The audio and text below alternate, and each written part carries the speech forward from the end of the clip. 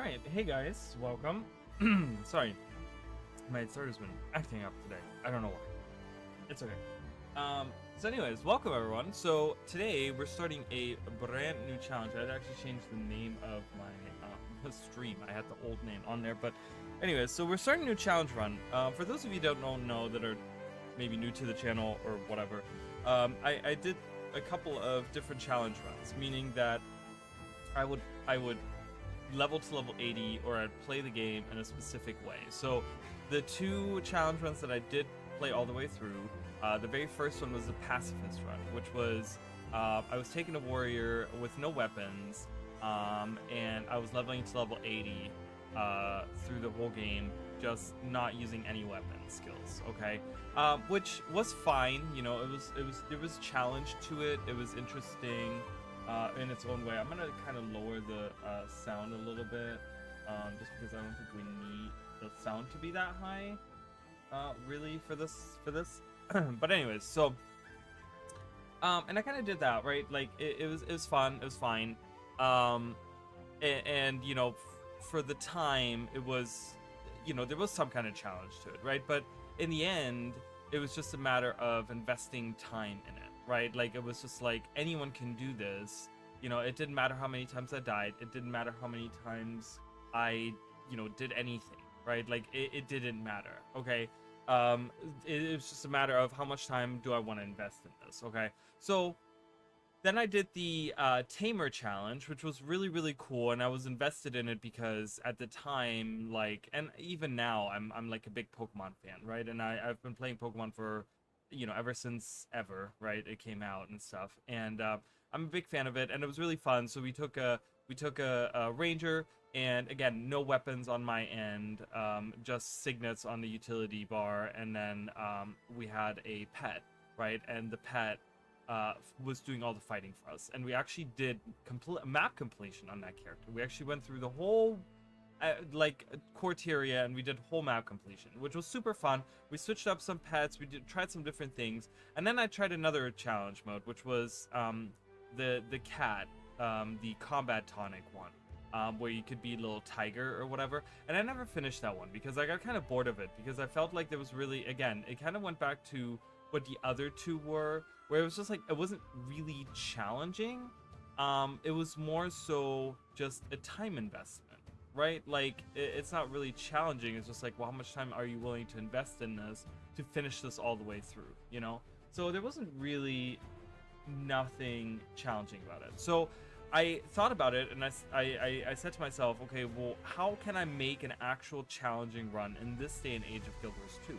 Because remember, power creep has really taken over, you know, like even 5-6 years ago, you know, the power creep wasn't as bad as it is now, you know.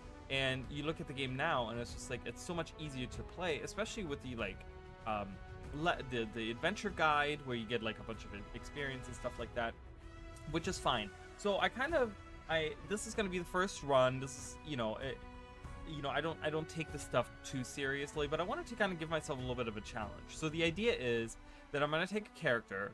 I'm gonna take off all the armor, all the weapons, everything. I'm not gonna be using any of that stuff, and I'm gonna be going in kind of like that. I'm not, the only skill that I'm gonna be able to use is the healing skill, and I can't change it. I'm not gonna be able to, I'm not gonna be changing the skill that the heal skill that I have. I'm not changing any other skills. I'm not using any traits either. I didn't put that in the description. I should probably do that. Let me put that in, actually. There's no traits. So we're not doing mounts, we're not doing traits, we're not doing any of that, right? I could probably fit it in here.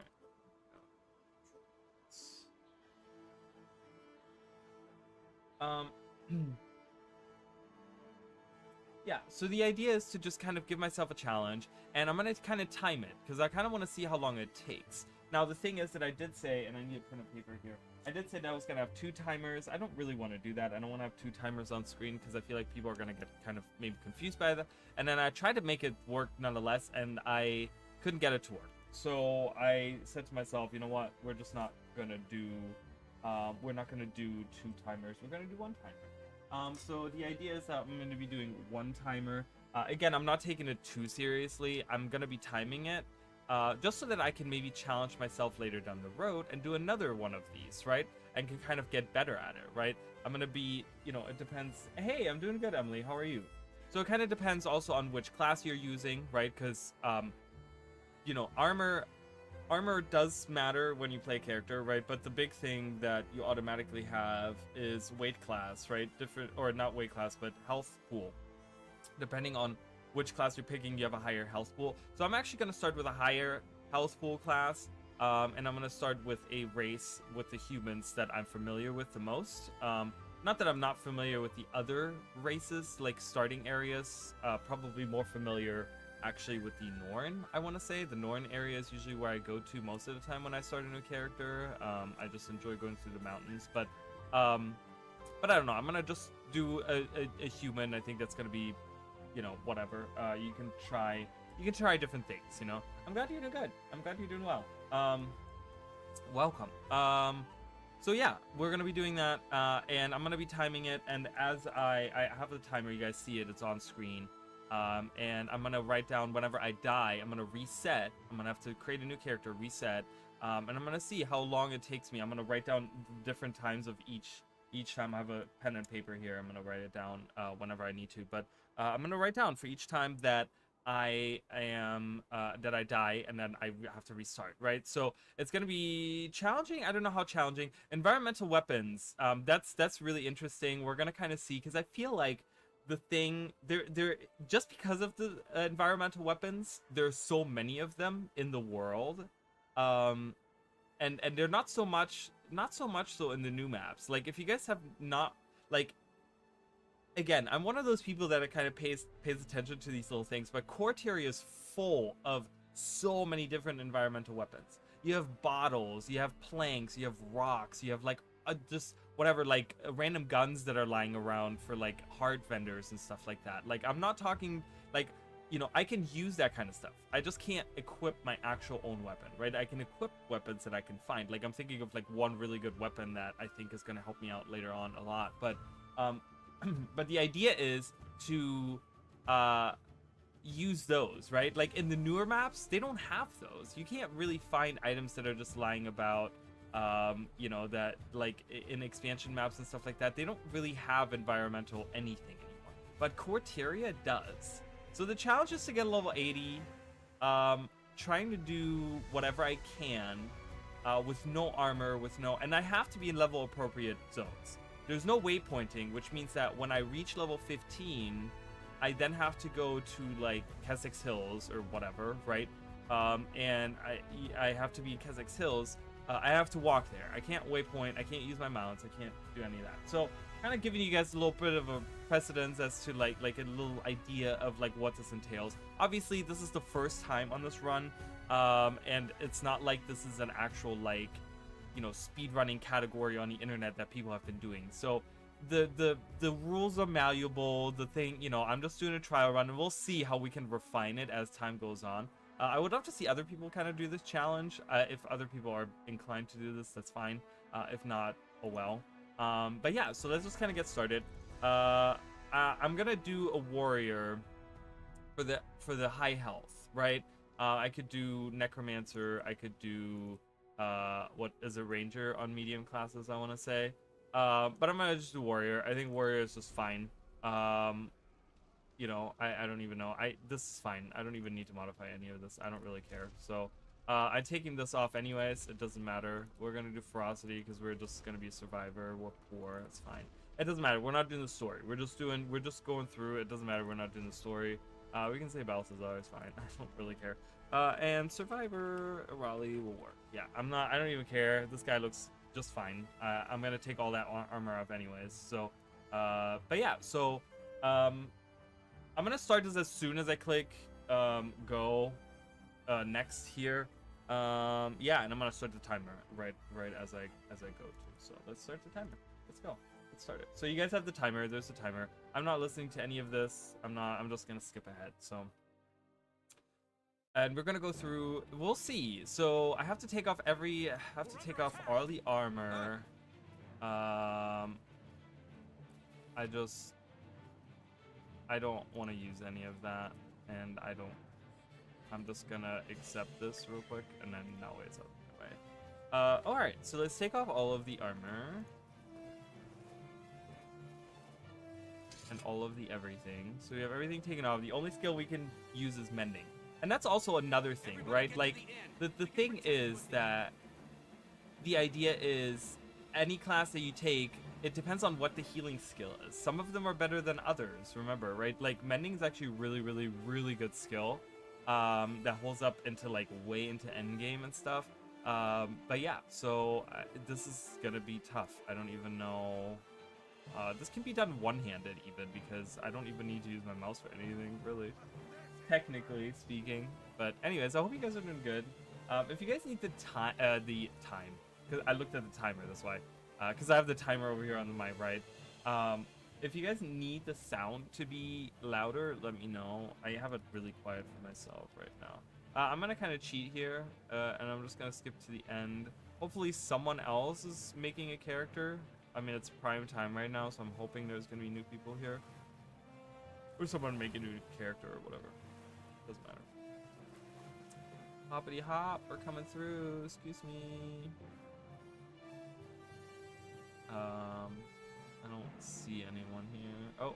Oh, someone is doing it. I see some people over there. Alright. So I'm kind of cheating a little bit. Again, it's malleable, right? But I just want to see. I just want to see how long it takes. I don't know if we're definitely not going to get done today, but it's just interesting to kind of see how long it takes and how challenging it really is. Like, I want to see if this is actually challenging. You know what I mean? Like, I want to see if this is actually a challenge for me to do. I just need to be present. I can't do anything because there's no... I don't think there's any environmental weapons around here. I'm off over there. Wow, there's a rock right on me. Oh, buddy.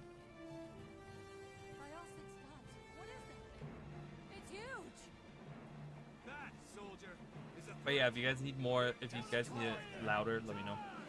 Again, it's kind of quiet for me even. The music is super loud. And why is anyone else's sound messed up?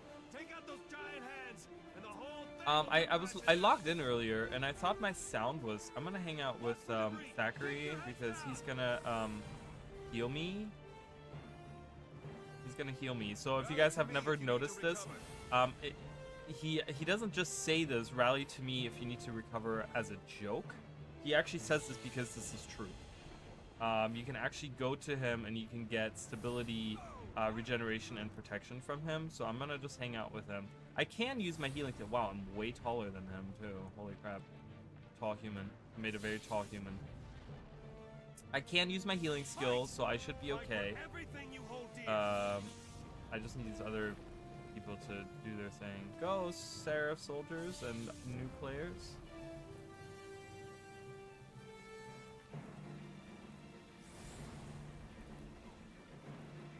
Alright. This technically doesn't count as dying, okay? Just so we know. This doesn't count as dying, you guys.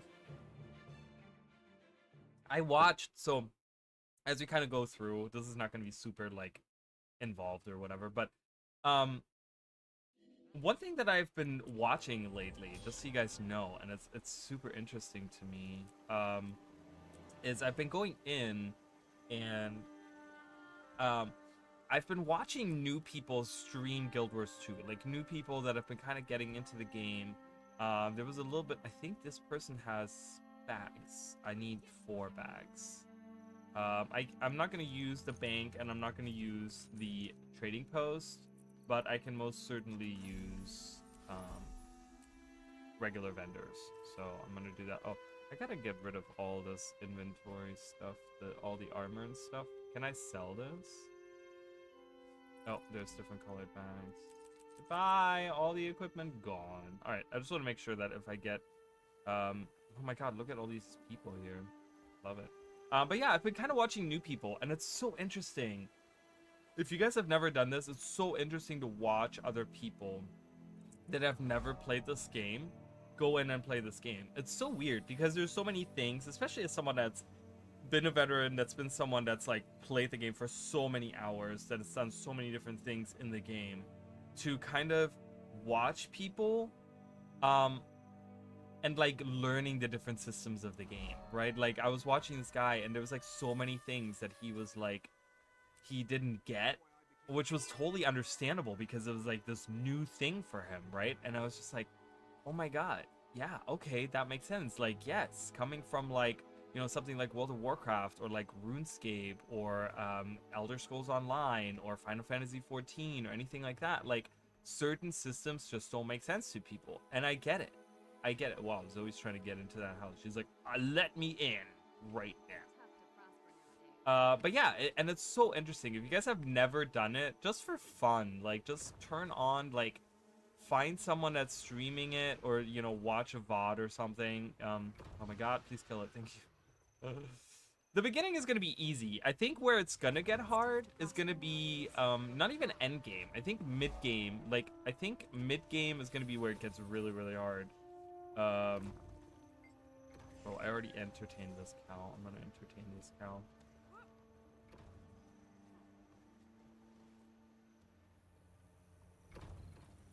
I'm gonna leave. Hi. Oh, someone killed it. Good. That was so funny. But it's really fun because the few people that I did watch, they were, and no accessories and stuff like that. So I can't equip anything. Nothing equipped. We're not equipping anything. But they were just having a blast. Like the few people that I watched coming, you know, and they were coming from games like World of Warcraft and stuff like that. It was crazy to see how much fun they had. Like how much they enjoyed the game. It was really, really cool. It really made me appreciate the Guild Wars 2 way more. Like it made me appreciate Guild Wars 2 so much. Just simply because like I don't know, I feel like we get, like, me specifically, you guys know, I get pretty jaded. Can I stop these eggs, or do I have to actually, no, I have to actually do damage. No, leave me alone. Please don't. I don't see any environmental weapons. I can't whack anyone. Just gonna do these traps and have an army of hatchlings follow me. But it was just really, really good to see new people. And it was weird because the 3 people that I watched, all 3 of them started, I don't know if this was like, if there was some kind of like movement happening or something, because they didn't know each other. This was like independent people streaming, but they all started streaming after GTA Wilds came out. Like right as GTA Wilds was releasing, all 3 of them started streaming Guild Wars 2, and it was just like, I was very interested because I'm like, oh, that's curious, right? That's interesting that they would, you know, all independently of each other, all start streaming Guild Wars 2 at the same time, you know. But it was cool. It was really, really cool to see them go in and just be excited, like seeing the world bosses. You know, we go to like Shadow Behemoth like on a daily, right? You just hang out, you're like, oh, Shadow Behemoth, oh, gotta close the portals, oh, gotta whack it, blah, whatever. But they go, right? They go to like to the swamp, and they're just like, oh my god, what is this? What do we do? Oh my god. And then they die 20,000 times, you know, whatever. And it's just so cool to see. I'm like, oh my god, yeah. You know, we had fun with this content at some point in time. Now it's just like, whatever to us. I guess I'm gonna come back to this heart at some point. I guess I can't do this. But it was really cool. So it made me appreciate the game so much more.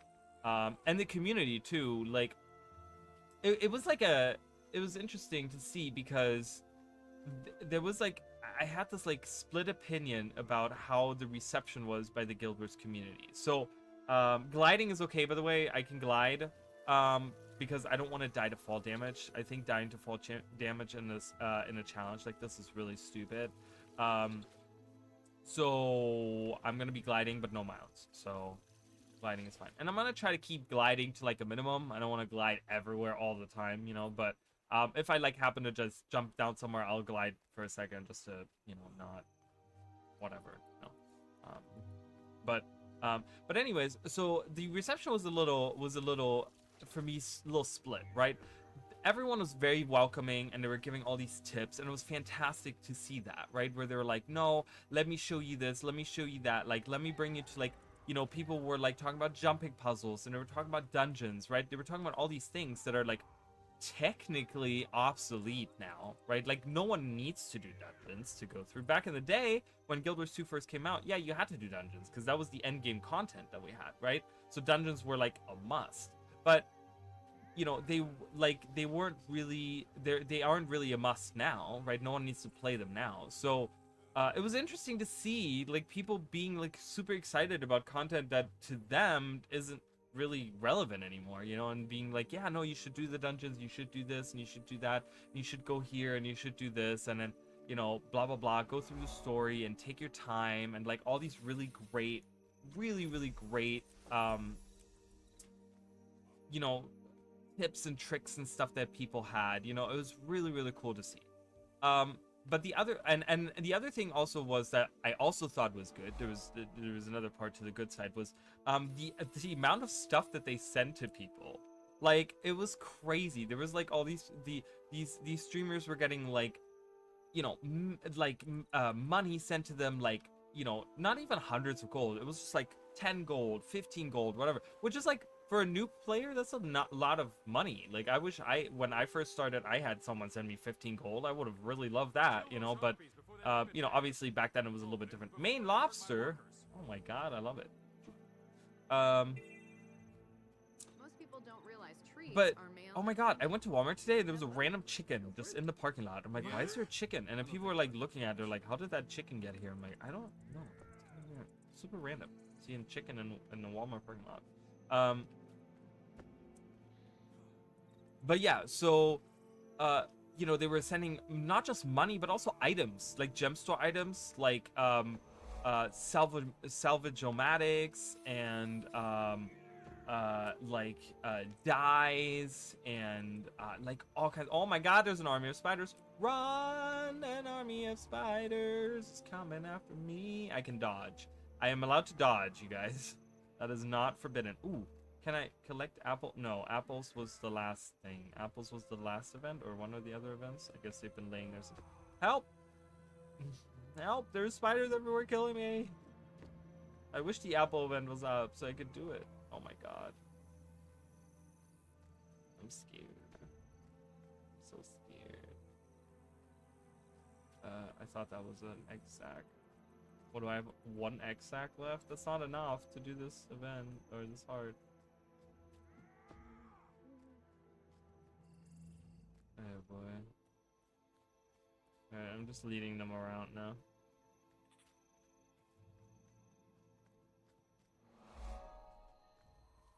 Alright, I guess I'm gonna come back to that as well.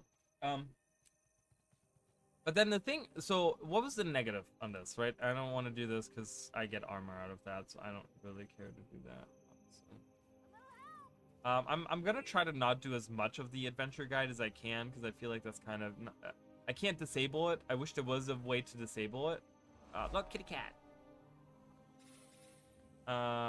There's no way to disable it, as far as I know, at least. So, kind of suck. Why is no? Okay, just the other day I was in the starting areas and there was so many people playing. Why is there no one playing today? Is it because it's Monday? Like no one playing on a Monday? Is it like rest day for Guild Wars 2? Ow, no, please. This challenge can't be over this quickly. I don't want to heal yet, but these freaking banditos. Alright, this is kind of tough. I'm gonna try to... What do I get? Did I get anything? Oh, I can't open it. Okay, I'm gonna run away for a second. I feel like I'm gonna die if I keep hanging out here. I'm gonna try to go back to the other heart and see if I can finish that now.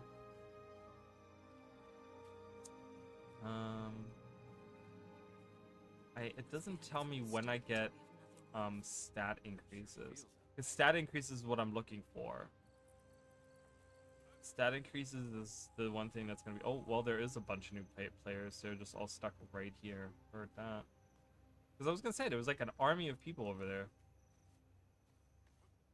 But but the thing that was bad, right? Let's get to the bad part. Was people like hanging out, like, okay, so these people were going to the starting areas, right? And people were following them with their like raid ready, like level 80 characters, fully equipped, right? And just like destroying everything all the time. And I saw that like happening on multiple people, and I'm like, why are people? Oh, the cages don't recharge. I thought they recharged after a while. Oh boy, I'm kind of stuck not dealing with that then. Alright, I don't know. I don't know, whatever then. I guess there's nothing else I could do.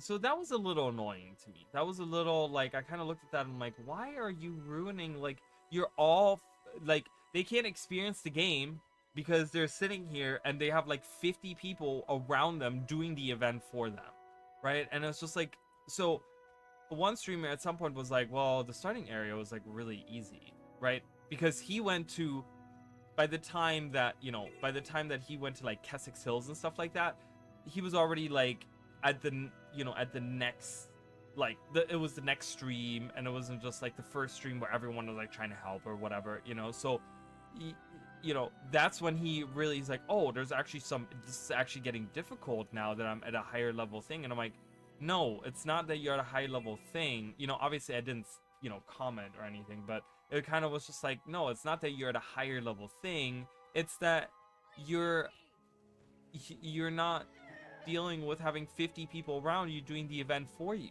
Like, even scaling doesn't help when you have like 10 level 80 characters hanging out and doing all their, like, blasting all their whatever cooldowns on everything. It's really not like, I guess I gotta go in the cave. I was trying to avoid that, but I'm gonna go in the cave. But yeah, so that was a little disappointing to see, because it's just like, I think to myself, like, that those people that are doing exactly that, is that what they would have wanted?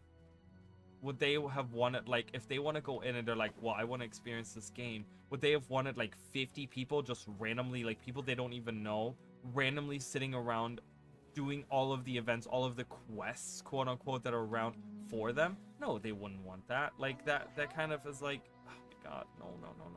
Oh god, this challenge might be over. Run, there's new players, they can help. Okay, perfect.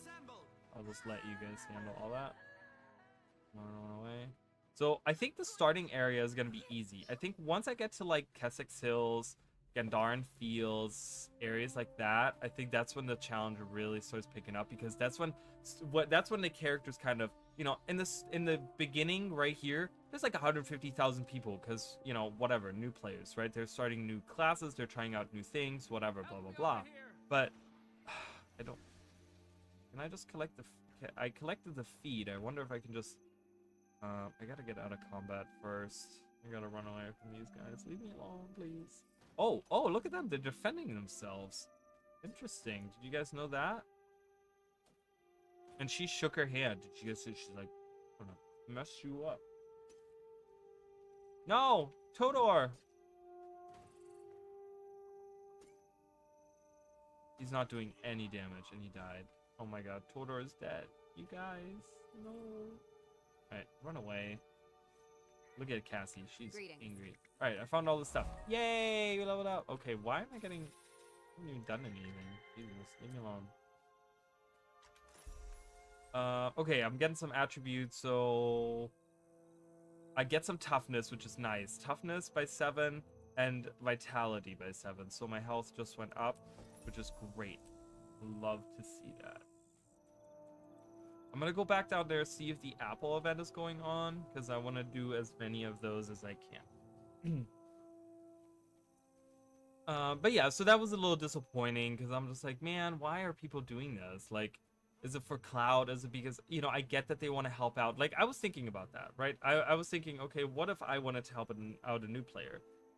Even on a level 80 character. Let's say I only have level 80 characters and I have no more character slots to make a new character, whatever. I was thinking there's like other ways that you could do that. Like, I have a character that is a level 80 water elementalist, right? Like, set up for just water. That's what I would use. right? Like use a setup where you don't do a lot of damage. Use something that's healing or defensive oriented or something, you know? Like uh, you know, anything like that. I mean, it's just like, you know, if you have legendary gear, put on minstrel stats, right? Change your main build to like minstrel stats or something where like you take all the damage away, and at least there's some kind of challenge for yourself as well, you know? Because otherwise it's just not, I don't know, I just don't find it to be okay, to be that way, you know? So I haven't seen any environmental weapons, you guys. I haven't seen any environmental weapons. It's very disappointing. I was just talking about how many there are, and then we haven't even seen any of them, but they'll be around. They'll be around. We'll have planks of wood and stuff like that, and elixirs. I wonder if there's any here. Like, I want to find like a, oh my god, bandits. Like planks of wood and stuff like that. Okay, so we have done the starting area except for that. I don't think I can do much down there. I hate how close it is to being finished too. It's like one thing away. I'm like, great. It's a black rabbit, right? That's an uncommon. I don't, unless it's the way that my screen is set up. I thought they only had brown rabbits. No, they all look like that. It's the same model. Anywho.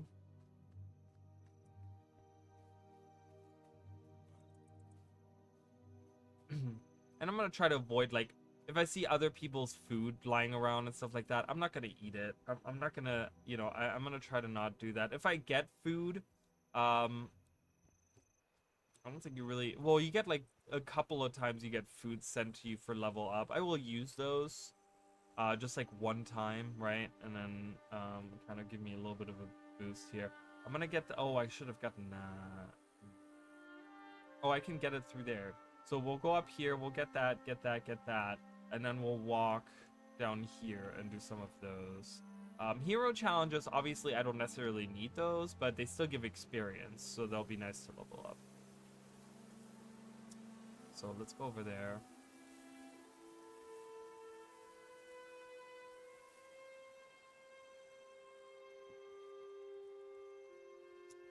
But yeah, I don't know, it's interesting because a lot of people will say, it's interesting because those people, they played, right? And they one particular guy kind of knew a lot about MMOs. Like, he'd been playing a lot of different MMOs, mostly, of course, WoW, but like a whole bunch of other games and stuff. And it was interesting because he was playing it, and he had kind of, he said there was no particular reason why he ever avoided it. He didn't really avoid it, but he just never got around to like playing Guild Wars 2. But now he played it and he's like, oh my god, it's really good. And he's like, it's a really good game. And everyone was like, yeah, it is, right? Like, everyone on stream was like, yeah, it's a really good game, you know? And he was like, you know, what's the problem? Why? Because he was saying, he's like, you know, when I play WoW, like, no one plays Guild Wars 2. When I play other MMOs, no one talks about Guild Wars 2. He's like, no one plays it when I play other MMOs. Why do you think that is, right?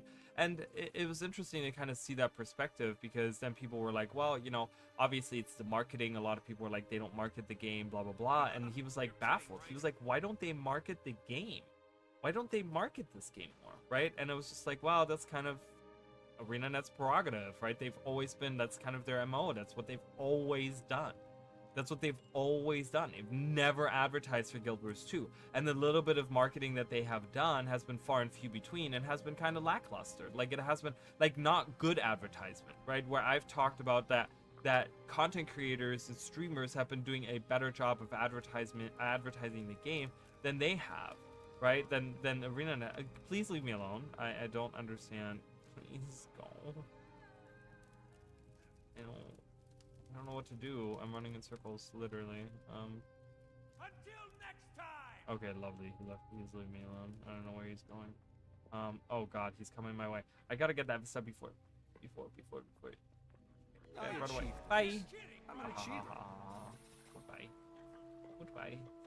I run away now. I run away from you now, mister. It doesn't matter. I'm gonna sell it anyways. So, no equipping now.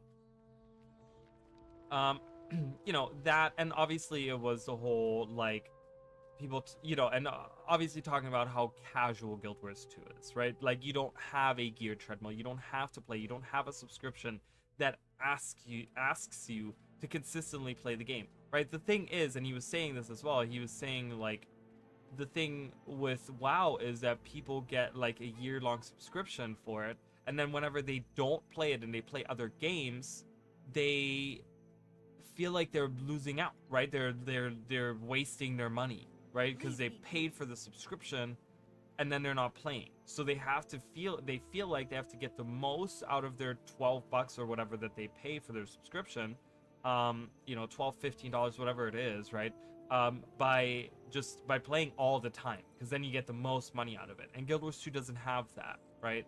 And it's the same with ESO, where Elder Scrolls Online has like no necessary subscription. So a lot of people, like, they will subscribe when they're active to get the like crafting bag and get access to DLCs and stuff like that. But when they're not playing, they can just unsubscribe and it's fine, whatever, and they can, you know, play something else for a little bit, you know. So it's interesting to see those perspectives and kind of see someone that's actually like, because I thought he was very this gentleman was very like down to earth, and it wasn't very like one way or another. Like, he was very in the, you know, in the field of like,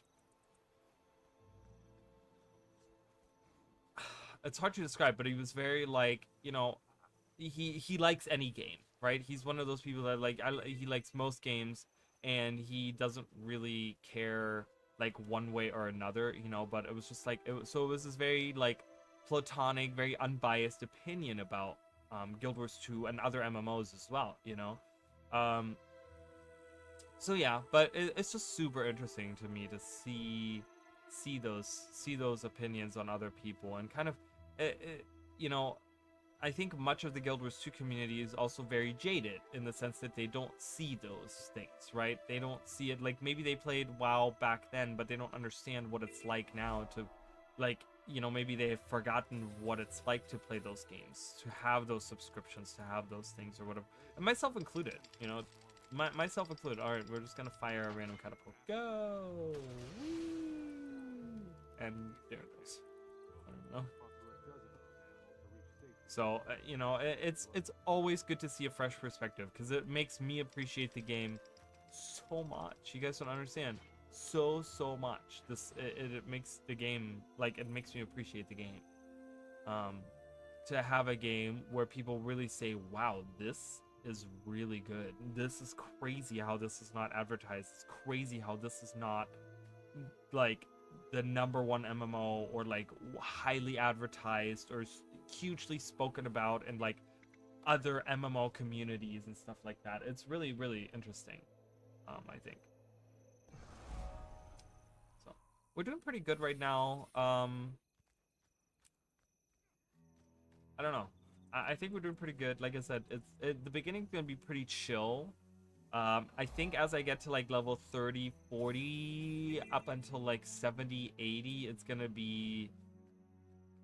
That's when the challenge really starts picking up, because enemies are gonna be way stronger, attacks are gonna do way more damage, enemies are gonna be way more persistent in their like attacks and stuff. Okay, we're gonna just collect more trinkets. Pile of dirt. I think I can uncover that as well. I can even... Oh, I can probably... Frankie? It's a Drake named Frankie. Ooh, I have a sword. I have an environmental sword. Guys, we have our first weapon. Ding, ding, ding. Alright, I don't know how long that lasts. I think it's only one attack. Does it only last for one attack? I'm gonna try. Yeah. Oh. Come on, dude. I have a level 80 character running around. What are you doing here? Freaking lizard. Looks like a lizard. He's green. He's a green dragon guy. He's a lizard, and he has a lizard as a friend. It's very weird. It's like a Pluto and Goofy situation, where they're both dogs, but technically. All right, let's see it. Oh god, I can only attack once. Run away! Oh, I have a wooden plank. Yes. I think these last a little bit longer. No, I don't want to. What? Why are these? Oh my god. I dropped the plank for whatever trinket, but I can't even do anything with this trinket. Let it. Drop it. Drop it. I can't drop it. You guys see? I have like. Wait, am I not holding anything? I don't think I'm holding it. No, I'm holding something. I'm holding something, right? I don't know. I want to find another wood plank. Is that a wood plank? It's a splintered gate piece. I'll take that. I will live on. Alright, level 80 characters going around ruining the experience for the rest of us. Bam. Love it. I have a weapon. I feel much more confident in. Oh my god, stop picking up the... I'm done with these stupid trinkets now. Like anytime I pick those up, I drop whatever other thing I have. Alright, we have a sword. We have a sword. And we just leveled up. We get more primary attributes. Always good. Seeing my health increase. This is a one attack weapon. It does a lot of conditions and stuff, but it does bleed, poison, and weakness, which is pretty good. But I feel like there's a way that I can kind of. So this this up here is actually really interesting because this is exactly for me. So this guy has a lot of environmental weapons hanging around, so I can fight him with these. The garden hoe. Ah. Oh no! Why did this guy follow me? Get out of here! I don't want to deal with you. It's a barrel.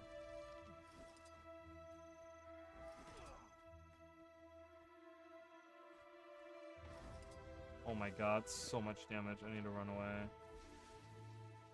I don't know why I aggroed this other guy. I really... Oh my god, I'm dying. Fucking A. I never aggro another... one of these other enemies. I never do. How far are you guys coming after me?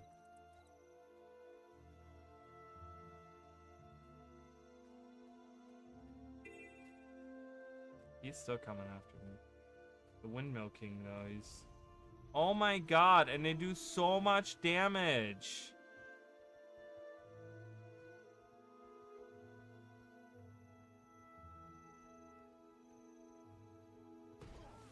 Oh my gosh.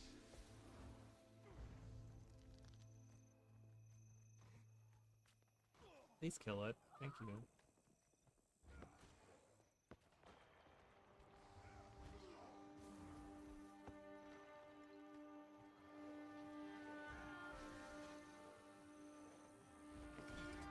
Got it. Alright, cool.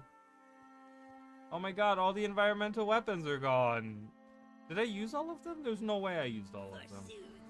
You have met your match, dragon. Alright, well you guys can do that. I don't have a weapon, so... I think that guy picked up all the environmental weapons, or the rest of them. They're respawning. I can help. Wooden sword, go! Yeah! Ooh. This is good. I can do... Oh, I can bleed him. This is even better. Can you stop spinning around like a freaking freak?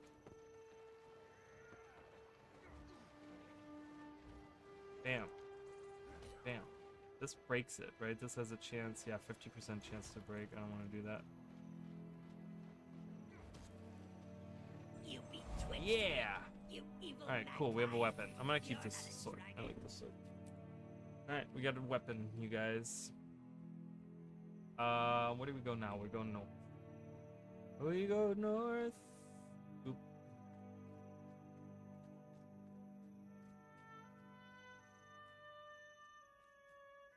Oh god. Oh, thank you. This guy is just a menace. Going around one-shotting everything and not giving anyone the opportunity to do their thing. All new to me.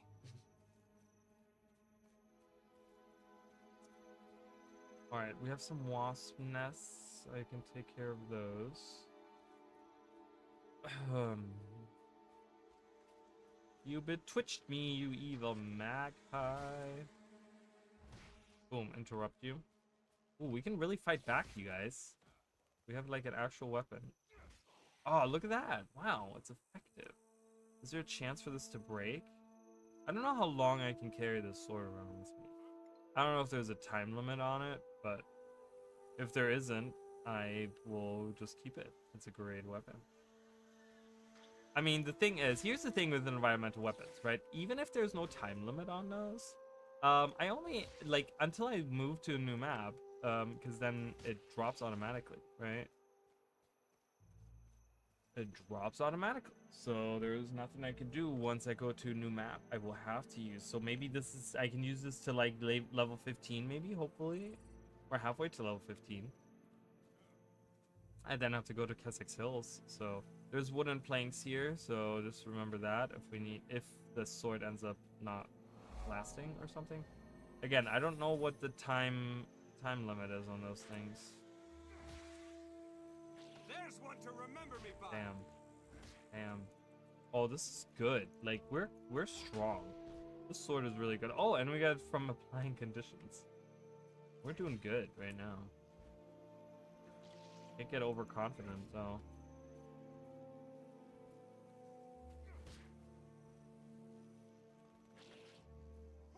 We could technically go back across the river there all the way to the end to finish up that heart over there, but I think I'm okay right now. I'm not worried about it. This is not like map completion. I don't think I'm gonna do map completion. I kind of talked about this a little bit because later on, like specific like hero challenges and stuff, the enemies are gonna be too strong, and if I can't find a environmental weapon, there's really nothing I can do. Everything else would be fine, you know, but I don't think that would be very interesting either, because like when you look at when you look at things like we got more attributes. Great, we're getting stronger and stronger. When you look at things like, oh no, it broke. Oh no, you guys, we're without a weapon. Ah, abort. My sword broke. Abort. Ah, no. Urge to kill rising. Alright. Wooden plank. Boom. New weapon acquired. Alright, let's do it.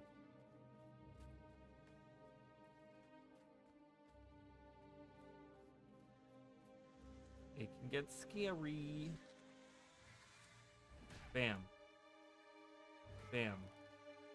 Oh my god, the recharge on that is forever. Are you joking? Yeah. And it doesn't do any conditions either. I want that sword back. I'm not gonna keep going back to the same locations where I find a good weapon though. Oh my god, so much damage. And it broke. And I punched it. Did you guys see that? Okay. The wood planks are not a good idea. They're just like a last minute resort. I see another wooden plank over there, but I'm just gonna have to do the runaway tactic. Oof. Oh no. Please stop it. It's scary. Run away. Run away. Oh oh, oh oh, oh oh. Run away. Oh, I don't want to glide. Ah. Oh, okay. Got out of combat. Jeez, that was scary. We've already had a couple of scary encounters and we just started. Holy crap. I feel like this challenge run is going to be actually challenging. No. Oh my god. You guys see how fast that wasp was? It's scary. Everything is way scarier now. I'm scared. Mom, I'm scared. Can you come pick me up?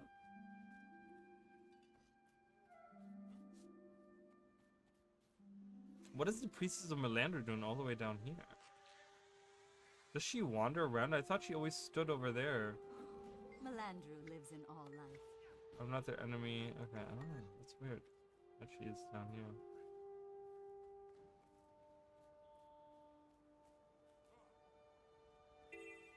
Okay. We're almost done with this part. Take this. Run away.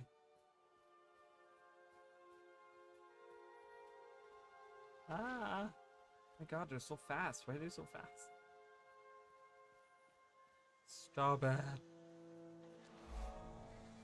Okay. Part done. Let's get out of here.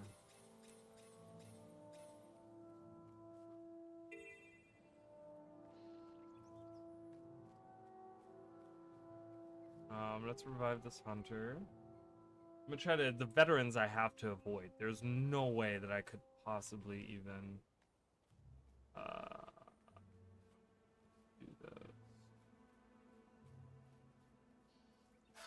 Little trap. I can do those. This is level 9, but I should be able to I can get the inside of the inn. Is there any environmental weapons here? Maybe something different that I can use? Something in here, maybe? Like being, like it would be great to be able to use that axe, yeah? Anything in here? Do you have anything in your kitchen I can use? This knife right there would be great. Anything in your basement? Nothing in the basement. Many a mighty beast has succumbed to my might. That reminds me. Did I tell you my wife is pregnant? How What does about that remind turkey you of your wife? or whatever that is? That's not a turkey. What is that? What is that animal? I don't know what that animal is. I'm looking around to see if there's any environmental weapon in any of these. Whoa, look at that. What does that say?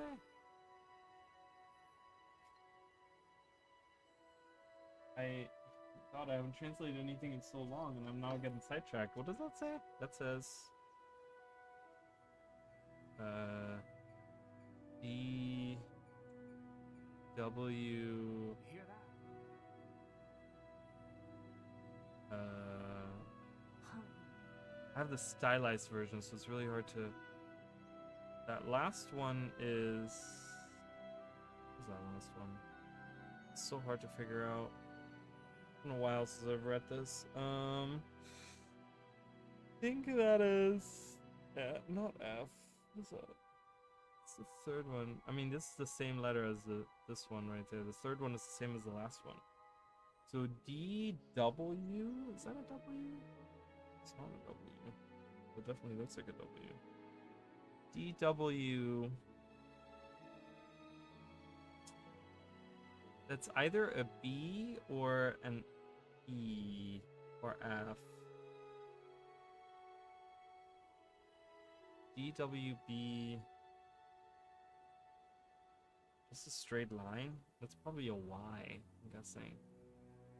I don't know what this says. Interesting, kind of know. Or maybe that's a 1. And then that is a DWB 1.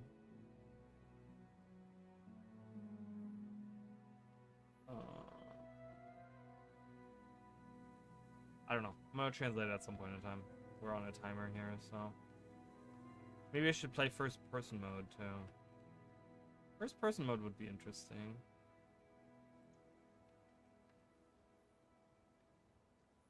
I was just up. I feel like I've missed a room down there, but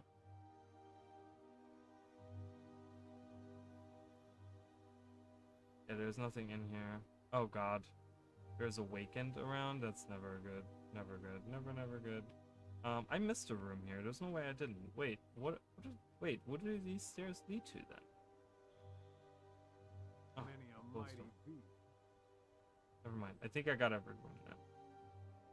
So I got that room, I got that room. I got this room. Okay, I'm gonna do first person. Why not? A real survivor challenge where we go around first person. Maybe that should be part of the actual challenge, doing it first person.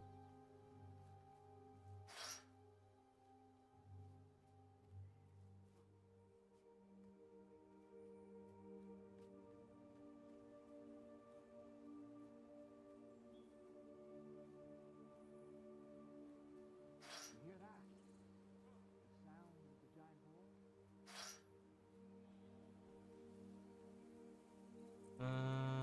there more traps around? Ooh, hold on. Let me help with this.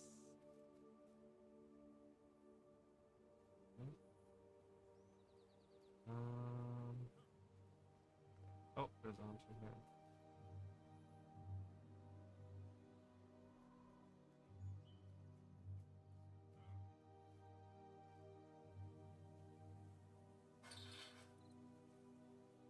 There's 2 veterans right there. Do not want to deal with those.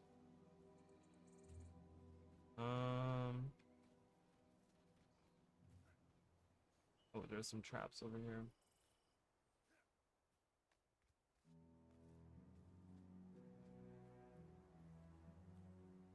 And tomorrow I'm gonna continue Guild Wars 1. Just so you guys know, tomorrow will be Guild Wars 1.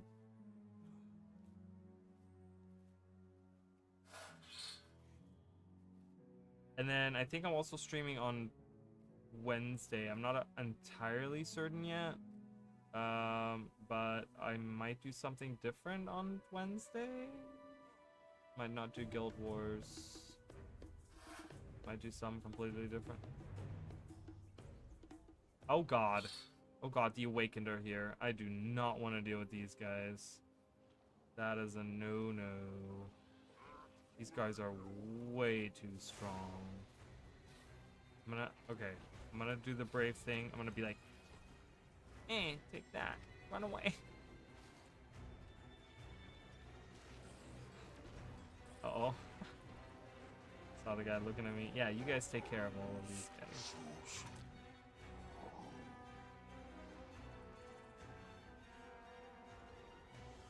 Is that the end of these guys? Oh no, there's more over here. Alright, I'm gonna try to participate as much as I can. I don't want to die, but... Oh, here we go. Oh, run away. I'm so scared. Oh, there's a champion. Spin around. Ooh, oh, no, no, no, no, no. Oh, I'm so dead. I'm dead. I'm dead. Someone help. Help. Please. I can't die. I can't have this be over yet. Oh. Thank God. Thank you. Running away. Alright. Well, that was a close call there. Jeez. I wanted to get experience. I watch over this place. Oh, the Lodge Master. The sound of the giant boar. They came out all the way because there was an enemy out here. Some of these NPC behaviors are really interesting to see. I've never noticed them. Many hunters just like you have died to the giant boar. You will not attempt That's to hunt wild. until others Did they come arrive. out all the way here? Hi. All we do is wait. What's going on?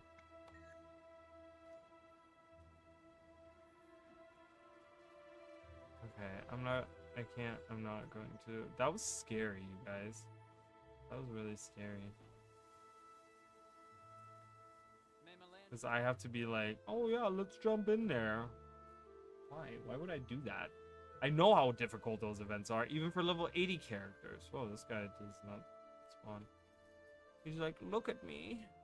I'm beautiful. That's what he's saying. Even in death, I'm beautiful. Ooh, Hunter revival. Reviver of the Hunter.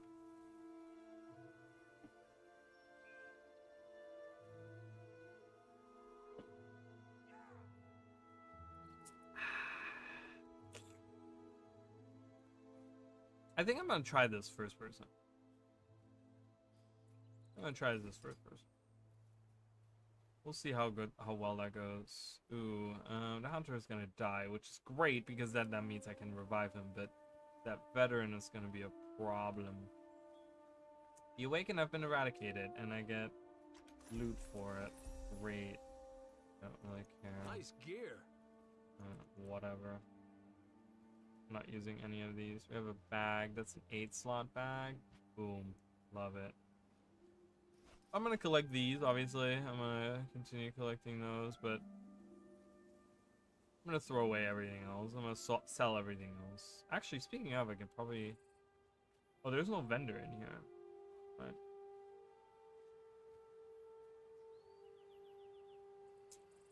I have a wood plank. I could participate in this event if this Mitch Bish knows how to do her job. Knows how to do her job. is good enough to do it on her own, she might be able to. Why is this event not? Is there no event that usually? Oh god. Urge to kill Ryzen. And I'm bleeding. oh, I'm bleeding. Great. Not good. Oh no, my wooden piece broke. There you go. I gotta go find another plank before the event starts. Oh no. I want to get participation in the event. I need a weapon. Wooden plank. Wasn't there a wooden plank over here earlier? Didn't I see a wooden plank somewhere over here? I felt like I did.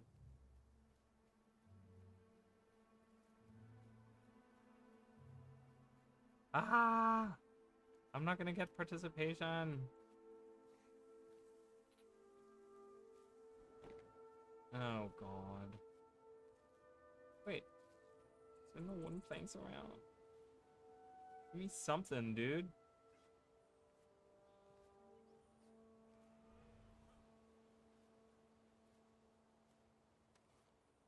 The beast is getting away. After him. Maybe there's a weapon down with it. Oh, there's a mushroom. I forget that he does that. He causes these red cap mushrooms to spawn.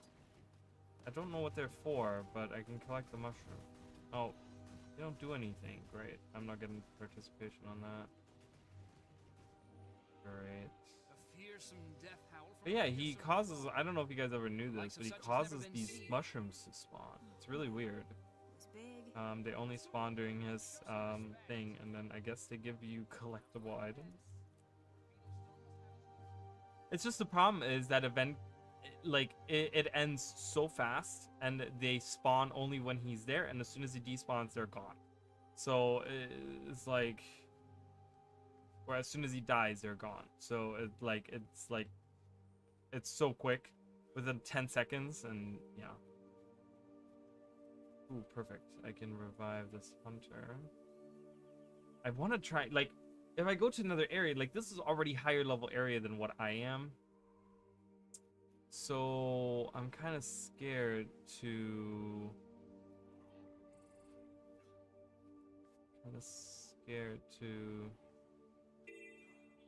move on, you know what I mean? Let me turn this off for a little bit. It's getting cold in here.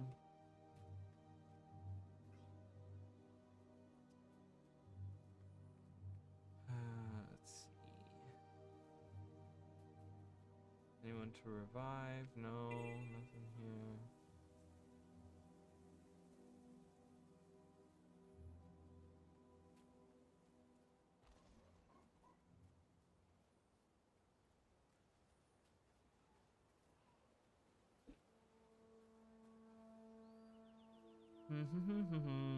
I don't see anything. No traps, no hunters to revive.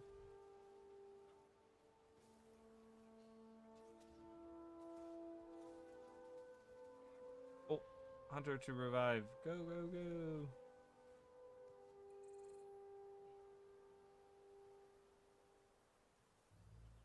Is the wasp queen up? Oh, it sure is. Is there an environmental weapon somewhere?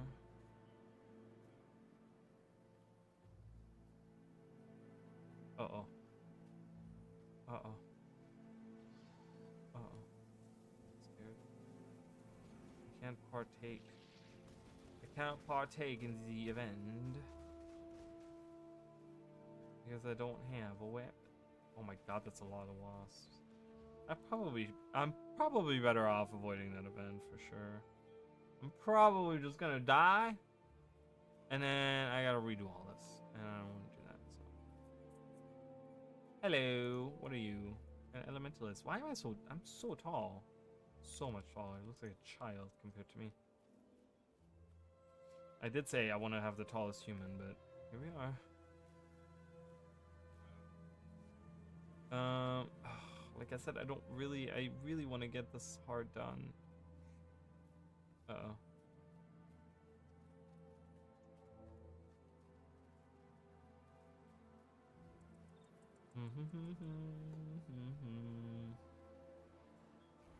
Also, watching these new people playing and stuff, like, I don't watch that many streamers really. I try to, but I just don't really have time. But it's interesting because, yeah, you guys have to go over there. I think there's a.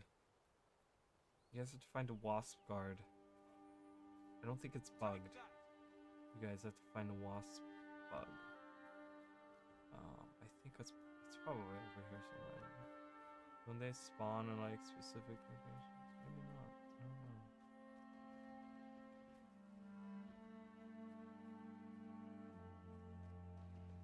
There's one wasp guard remaining, but where is that?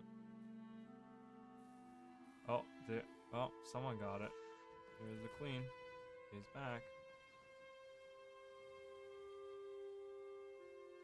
Oh, let me get that. Can I go down there? No, I think that's high level area. But yeah, streamer brain, I guess is like a term. I never heard of it, but apparently streamer brain is the thing. When you're streaming, like just forgetting certain things or whatever, right? Apparently it's normal. And I'm like, what? I thought it was just me being dumb, but apparently it's a normal thing. So I'm not that stupid. I feel smarter now. Ooh, I can revive this guy. Get up, mister. So, streamer brain. So whenever I have something, I'm like, I have streamer brain. Sorry, guys. It's a real condition. Ooh, another one. Yes, yes.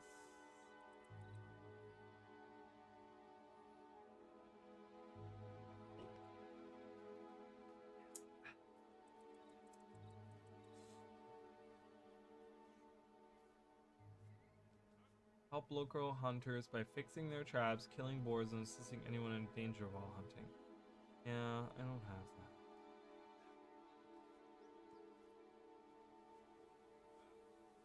Really? Now we are missing 2 guards? That's weird. That's really strange. That event is taking way too long. I think it's because she's not in her regular... Usually she's like way down here.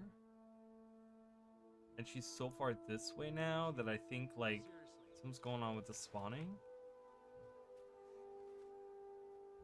Silas Silver. Oh god. Oh god. Oh god. Help me, I please. can help you. You can't keep a good man Got down. it. I'm running away now.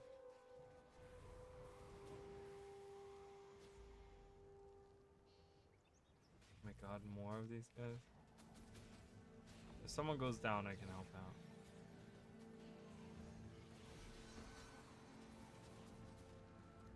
There's one to remember me by.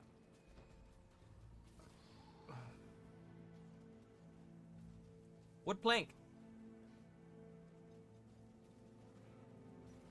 Weaponized earlier, but I'll freaking take it. All right, when she gets back, when she gets back, I'm gonna whack her. Right here. Did it. Ooh, I can spin too. Spin attack. Ooh, and it broke. Silas. Oh god.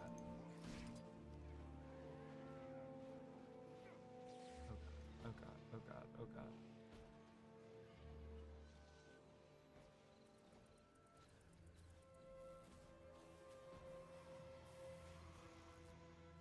Alright, sorry I can't help you guys any further.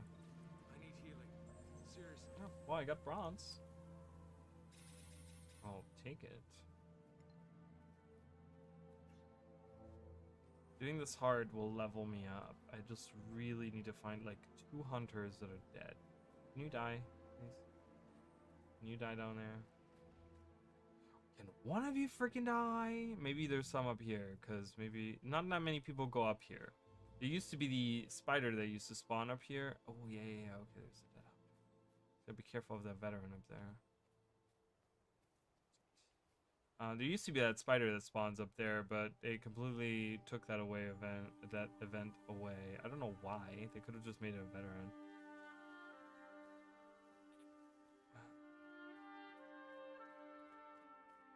Okay, no other hunters out here. Oh, maybe he's gonna die again. That would be great. No way he can defeat that. Yeah, kill him. No, leave me alone.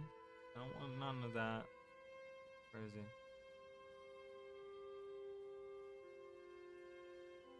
No combat. Well, there is combat with environmental weapons.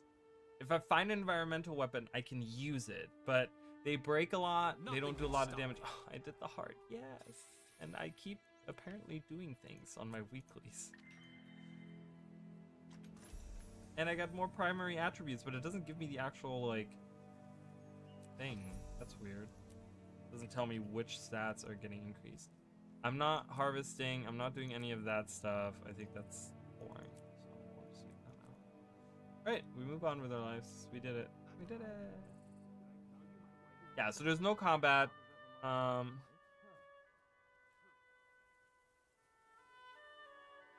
Unless I find something like that has some kind of environmental, some kind of like wooden planks or bottles on the ground, or we saw, what did we saw? Like a wooden sword earlier we used.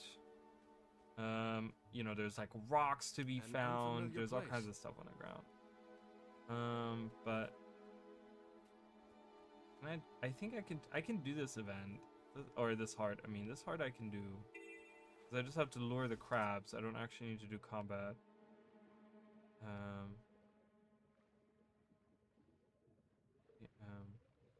That armored fish is gonna be a problem though.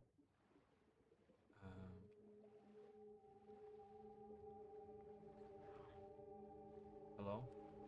Oh, I think I was... I don't know what happened. Can you get in there, please? Okay, got it. Hello, hello. Come on down here, please. That Come on feels down. good. I feel strong. Can you get over here, please? Oh my god, the armor fish. Great, she took my crab. Wait, did she, or did I take my own? I don't know. Ah, I need to run away. I can use the healing skill. I am allowed to use my one healing skill, which luckily the warrior has a good one. So we're using a good class for this. I will be doing, at some point I will be doing a harder version of this, where I'm gonna do Elementalist, which is like, ooh, rough, you know.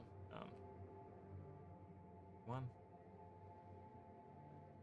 No, no, I need you to get right here. There you go, good job.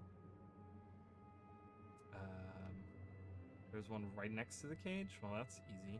Look at that, boom, done, in there. Oh, here as well, look at that. No, don't come to me. Stand. Yeah. There you go. Good job. Good job. There's one right here. You. Come to me. You're so cute. Come on. Come on, little guy. I was kind of thinking about that. I just earlier, like about 5 minutes ago, went into first person because I was looking at a room inside the lodge, and I was like, oh, maybe I should do first person. I think first person would be kind of interesting. So I kind of, you know, again, the rules are like malleable, you know, whatever. It's not like, oh my god, you know, it's like I need to do it this way or whatever.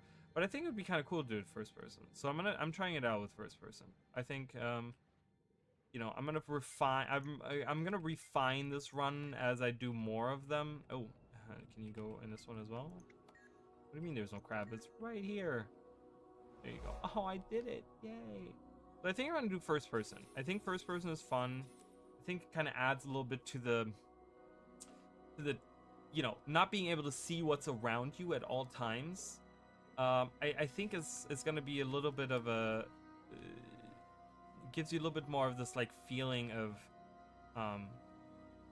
oh, something could be following me, or something could be behind me, or something. We'll see, because like later on, the damage that enemies do later on is like crazy. So if I like die to like some random person attacking me from somewhere that I don't even know, and I die in like 2 hits, then that kind of makes the challenge a little boring, right? So I'm gonna kind of see how it goes. I think I'm gonna do first person right now, but you know, it might be that in subsequent runs or whatever, that I might not do it. I don't know. And we'll see. And if other people want to do this challenge as well, they can always do that. Yeah. Head chef would be It's just hostile. fun, you know. It's just it's a fun way to experience the game in a new way. That's kind of what I've done a few times now with this game. And I think first person is also very interesting. I can't just, please let me just, okay. Yes, I can. We'll just move on with our lives. I do like that drawing though. It's kind of cool. Yeah, it's good for the immersion as well, right? It kind of makes you feel like you really are playing like a survival game a little bit. So yeah, I think that's really, really cool. I think it's, for now, it feels pretty good. I think for now, having first person is a great idea. So we'll see how this challenge goes.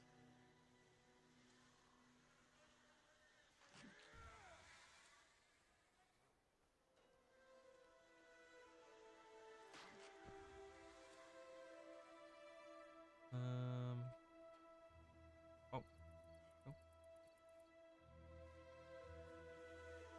So, but I think there's something to be said about, like, the different ways that you can play Guild Wars 2 is so cool, you know? Let's go for a challenge run.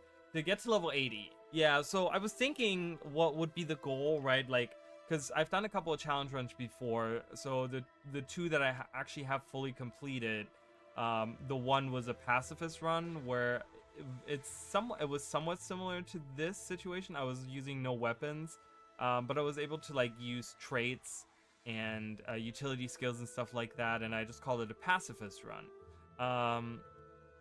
But I still had, like, you know, I had armor equipped, I had utility skills, I was using signets at the time, and stuff like that. So it wasn't really that tough. It was just a matter of, like, investing a lot of time. Then I did a challenge run where I did, I don't have a weapon to participate in this, so I don't see any environmental weapons either. I'm looking around, but we had a really good sword earlier, and I'm very sad that I don't have another one. Anything in here? Hello? Oh, there's a wasp nest. And then the second run I did was the Tamer challenge, where I actually took a ranger, and I didn't equip any weapons either. And I just had my pet do the fighting for me, which was really cool because it gave you like a little bit of like the Pokemon vibe, a little bit, you know. I guess I'm gonna do these guys. Done. Ooh, we're level 10. Yay! More primary stats. Don't care. But yeah, so we're not equipping anything. There's nothing equipped. We have nothing. We have everything in our inventory, but we have nothing equipped. I can't teleport. I can't use TP, like stuff like that. I didn't write all that down, but and then I just earlier started with the first person, and I think I like it. But yeah, so the challenge, I was thinking about, like, should I do map completion or should I do level 80? Problem is with map completion, specifically the one thing that I saw become an issue was, oh, we have a garden hall, we can use that. The problem was when map completion is hero challenges, because I can't really fight hero challenges, especially in the later maps. I mean, you think about like ore and stuff, which is full of hero challenges where there's like 15 of them.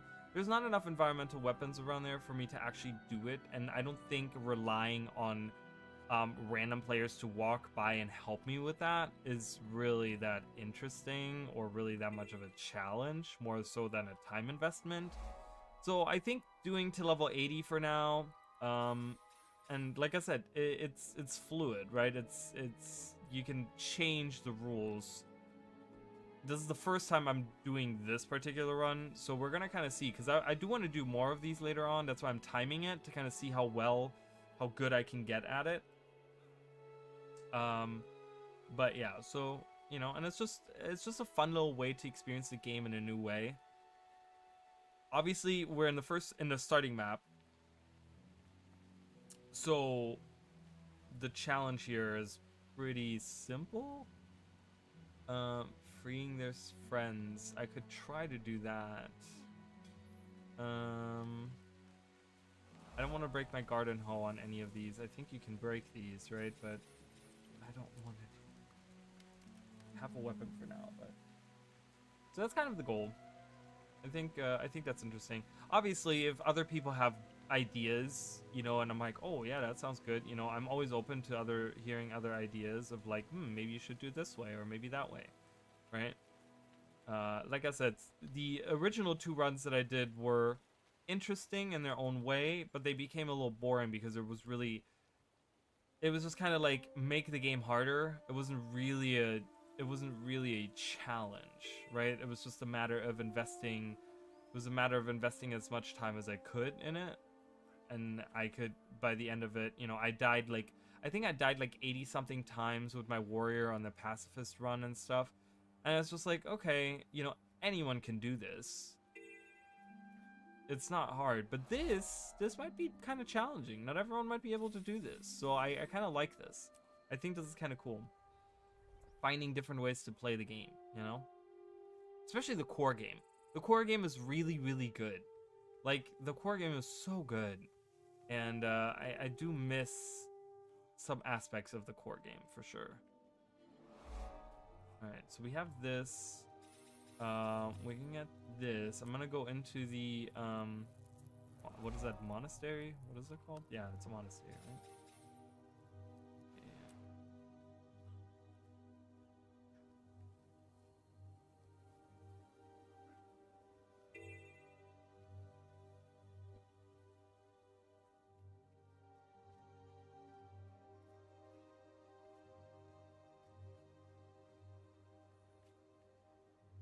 I don't know. I know I can get the grubs out. I can't defeat. I can attempt to defeat them, but I don't think there's enough. There's a ale keg. I don't know if I can use that. Can I use that? Oh, the guy. Someone. Wait, does it disappear or does someone collect it? I know I can get the grubs out of the ground, but I can't. I mean, I can attempt to fight them, but. Oh, this garden hoe is really good. Oh, we haven't used the garden hoe yet. It's really nice. There's no cooldown on it. Some of the weapons are really... Some of the environmental weapons are just really bad, but this is really good. Do it. Okay, I was gonna be able to do that, you guys. All by myself. All by myself. Alright, well, we have help from other people, which is...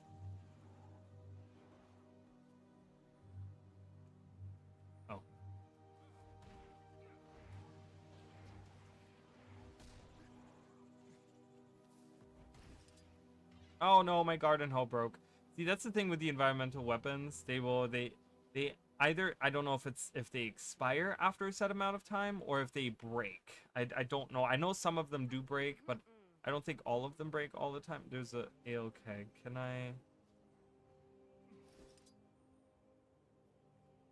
can use it as a weapon or I can bring it back. Where do I need to bring it? In here, right? To you? Give that back. CORSAIR is watching over you. No, I don't know. Oh my god, I don't... How do I give you your keg back? Can I do that? What are you wearing? Okay, I guess I can't do anything. So maybe I can use it to attack one of the grubs and get credit for it? Bam. Okay, cool. Get credit for it.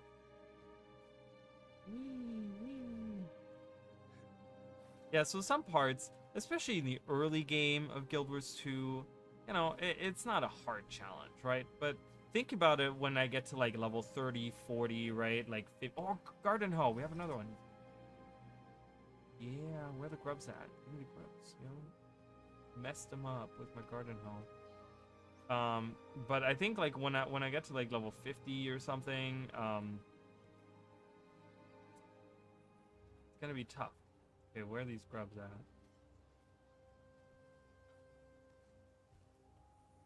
Can't believe I got lucky. I got another garden hoe. That's a great weapon. No cooldown. No cooldown on the one attack. Love it. Oh, there's a shovel. Keep that in mind. Grubtail. Go, go.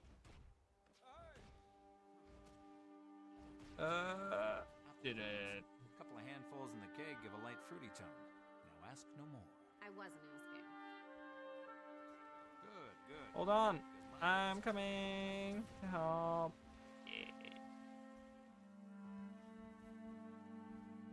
I'm also gonna try to do as many events as I can if I can participate in them. I mean, you know, earlier I almost died to an event. The Awakened attacked earlier, and oh god, my garden hose broke. Let's see if the shovel is still there. Can I use the shovel? Did someone pick it up? I hope they didn't pick it up. Did they pick it up? It's not here anymore. Damn it. Maybe there's a different shovel somewhere, or a garden hose, or something. Let's look around this garden here. Hello.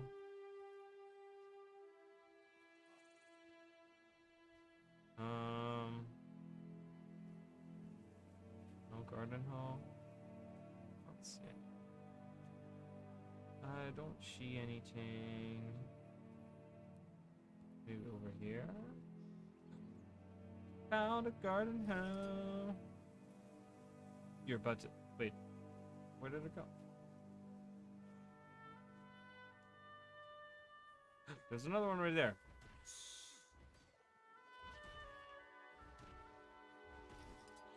Oh my god, that didn't even last like a couple hits. Is there like, what's the chance of breaking? 10% chance of breaking. Okay, that's a high percent. That's a low percent actually. There's weapons that have like 50% chance of breaking. So there's a 10% chance of breaking this thing. Oh my god. Broke my hole. Broke him. Broke the hole. The centaurs would be less hostile if we shared our beer with them. I think they want our land and crops. Who just texted me? Someone texted me? Someone For texted me. me then. Why do they always like, I don't know how you guys are in your lives, okay? But I literally do nothing all day long with my life. And then when I actually do something like stream or go to work or something, everyone texts me. Everyone's like, hey, what's going on? What's up? And I'm like, I'm working. Oh, when are you not working? I don't know. Any other time that I'm not, like, that you are not texting me, I guess. Anytime when you're not texting me. Die. Alright, cool. Always happens like that.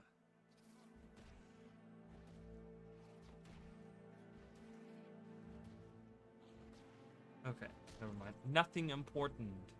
It's always the best kind of text messages again. Things that are not important. Ooh, there's a shovel. I want to try the shovel. It has also a 10%, 25 damage melee attack. Plus 25% damage. What does that even mean? 30% chance to break and dig a hole. Let's dig a hole, you guys. I don't know what that does. We're digging a hole, you guys. Dig a hole. I don't. This is supposed to do something. There's a thief! Get him! I'm coming with my shovel. Stop. Stop. No. Dodging forward. Why is this not doing damage? What the H? That did 0 damage. You guys see that? It did 0 damage and I lost my shovel. It's so mean.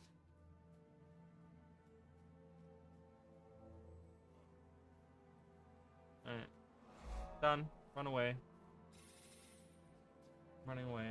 I'm going... Where am I going? Over here. There's probably stuff I can do there. Oh, there's stuff down here I can do. Let's go down there.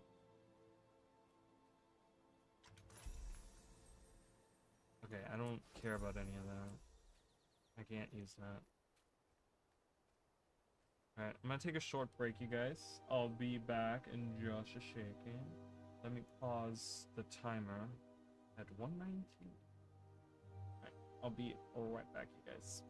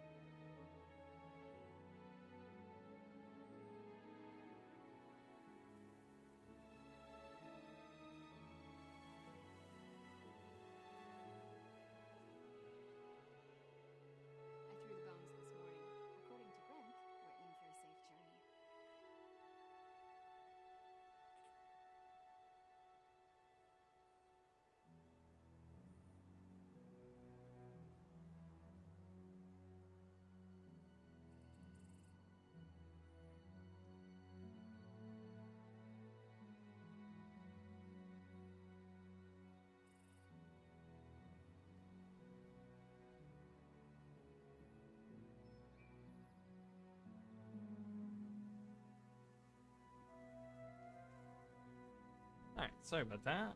I was saying hi to my cat, too. She's probably gonna be meowing in a minute. She always follows me around everywhere, and when I don't feed her, when I sit back down and I don't feed her, she's like, I was waiting for you to feed me. Alright, let's put the timer back.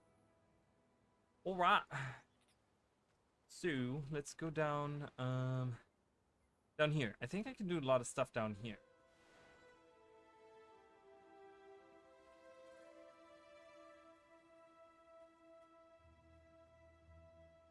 That's really interesting. So those rocks are part of the event where the cave explodes, and I guess they like it's just kind of bugged out. There's like floating rock. It looks like the Tarnished Coast with the floating rocks. It's just in one location. You know what'd be nice? Walking speed would be nice. I feel really slow, but that's okay. I'm gonna try to avoid these drakes.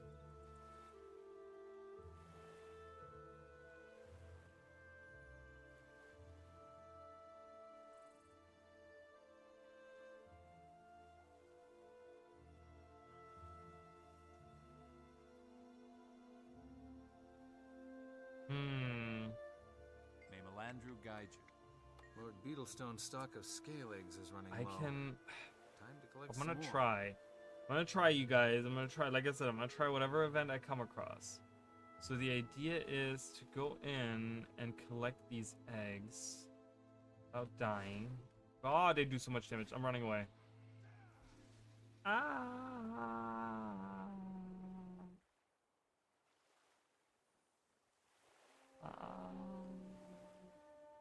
Please, no. I mustn't die.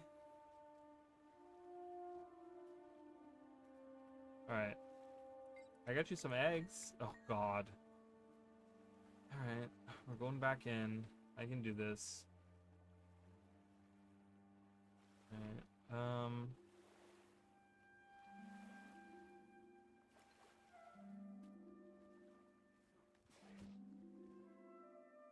It do so much damage.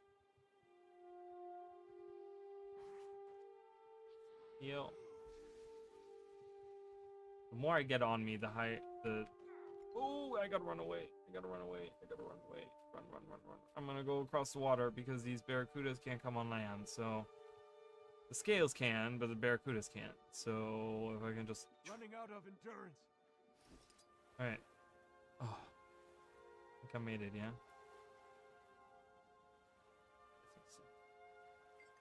More eggs. Oh my God, I'm so close. Okay. Oh God, there's a scale right there. Try to go across the water here. Beetlestone's stock of scale eggs is running low. Time to collect some more. Okay, I can sneak in here on the left. Grab as many as I can. Ooh, look. Ooh, I'm so sneaky. I'm sneaky little egg thief. Yay! Yay, I did it. Oh, cool. Awesome. That wasn't too bad. Hello. Those would be way worse. Yummers. I've got more than enough Awesome. eggs to whip up a most scrumptious concoction.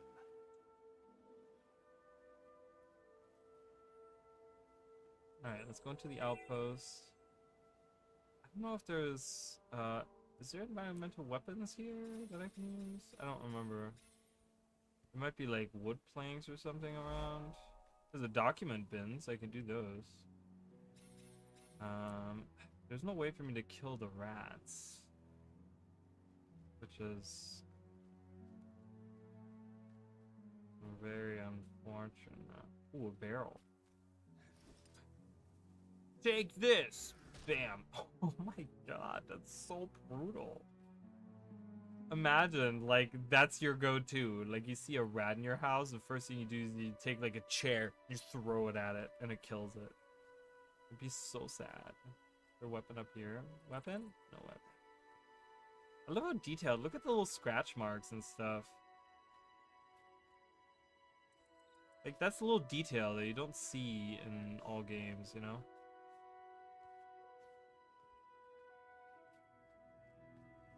Oh.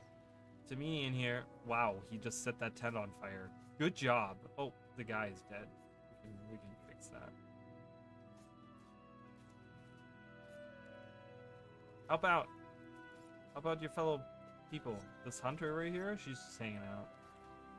She's like, what, Tamini? What centaur? I don't know. Oh, look at this. Apples. Or peaches? I don't know what's up. Alright, I've sorted all of the documents. I guess it's time to go out. There's no environmental weapons around, so...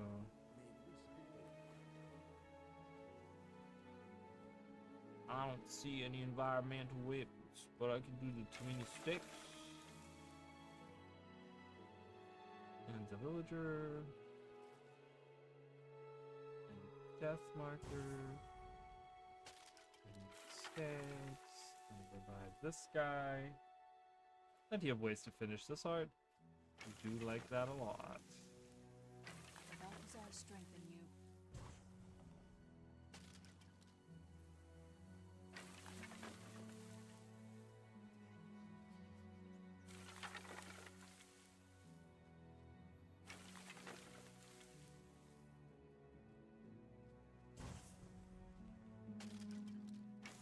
We did it! Awesome. Alright, this waypoint, it's more experience, and this point of interest. Point of interest don't give a lot of experience, but that's fine. Any little bit helps, right? Alright, let's go to the farms over here. I don't know... There's no hearts there. There's a heart in Claypool that I can do, but...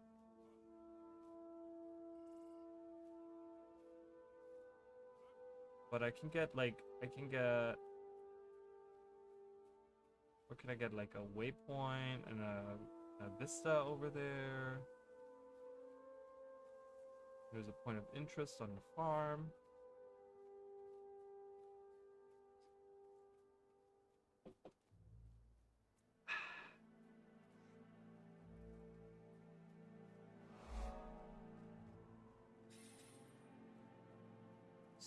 I don't see any environmental weapons. I see a cow pie, great. I can cause confusions for 10 seconds. Oh, is anyone doing that guy up there? No.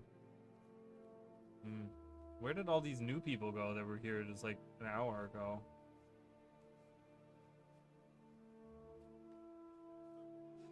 Let's see anyone around. Alright, let's get the waypoint. Let's get the vista. Ooh, wooden plank. Wooden plank is like one of the worst environmental weapons to have. I want that sword back. Why can't I have the sword? Oh boy, this is gonna be tough. Harpies, worst enemies I could probably encounter in this challenge. Let's not encounter them. Let's take a white bird.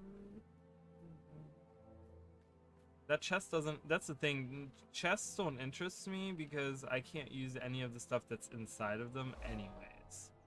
I'm not gonna do the Eden challenge up there, screw that. The environment becomes very interesting from this point of view. Yeah, you start noticing a lot more things, you know what I mean? I think is what it comes down to. I mean, I'm always, you know, as people that have watched my channel kind of know, like I'm the type of person, like I pay attention to a lot of the details, and that's what I've made my channel about, is kind of the details. Oh, she's leaving. Okay, she's done. Okay, so I guess there's nothing here for me. You know, I make like all these little fact videos and shorts and stuff like that, so I always pay attention. I try to pay attention to like the little things that you can see and experience in the world.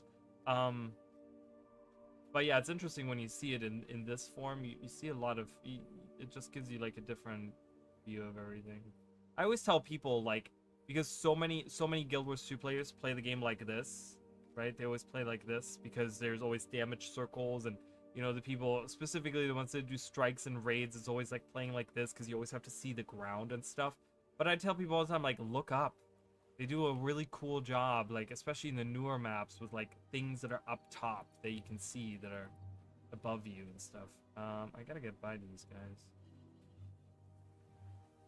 I don't think there's an environmental underwater weapon that I can use. I mean, there might be. Let's see if there is.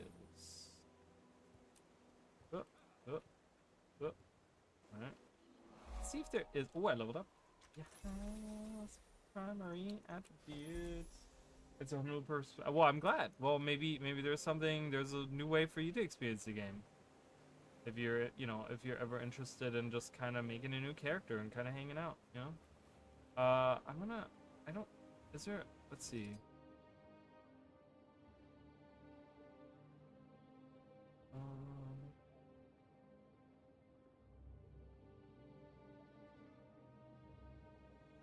Yeah, there's no underwater. One of the boats sunk here with the treasure in it. Yeah, I don't know. I don't see. It's a weird model. Wait, do they always look like that? Oh, they do look like that. Interesting. There's a rock. A boulder. Ugh. Oh no, I didn't make it. I lost a boulder. Oh, I can take it. I can pick it up. Oh, please stop it. I'm trying to get across here. Alright, I wonder if. Let's see.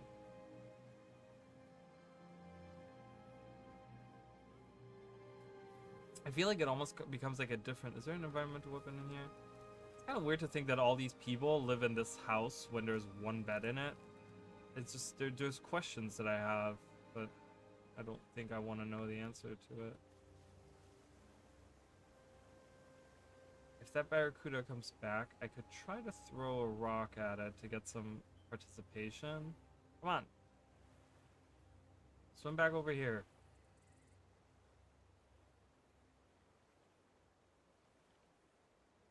There's a barrel over there. Trying to see if there's another environmental weapon or something that I can pick up beside that barrel. I don't see it. No. Come on. But yeah, that's kind of the idea, right? My idea is always I want people to see the game in the different forms that it has. Please don't. Oh my god, I was getting so close. Okay, maybe I can hit it for me. I don't think I'm not gonna get participation for that. That's okay. We're gonna leave. Like, you do your thing over there. No hard feelings. I was trying to get it.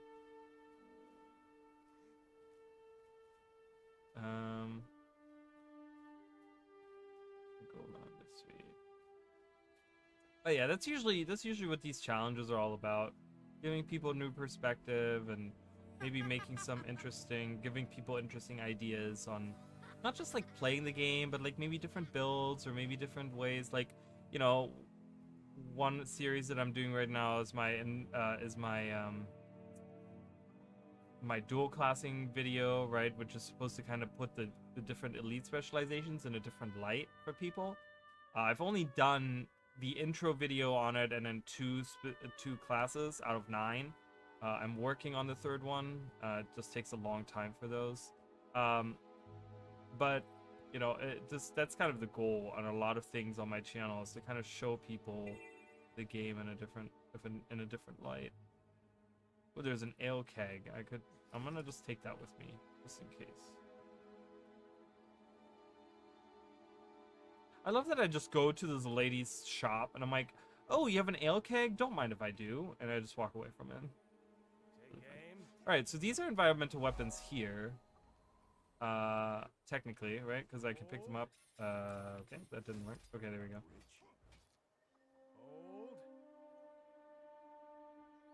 I know one of you guys is gonna attack. Yeah, that's how it goes. Fire! Come on. Not bad. Not bad at all. Stop blocking Let's it. keep at it. Stupid. Come on. Pick up What? a training Way sword too if you slow. want to Okay, train. so here's one way to cheat this if you guys ever want to cheat this, and I'm gonna cheat it right now. Game. It's not really cheating, but it's just you set it on auto attack and you just keep attacking. What is my favorite class? So right now I'm playing a a warrior spellbreaker. I really enjoy it. Not bad at all. Let's keep at it. It's interesting. The question is interesting to me because I feel like there's so many different aspects to a class, you know, it's like, and so much different content to play a class in. So it's really hard for me because I really enjoy Spellbreaker. I think Spellbreaker is really cool. There is great ways for them to that they could improve it too, but I really enjoy Spellbreaker. But like, I love the Revenant. I don't play Revenant ever. I have a couple of Revenants. I don't play Revenant ever, but I love Revenant just for the aspect of, That's way too slow. you know, I love the lore and I love the world of Guild Wars. Having Guild Wars 1 characters be tied to the different like legends that you can channel on a Revenant, I think is really cool. I love, or not just Guild Wars 1, but like characters, because like when you look at the Renegade, I forgot her name, the Char that you channel, she's not even a Guild Wars 1 character, but you know, having those tied to the lore and the world of Guild Wars 2, I just really love that, you know, big fan of that. So in that aspect, I love the Revenant, you know. I love the Elementalist in the sense that you have like all these different spells, and I love like just a regular spellcaster, you know, like I've talked about earlier, like I have a water elementalist and I only use water on her, like water spells and stuff, and she's all dressed. I actually have 2 water elementalists. Like that's how much I love water elementalists, and I have 2 of, actually I'm sorry, I have 3 of them set up. I have 3 water elementalists. Okay, you can call me crazy, it's fine, I don't care. But so it's really hard for me to answer that. So my main right now is Spellbreaker, so I'm just gonna say like Warrior. I don't think that Warrior is my favorite class though, like if that makes any sense, because to me, like, I don't know, the Warrior is very simple and I like a little bit more of a complex class technically. Like I played my Mesmer for a long time. I love Mirage. I'm a huge Mirage fan. But Mirage is kind of iffy now, and Condi is a little, you know, it's a little whatever in PvE. You know, I like power damage more in PvE. I've been playing my Reaper a lot, so I don't know. It's really hard to say like what my favorite is. It's also changed a lot over the years. My least favorite are probably like Engineer. Ranger, I love Ranger for the pet aspect, but I hate that the pets are just like an afterthought, right? The pets aren't important for the Ranger, and that's what kind of sucks. Okay, don't want to deal with these guys. Berserker is good. I mean, Berserker is solid. I just don't, I'm not a fan of the playstyle of the Berserker. I have like, you know, a setup for Berserker on my Warrior, but I really do enjoy Spellbreaker a little bit more. I like the little bit of like, I don't know, Spellbreaker, there's just like something about the whole like, haha, I'm gonna interrupt you and I'm gonna do more damage, or I'm gonna like block this or block that. I love the quick attacking on the daggers, and I love the full counter. You know, full counter is so fun to use in my opinion. And I love the animations on it. I love, like, you know, all the golden and stuff. Like, it's really cool to me. So, but yeah, I've played enough of the game to really just say, like, oh my god, I love a lot of the different classes, you know, for their own thing. Like I said, I wish Ranger had a spec that was a little bit more like the Mechanist, in the sense where it concentrates on the pet. And then I would probably love Ranger a lot more. I don't know if I can do this hard, because I don't know if there's anything for me to do at this hard. Centaur supplies. I don't have any environmental weapons, so... Not that I see any around, at least. Have you not tried Spellbreaker? It's interesting. I mean, you might as well try it out. You know, it's not hard to, like, unlock it or whatever. But if you have not, I don't know. I enjoy it. I know there's a lot of people that might say, "Oh, Berserker." I will tell you, Berserker is probably easier to play and probably does better. Like, there's better DPS in Berserker. I think Berserker is like really, really good, really solid right now. So performance-wise, I want to say Berserker is definitely better. I just love this. I love the gameplay of the Spellbreaker a lot more.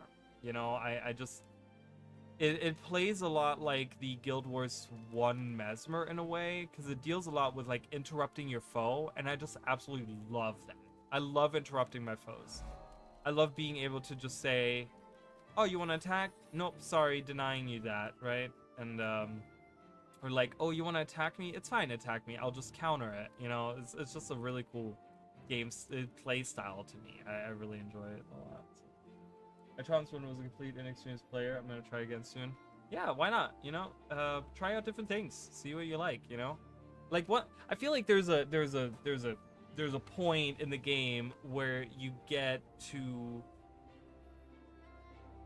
you know where you want to try out different things, and I have so many characters. I think I have like 30 characters now. I don't play all of them, but I like to just once in a while swap it out and just play something a little bit, you know, it gives you different perspective and it gives you appreciation for the things you like. I tried, what was it, yesterday? I tried to jump on my Revenant, and I really was just like, man, I want to go back on my Spellbreaker. It made me appreciate my Spellbreaker somehow, playing my Revenant. Not that the Revenant is bad, I personally don't, I'm like, whatever. Alright, can I do stuff here? I don't know. I only have this corner left. I'm not gonna get map completion, obviously, because like I can't do anything on this heart at all. I can't that one unless someone else does it. There's no way. I couldn't finish that heart. I didn't even look up here, so it's fine. But I gotta get to level 15 somehow. Show me. Okay, showing me what torments them doesn't give me credit. Is there a way for me to finish this part then?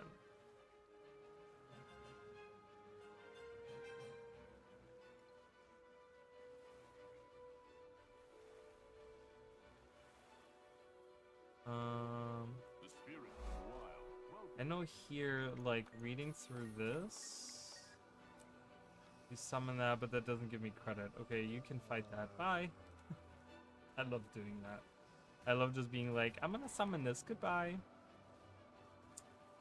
I can't do this heart. Okay. I can do a couple of things here, though. I can get the Vista. I gotta get to level 15. So I have to be in level appropriate zones. So I have to get to level 15 somehow. And then once I'm level 15... Oh, I went the wrong way. Once I'm level 15, I can go to Keswick's Hills and then get my butt whooped over there. Ah! Oh. I know this is very strong probably in PvP. I don't know if it could be good in PvE. I mean, I don't know. I played in PvE and I do pretty good. I wouldn't recommend it for strikes or raids or something.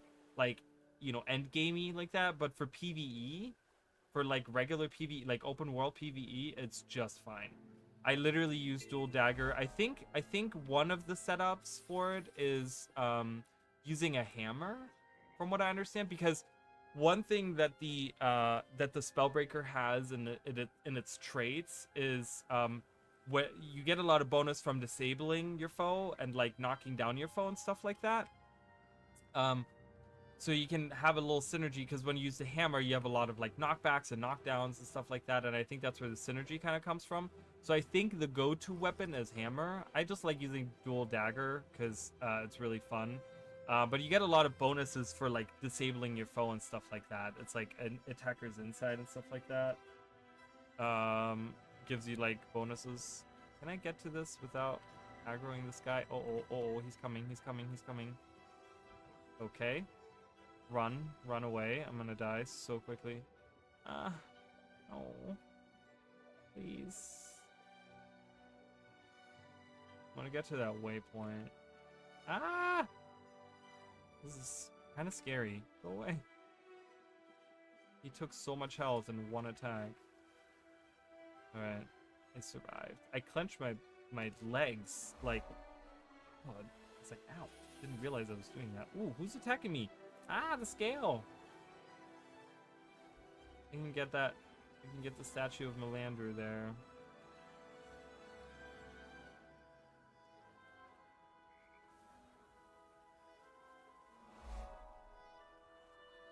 I love the little wisps that are on top of this lake. I don't know if anyone has ever noticed those, but there's little wisps that fly on top here. I don't know if I can get this. He's too close to the challenge. I think he's in I think they positioned him in just the right way.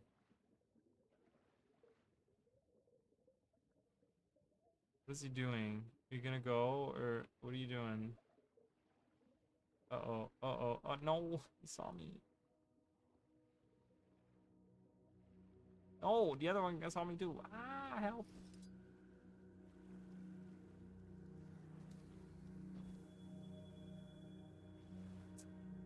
I don't know if I can get this hero challenge, you guys.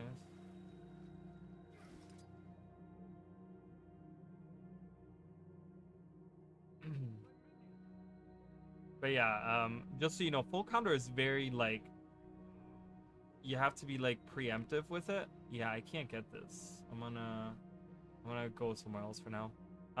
But yeah, it's very, like, you have to, like, know when someone is attacking you, right? Like, you have to predict when they're gonna attack you, and you have to use full counter.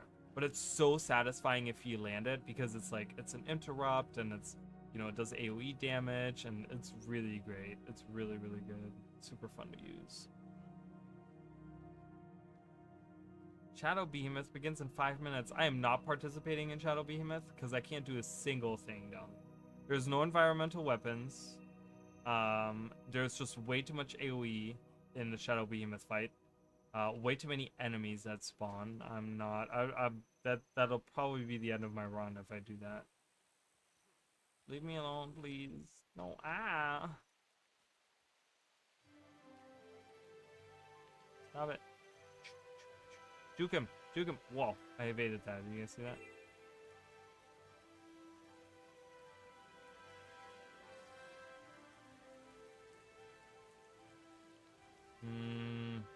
More to explore. I need to get up there. I'm just gonna have to run past them all and hope I don't die.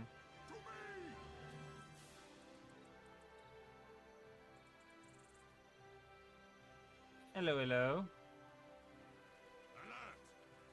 I'm gonna hope that they maybe my strat. Oh God, no! Don't cripple me. That is not good. None of that. Oh, I have my spending. Oh my God, you guys, this is. Oh, this is bad. This is bad. This is bad. This is bad. No, no, no, no! I'm gonna die. Oh my God, this is the end, guys. I can't do anything. Oh, the end of the challenge has come. I can't. Oh my God. Are we about to be? No, we're not. I'm dead. That's the end. All right, we're gonna have to reset. I have to reset. No, don't revive me. I have to log out. I have to log out. That's it. We got to okay, we're gonna have to redo it. So lesson learned, don't deal with Taminis. Alright.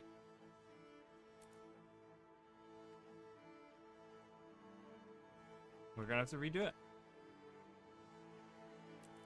But yeah, anyway, so these are all my characters. Just so this is my main Spellbreaker. If they ever load. I was playing this guy. He's like a hammer guardian. He's super fun to play in group content because the hammer just does a lot of stuff. And this is my revenant. This is my elementalist, my crafter, my reaper. This is my first water elementalist. There's my second one. There's my third one. This is my ranger. He's all owl equipped. This is my mesmer. This is a new character that I tried. This is the I tried the dragon thing that people were doing. So, but anyways, yeah. Feel sad for your death. I really want to try stabbing the warrior. Waiting for sale to purchase Soto's. This is a Brazilian. Means a lot. Oh yeah, I heard about that. Well, I appreciate that you feel sad. I'm gonna retry it with Warrior. Skip to the end. I don't really care.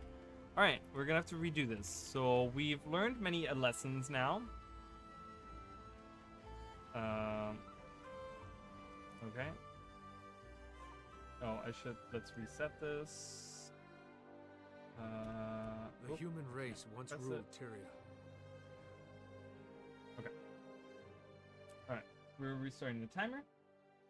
And that was 147. I didn't even write it down. What it was, I think.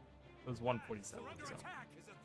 All right, we're gonna have to redo it. Oops, I gotta take everything. Unequip, unequip, unequip, unequip.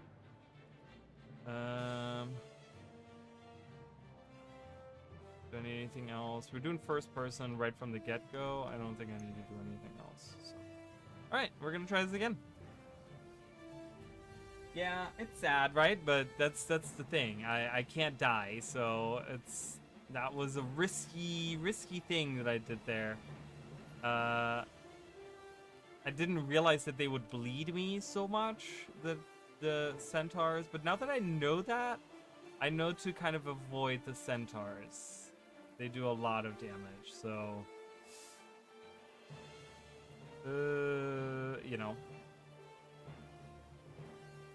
But that's okay.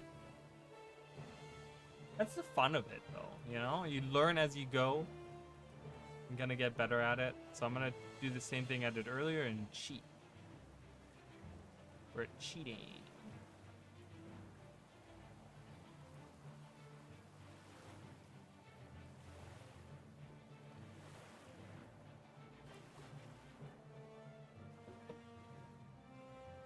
But yeah, staff is pretty cool. Staff on Warrior is obviously not as much damage, but there's a lot of really good utility in there because you like heal and you provide boons and stuff, which other classes, that's the thing that kind of, I think Warrior has been a little bit neglected by other people, because other classes have weapons where they do, I love that he just ran straight through me. They have weapons where they do, like, specifically when you look at like the Guardian and stuff, they have these weapons that provide all these boons while doing all these conditions, and they do regular damage, right? Like Guardian specifically, I think, have access to so many things. Or even Mesmer, for example. Mesmer has so many weapons that, like, or some weapons at least, like I know the staff does like conditions, and it does okay damage, and it does and it provides boons and stuff like that. You know, you have like access to a lot of different things there, where the Warrior, I feel like, has been kind of left behind in a lot of ways, where they don't do all of those things. But I think staff, being like one of the new weapons, pretty much has a lot of that, where you get a lot of damage, you get a lot of like AoEs, but you have a lot of utility in the sense that you can like pull in enemies, and you can like interrupt them, and you can like provide support, and all these things, you know. So yeah, this challenge is tough. It's gonna be tough. It's gonna take me a while to get good at it, you know. So but we'll see. I don't know. This is fun. I'm having a good time. So I'm gonna have to keep resetting, and you know, I knew that it wasn't gonna be a one-time. I mean, if I could just do a one-time run of this, that would be fantastic. But I gotta get better at it, because you start understanding the game on a different level. Like, now that I know that Tamini at that level do the kind of damage that they do, plus bleeding, plus cripple, they're deadly, and I need to avoid them. I avoid them at any cost. You know, if I can avoid them, I will. Kind of thing.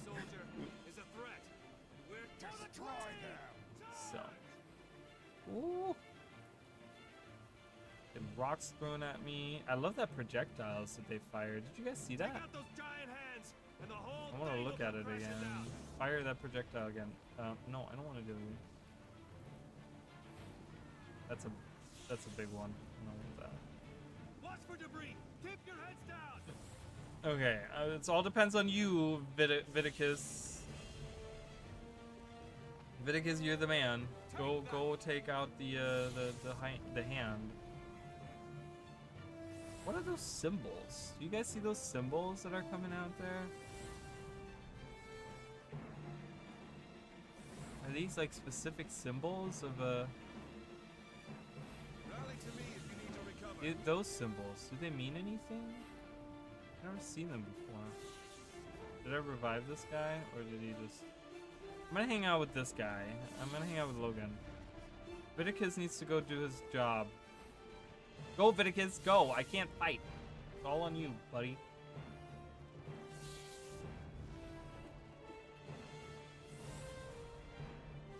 Logan? Logan, why are you not casting your spell? Fight for everything you hold dear. Whoa.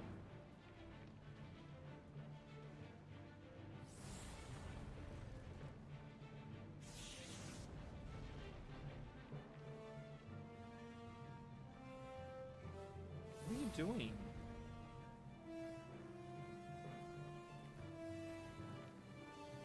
Yay! Alright. It's not dead yet. Brace yourselves. Think it's gonna explode.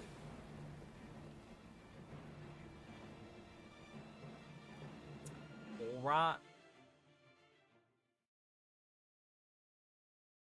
But yeah, I have a friend, one of our viewers, Mish King.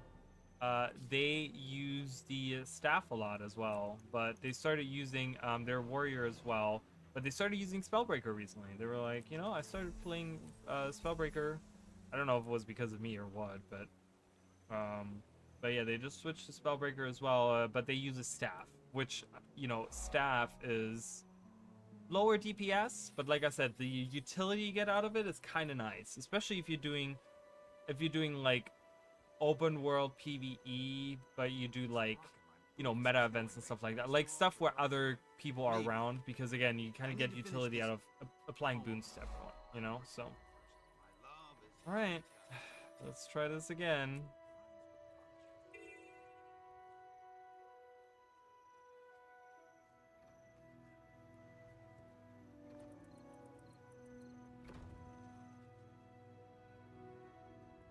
Uh-oh. Uh-oh. The worm's coming after me. Here come the flames, brother. Okay, so here at this event, I can't really do anything until they actually... Are you setting fire to it? She set fire to it, so I can actually extinguish this. And I can get participation in that way. None of these guys are burning any of the crops. If I see burning crops, I can put them out, and then I can get participation. These guys are just fighting the Seraph. They're not burning anything. I just gotta look for burning hails of hay bales.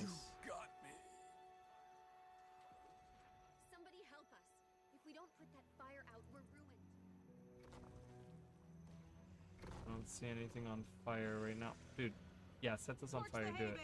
Burn everything. Okay, boom, I can do that. Awesome.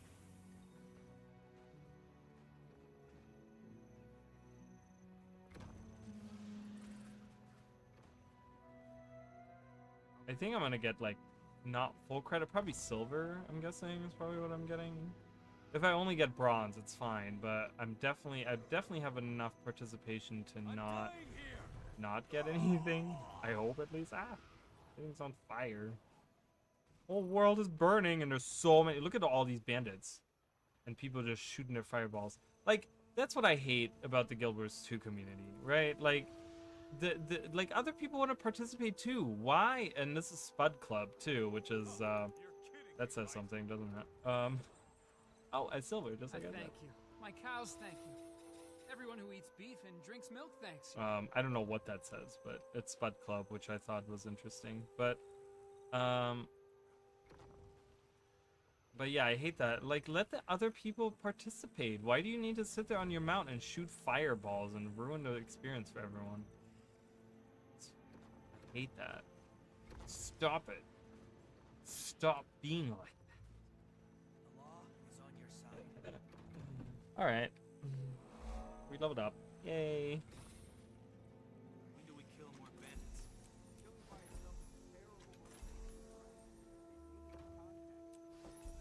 Oh, I need to get bags. I just thought about that. I don't have any inventory.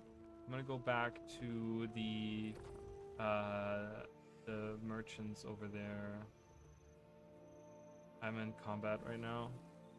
How can I help? Turn this off a little bit.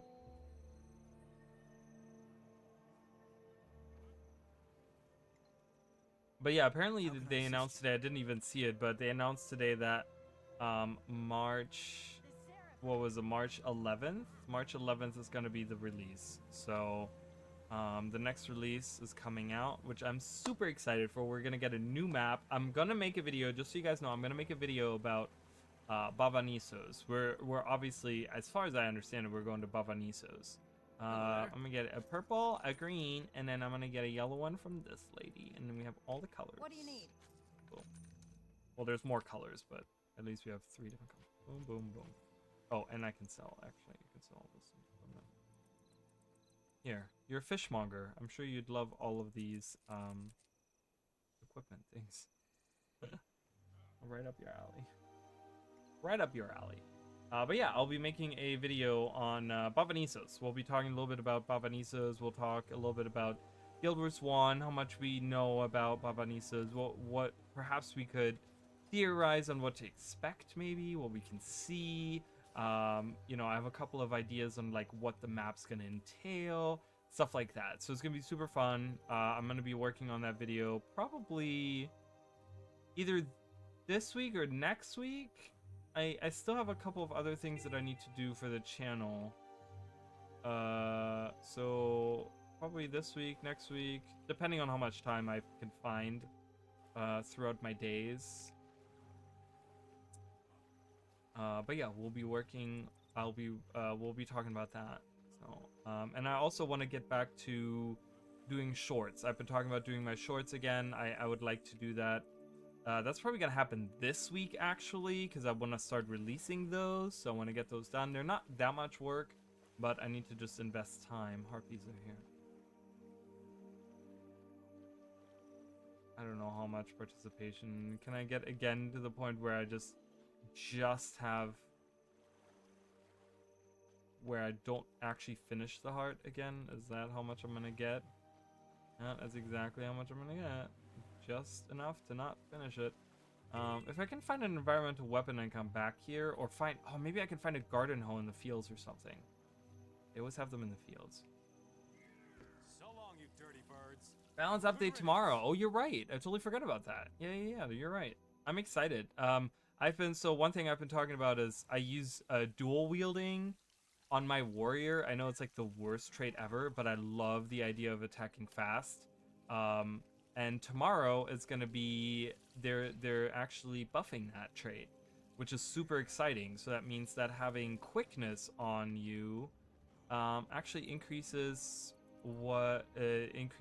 like it's before dual wield wouldn't let you, like you would only get one or the other, like either because you get 20% from it, and if you get quickness it's 50%, so you could either only get the higher one, but as of tomorrow, it's actually like you can get up to 70%, like additional attack speed, because you get 20% from the trade and it adds to the quickness. So if you have quickness on you attack, you get a 70% increase of attack speed. So you're going to be attacking super fast. I'm really looking forward to trying it out. And you also heal, so there's like some self-sustain in there. I'm really excited for that. Really good. The rifle changes, I know you've been looking forward to the rifle changes. Rifle changes are interesting. I just want it to be a viable weapon. Like, do you think the changes on the rifle are going to be viable enough to make it a good weapon? Ooh, I should do a death counter. Do you guys think I should do a death counter? I should do a death counter. I'm gonna do a death count. Let me just do that real quick. I'm gonna pause this. Let me do a death counter, you guys. Because I didn't even think about that, but people don't know that I've already died. There it is. Ba-ba-ba-ba-ba. Death counter. Wow, I don't know how to spell death. I spell it Deton. Deton counter. Deton counter. And right now it's at 1 font size. I know you guys can see it. I will change it. Give me a second, you guys. Give me a second. No, not black. Oh my god.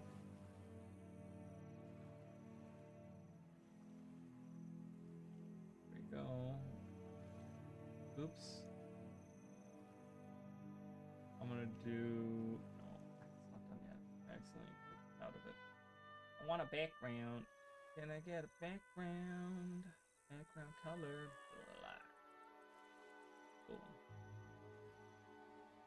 Opacity. Full. And I'm gonna make it smaller, of course. I cannot see what I'm doing. Hold on, you guys. Everything is so small on my second monitor. Oops. Okay. What? Why is what? What is happening?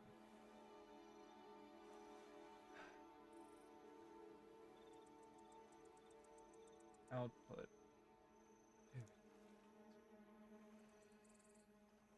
Where can I see update changes? So the best place to look for is on the wiki. If you go on the wiki, specifically for tomorrow, so for the balance changes, the best place to go is the wiki. If you go on the Guild Wars 2 wiki, on the top right, well, for you guys it would be right here, top right. If you go to top right, there says like it says something like upcoming changes or something. It's like a small little link, and you can click on that, and it opens up a page that has all these things that Arena has talked about that they're changing. And like a little bit down, it'll say something like balance update for February 11th or something is what it'll say.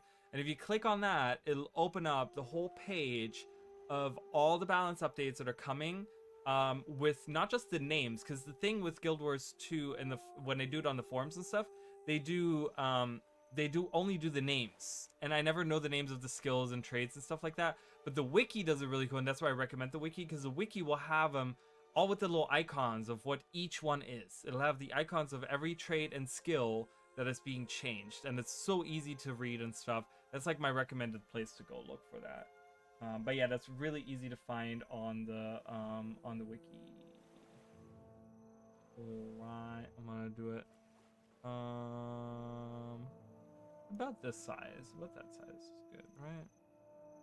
I'm gonna put it up here. And kind of move it. I'll just move it kind of in the middle or something. Like right there. That's counter 1. Perfect. We did it. Alright, gotta get out of here. Alright. But yeah, that's I think that's the best place to go look for the balance changes. And also, like I said, once you click that link on the top left, it tells you all the things that Arena has talked about that they're doing.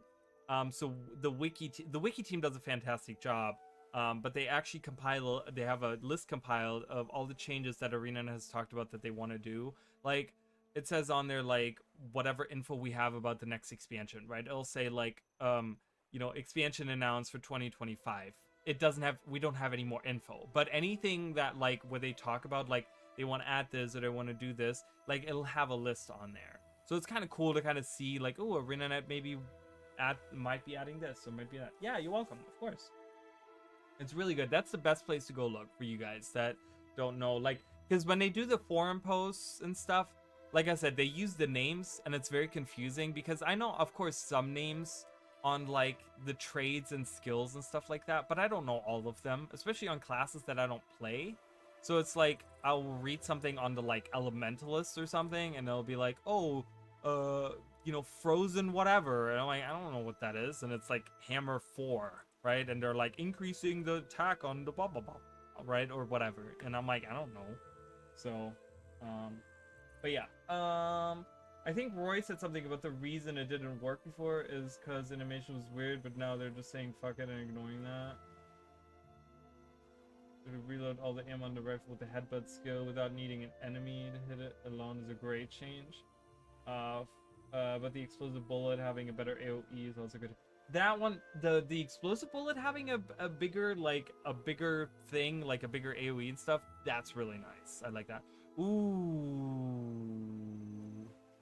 Movement speed increase 15% and experience from kills. We don't kill a lot of things, but 10 minutes of doing that stuff, hell yeah, free stuff. All right, let's turn the timer back on and play.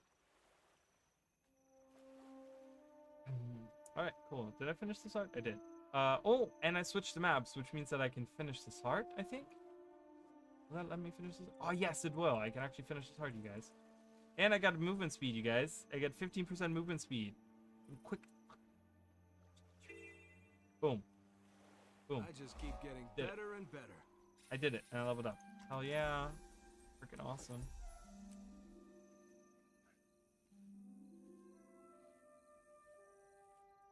Headbutt, rifle butt, yeah. Mutant mobs faster. Yeah, I hope that rifle becomes a good weapon. I'm really hoping that it becomes a competitive weapon. There's like a couple of like fashion builds that I'd like to try. Oh, okay, there's spider liver. Lucky they're not red. So we can kind of, oh my god. I don't know if I want to deal with, oh, help. But yeah, I'm kind of looking forward to that. Kind of looking forward to the rifle changes. The thing is, you know, the thing is why I'm so excited for any changes for Warrior is because for the last year to 2 years, Warrior has been at the back end of changes. The changes that they've provided have just not been good, and they've been kind of really lackluster in a lot of ways. And small. They've been like, you know, whenever there's a balance update, you know, you'll have like Elementalist will have like 3.5 pages in a regular book, right? Where there's like all these skills are getting changes, and then Warrior has like 3 things, and that's it. And they're just like, well, Warrior is a little overpowered in this, and we'd like to add that, and then blah blah blah, and then it's done. And it's like, what? What is this? What is this? What is this? Block that. I like doing challenge Boots came up with, where all you do is fish. But that's boring. Like, you know, I'm trying to find something that's actually a challenge. There's no challenge to that, right? And I was kind of talking about, like, about my own challenge runs that I've done. Because my own challenge runs, they're not challenging. They're just time investments. There's no challenge to that, right? Like, I want to find something, that's why I made this challenge, because this is actually a challenge. Like, we've already died 1 time. Right, we had to reset already. You know what I mean? I want to find something that's actually like challenging. Can we find a weapon? Is there a garden hoe or like a sword or like a wooden plank or anything like that in this field over here? I need something. There's no weapons in this entire field. Lame. Oh, maybe up here. Garden hoe? Garden hoe, wooden plank, garden hoe? Garden hoe? I mean, imagine. Imagine you go through the world and you just see some random guy in a field going, garden hoe? Garden hoe? Like, that's weird, but, you know, it's a necessity. I need it. I can't finish this art without a weapon. I don't want to dodge. It doesn't do anything. Does it do anything for me? I think I get some experience for dodging attacks. That's how it's done. Finish that up. Got some experience out of that. But yeah, I just don't think that that's very engaging. There's nothing engaging about sitting there leveling to 80. Like, because the question isn't, is it doable? The question is, how long will it take to finish that, right? And it's just, at that point, it just doesn't become, it's not a challenge run. It's just kind of like a, okay, how long you got kind of thing, you know, when you're fishing. Because there's no danger to fishing, really. Like, you know, I can sit in the, like, I can sit in, like, the lake, what is it, Dalaran or Dalaran or whatever it's called over there. And I could just sit there and just, like, fish for like 10 hours and then be level 20 and then go to the next area or whatever, you know. There's no challenge to it. So another one is just going from map to map, getting all the waypoints and vistas, nothing else. Again, I mean, I don't know. Is that fun? You could do it as a time challenge. If you do that as a time challenge, you could kind of see like who's the quickest in doing that. Again, but it's not. Oh my god! What? When did my house get so low? Ah! See, this is like dangerous right now. I'm running away. I don't want this. So the idea of this was to actually find, because like I said, I've done 2.5 challenge runs. 2.5 because I'd never finished the third one. I got really bored halfway through. I was like, this is just a time investment. I'm gonna get it done. It doesn't matter. But there's actually like putting a challenge to it, and putting like really hardcore rules to it, I think is so much more fun. Please stop, all of you. Okay, I'm getting out of here. I'm getting out of. There's way too many bandits around. You must like pain. No, no, no, no, no. I don't like pain. I don't like hanging out with you guys. I'm gonna go. Oh, I got healing skill. I got some experience.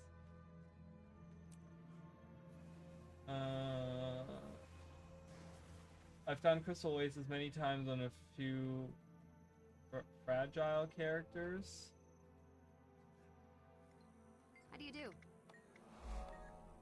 I mean, there's something to that for sure, right? But you also, I don't know, I feel like setting specific rules is kind of nice to be able to say, like, this is specifically what I need to do in this challenge. Okay, so we go up here like we did before. We're going to go in the house. We're going to get this. We're going to get back out. We're going to go up here. We're going to do this stuff. That's what we're going to do.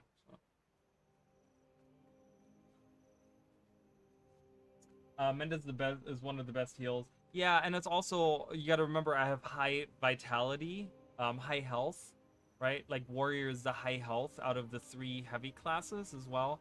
So I wanted to start with the easiest choice, right? Warrior having a good heal and more health than the rest of them is nice.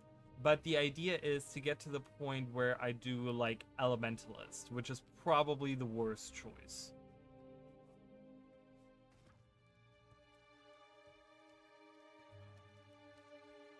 Because like Elementalist heal isn't even good. It's not a good heal, so because you get the signet. I think it's the water signet that you get from it. I always love this this cave, by the way. I can use gliding. I'm just gliding here, so I can just run out.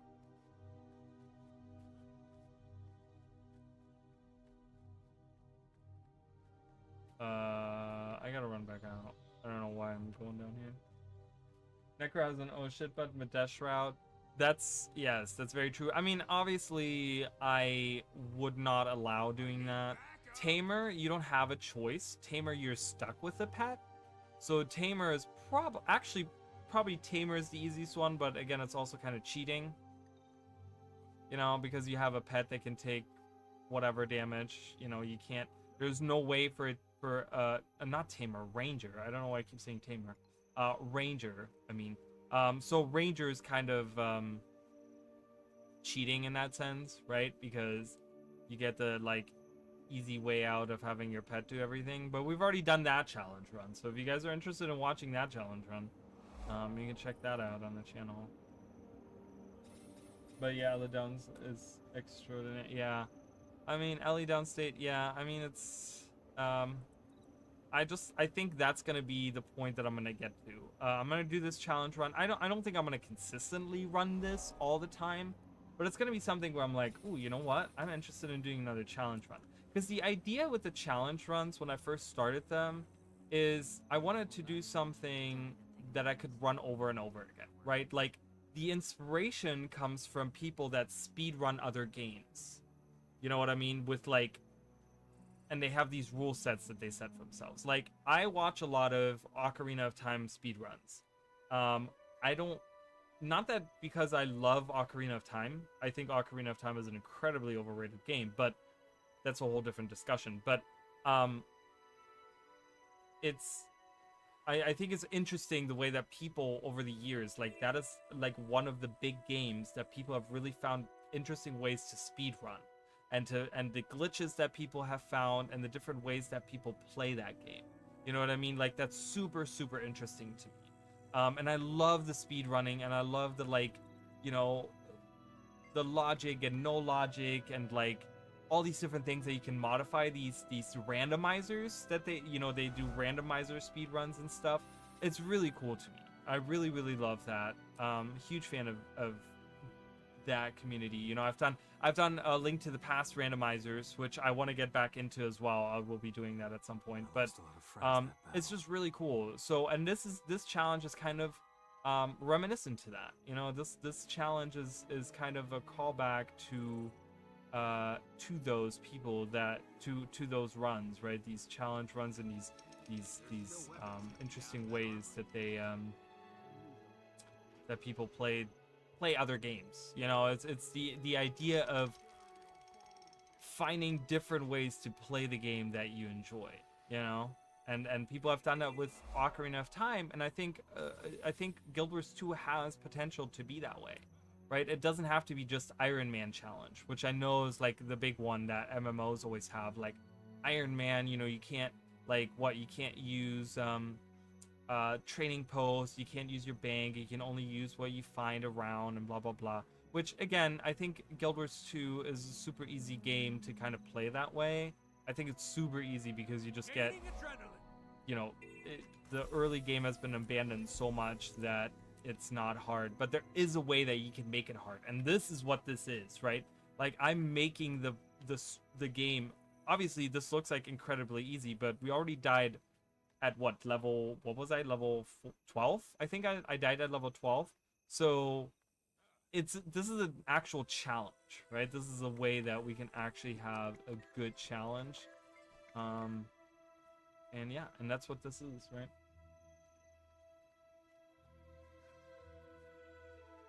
Unsubscribing, kidding. I just think it is. The thing is, people, you know, and I'm not saying you do, but I think people might misunderstand when I say Ocarina is incredibly overrated.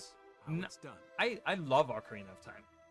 I really, really like it. I think it's a great game, but people will sit there and they'll say it's a 10 out of 10 game. It's the best game that's ever been created.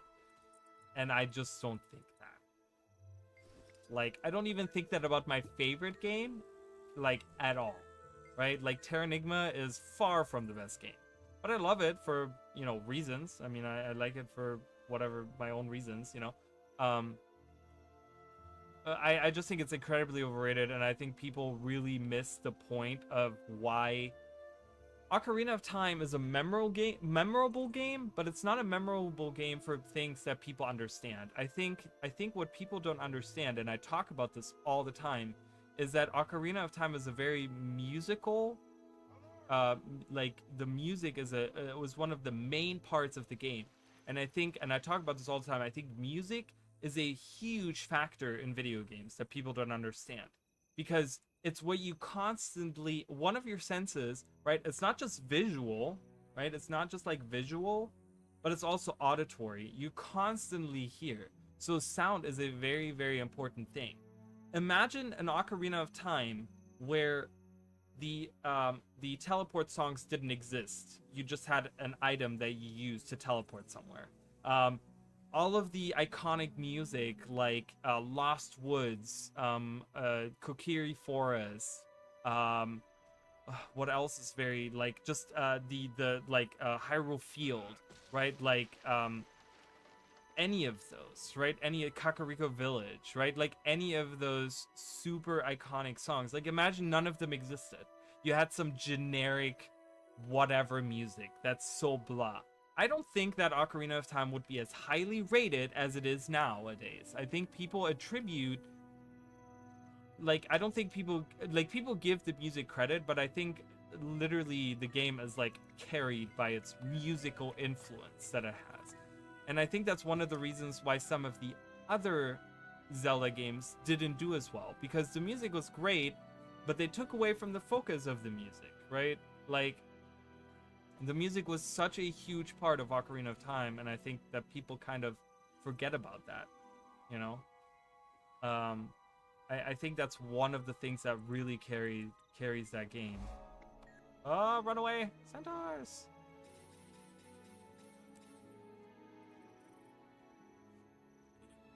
That top ed, Link's Awakening. Link's Awakening is great too. I really, really love the remake of it on Switch.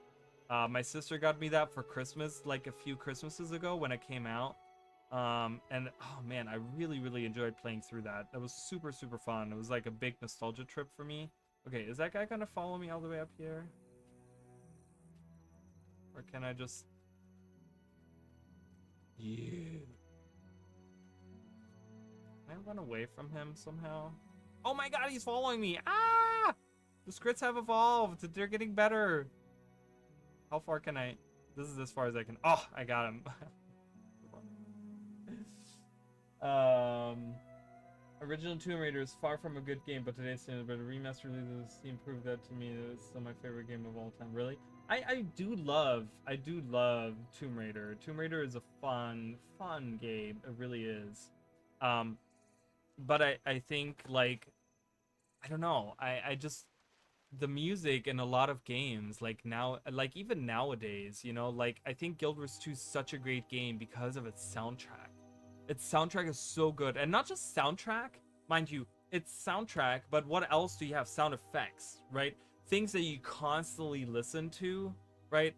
And it's like, there's voice cues and there is sound effects that you hear in game, and they immediately, like, you recognize them. If you were to walk down the street and you would hear it, you would be like, oh, Guild Wars 2? You know what I mean? Because they're so iconic and so recognizable, and that's really, really good.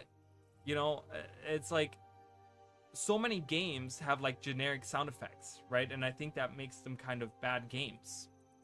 Not like, or they don't make them not bad games, but they make them less recognizable and less like they're not ingrained as much. I don't have the nostalgia factor in some games that I play later on because of sound effects that I hear. But like, I think, and the reason I say that is like Tomb Raider, for example. Like, I remember the sound effect from Tomb Raider. I don't know how. Oh, let's see if I can jump in there and help out with the garden hoe. Refreshing. It was a Raleigh with the garden hoe on the windmill. We have clue right now. Take this. I interrupted, and it didn't break. So good right now. Go, go, go. Get the windmill.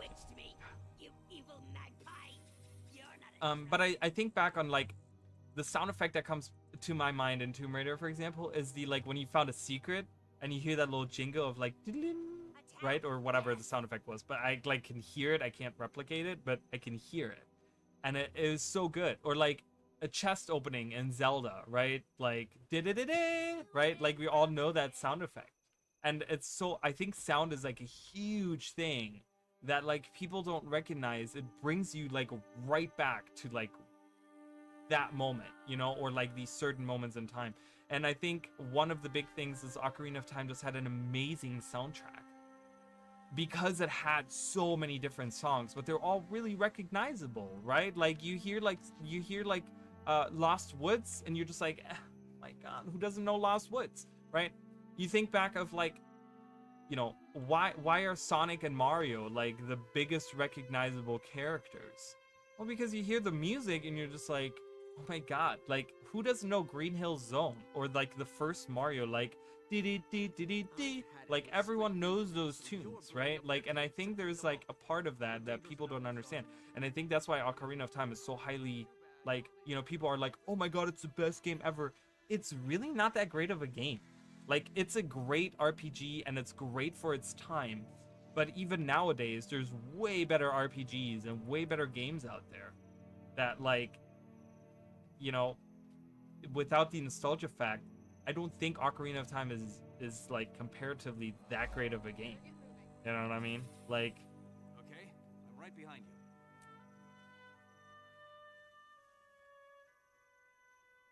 Remaster revealed a lot of the Tomb Raider definitely is all about sounds and music. And Lara picks up a secret item. Yeah, I mean, there's a lot of them. Or like when you could like, when you couldn't press like buttons or like something, she would be like, nope, nope. Like I remember those things, right? That's like what you remember. Ooh, maybe I can help. I have a wood plank. Let me whack you with my wood plank. Get out of here. Oh my god. Okay, bye. That was fun. I can't help you. I'm sorry, Micard, whatever your name is. I have a bottle. They're throwing bottles at me. Can I use this? Nope, I cannot. He died, and they're coming after me now. That's right, you lose. That's right, you lose. But like, think of all the think of all the sound effects that you hear in Guild Wars 2, right? There's so many of them that you hear, like when you mount up on your raptor. Go away. Stupid bottle lobber. Right? Like when you jump on your raptor. It's such a iconic sound effect. But it's a really good sound effect, but it's also very like nostalgic, right? Like, or like, you know, it triggers these memories of things, you know? I think sound is a huge thing, and specifically music, you know? It's like I could listen to any of the Guild Wars soundtracks on it. Like, I don't care. I could literally just live my life to the Guild Wars 1, you know, Guild Wars Prophecies, Factions, Eye of the North, Nightfall, you know, Guild Wars 1, like the Guild Wars 2, the base game, you know, Heart of Thorns, like all of it. I could live off of those soundtracks. They're great. They're fantastic, you know? Rada Novus to this day is still one of my favorite soundtracks of all time. Rada Novus invokes this just crazy feeling in me where like I could sit there and I could just literally sit here and listen to like Rada Novus without doing anything. I could just listen to it. It just like it sparks my imagination, and it transports me to like a different place. It's really, really cool. There's a lot of songs in the real world that do that to me as well, but video game music is like just something to it, you know. Most of it because it's environmental, you know, or instrumental, I mean. I don't see, that's the thing, I don't even know Diablo well enough to have that memory of it, you know what I mean? Lost Woods, Darunia dancing, what a hot beat. Yeah, I mean, it's like, it's so good, right? Or like when you are in the Goron city and you have the like do do do do, and you hear like the Congo drums or whatever in the background, like it's like do do do do do do. But then you get closer to like the Lost Woods and you start hearing that song as you get closer.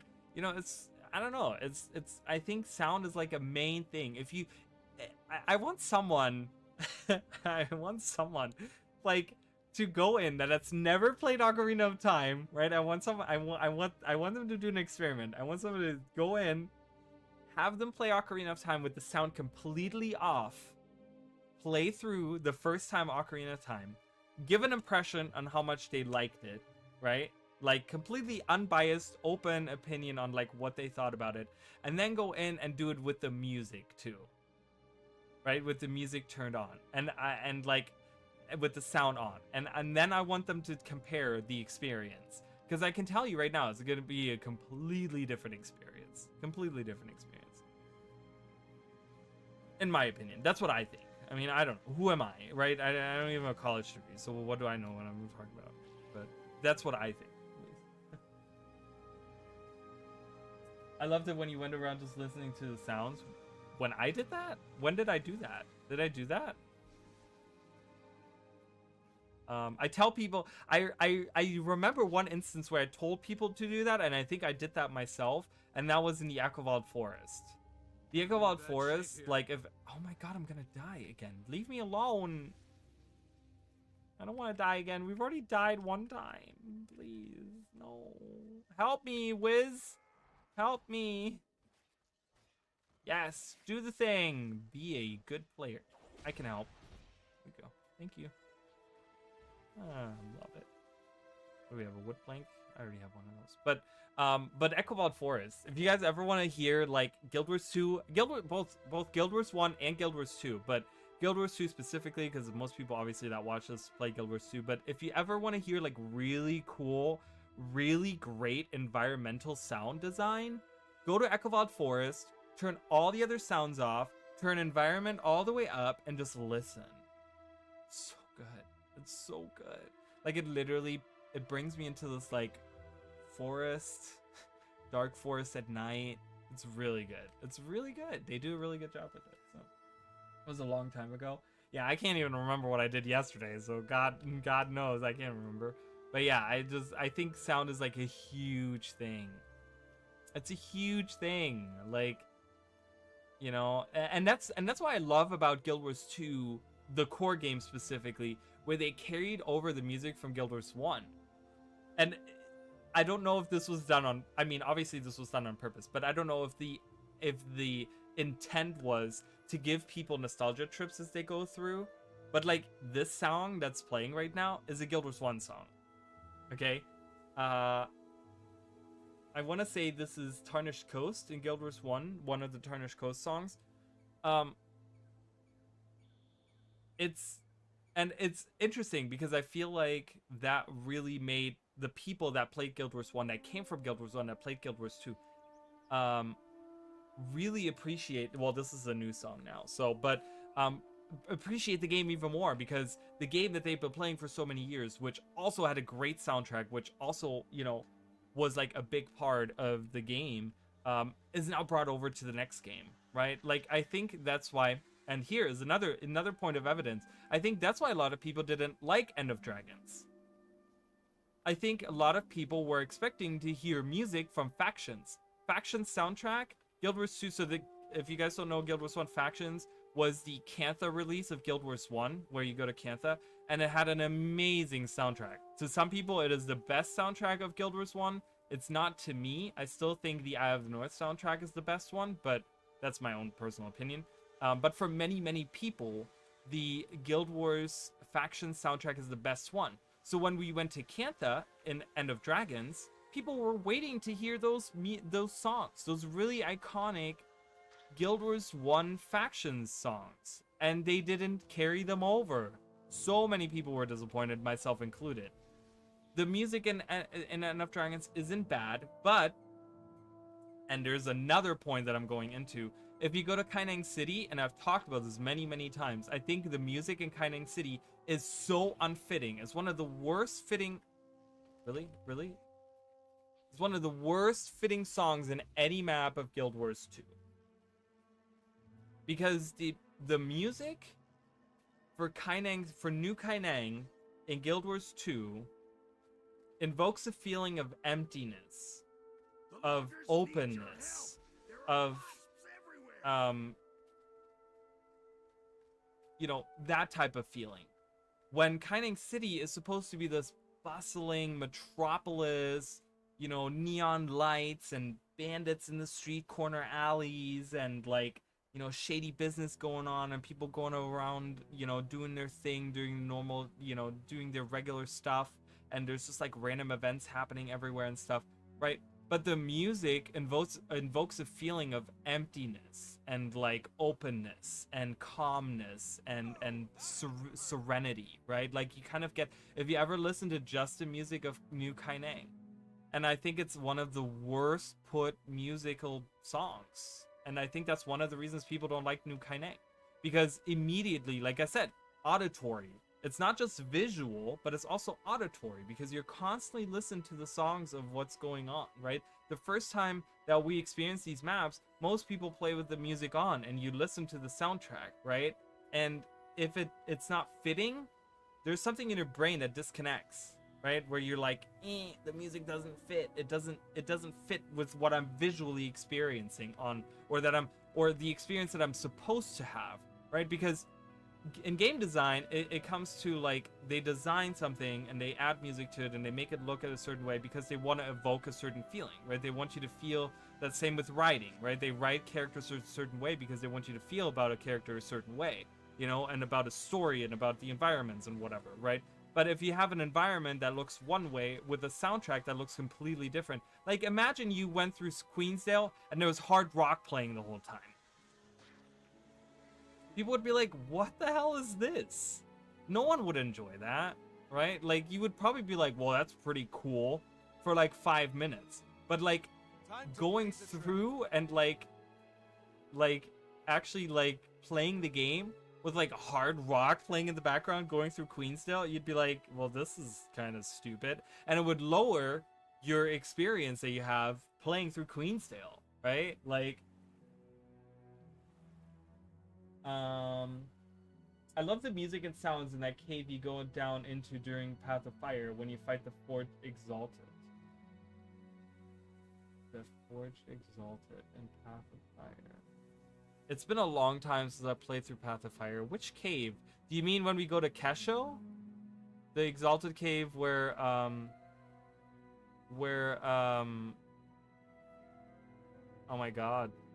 The first Scion, I forgot his name, where he's kept for a long time. Because I don't remember the music in there. I'm gonna be honest, I don't. Think Arena didn't care because of some weird ownership rights. Cantha looks vastly different. I mean, there's some similarities, but instance of all that crap. Yeah, I think there's issues with what's his face, the original Guild Wars 2 or Guild Wars composer, Jeremy Soule or Soule or whatever, however you pronounce his name. Because I think there is some, and you're correct, I think there's some ownership things where, you know, that's why I think they stepped away from using him or something, because I think he wanted to, like, retain the rights to his music, but they kind of, I think ArenaNet or NCSoft or something needed the rights, or I don't know. I don't know how any of that technical stuff works, but, you know, that's just, like, way above my tiny little brain, my smooth brain. But yeah, I think there was something like that, and I think that was probably part of it as well, because Jeremy Soule hasn't been part of the Guild Wars soundtrack since like season 1, right? Like I think he only did like the core game, and he didn't do anything after that. I knew there was a wasp somewhere. Oh my god, there's 3 of them.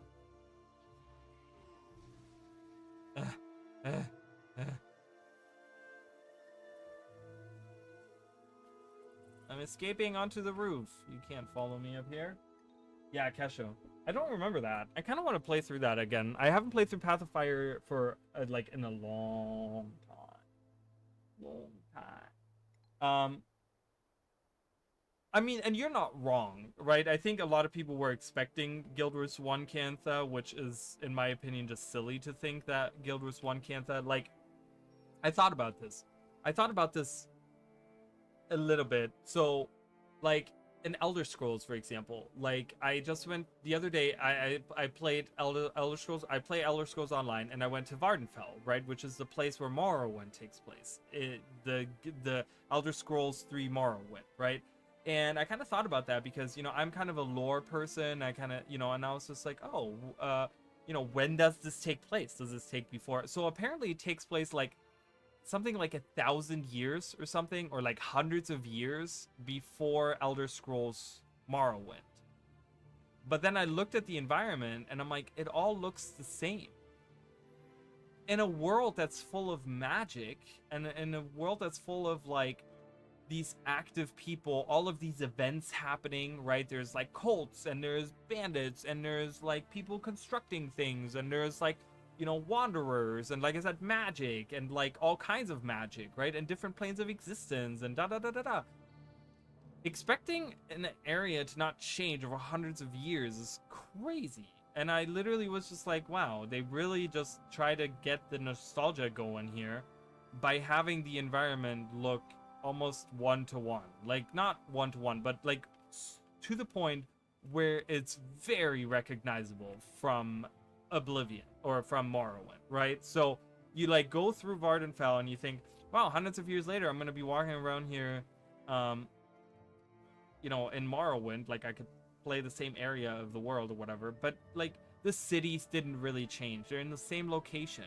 I'm like, they would have expanded, or they would have been like changed, right? They would have, like, things would have changed. And I love that about ArenaNet, because ArenaNet has really taken the like 250 years is a huge span of time where things change.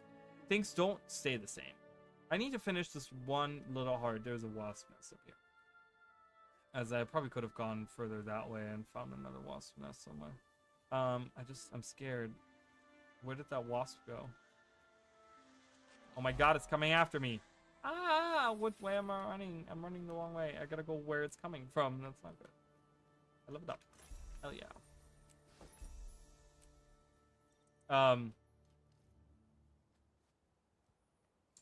So, you know, people expecting a Guild Wars 1 Cantha well, you know, like look, compare Guild Wars 1 to Guild Wars 2. Look where we are right now. Look at Queensdale.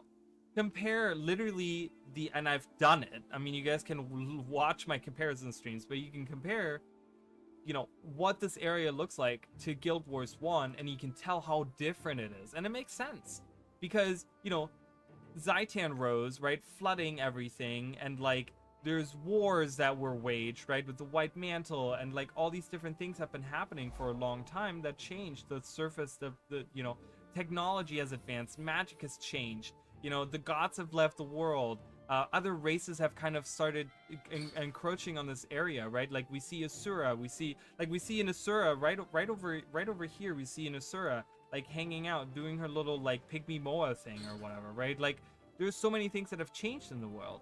Oh my god, can I lure these into the trap? Does that do any? It does do nothing. It does nothing. Okay, it does nothing. I'm gonna run away now.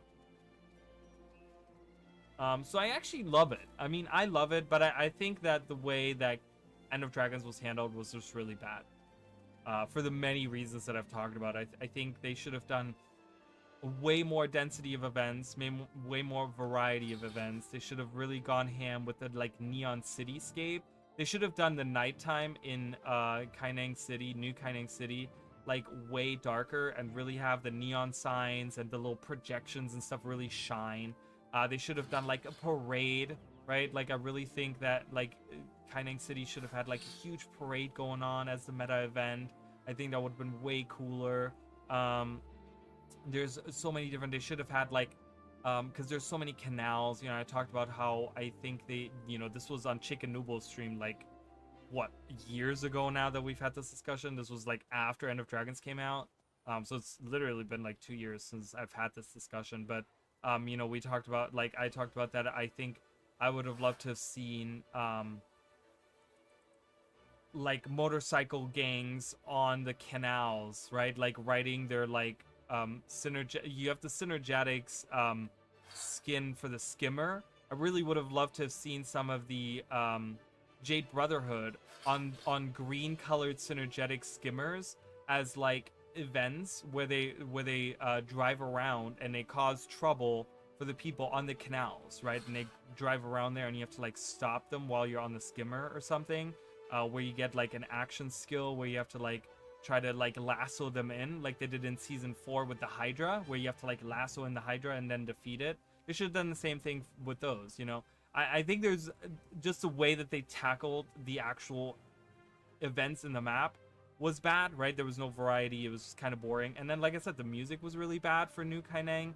I think Kaineng failed in a lot of different ways. Not in its design. I think it looks fine. I think it's a well-designed map. I think most maps in Guild Wars 2, you guys know what my least favorite map is. I've talked about it plenty of times. But I think there's different ways that they could have handled it, for sure. You know, that didn't necessarily require them to make a 1-to-1 Cantha from Guild Wars 1. You know, I think, in my opinion.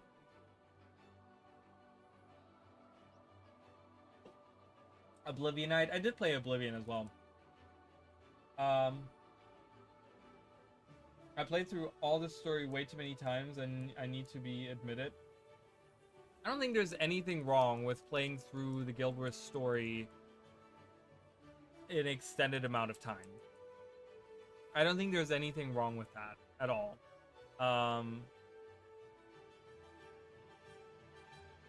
I think it's fun. I think it's a great story. I think people underestimate the story a little bit. I think people expect too much of the story, because people need to understand this guy's coming after me. They have a huge aggro range, just so you guys know. So that's why that guy's coming after me. I was trying to revive these hunters, but I'm dealing with this dire boar. So I might come back to this later. Because honestly, there's not enough players around. There was enough players around earlier where I could do this, but I think I'm just gonna didn't play Skyrim much either. I played Skyrim. I don't think it's as, again, it's one of those games that I don't think is as amazing as it as people make it out to be. I don't think it needed to be released on 23 different consoles and re-release and re-release and re-release and re-release and re-release. And quite frankly, the base core game of Skyrim isn't that great. You need to add like 75 different mods in order to make it feel good. And to me, that's not an indication of a good game. Right? Like, if you need to add mods, you know, a plethora of mods in order to make a game feel good, then is the game itself really that good? You know, you could take something that's like, you could take Superman 64, right? Which is like one of the lowest rated games ever made, add 200 different mods to it and make it one of the best games ever, right? Like, you know, it's just kind of like, I'm like, it's a little overrated. It's a good RPG, don't get me wrong. You know, the voice acting, there's all these different things you can do. It's a big world, all these quest lines, blah, blah, blah, whatever, right? Like, there's a lot. I've played a lot of Skyrim myself, but again, it kind of falls into the category of like, it's a little overrated. It's not that great of a game, you guys. Like, Skyblivion thing releases, I'll play shit out of it. What is Skyblivion? Never heard of that. Let me know what that is. I don't know. Oh, hello. I didn't even know you were right there. Come on, friend. You would like to come in this cage, don't you? Yes, you would. I knew it. See, I know what you want. Oh, God. Oh, God. Armored fish after me. Armored fish after me. Abandon. Abandon. Abandon. Abandon. Not until I've captured these guys. Come on. Get over here. Where are you going? Oh! Come on, stop shielding. I'm not attacking you. Get in the thing. Why won't you? Ah, running away.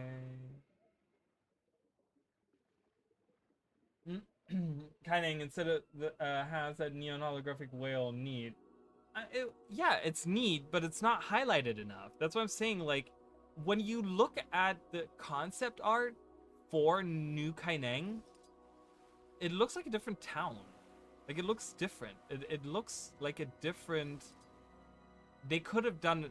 Like, if they had just in that area made the nighttime darker and really highlight... Like, you don't even see the neon lights until you actually, like, look at it, right? First of all, like I said, most players play like this, right? Because everything is about ground targeting and everything is about... So most people play like this. All the neon signs, where are they? Yeah, they're up there. They're, like, up there, right? You, like have to look up to see them.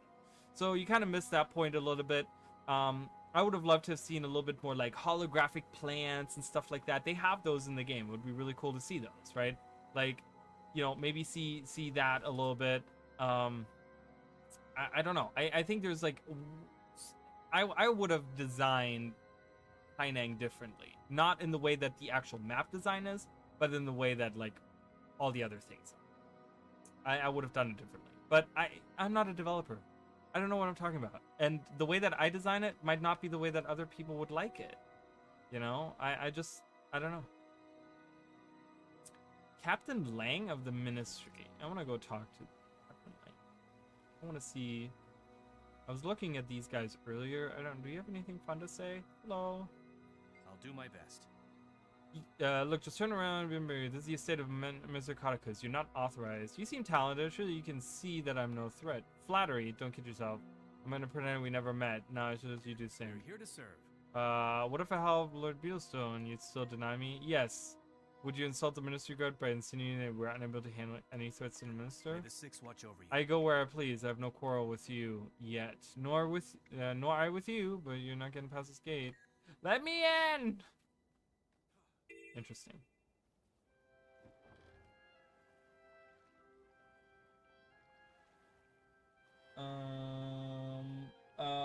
Also, when do we get a payoff on the Underground Society of Vampires, Ain't Underground Society of Vampires? I need elaboration. What do you mean? Underground Society of Vampires?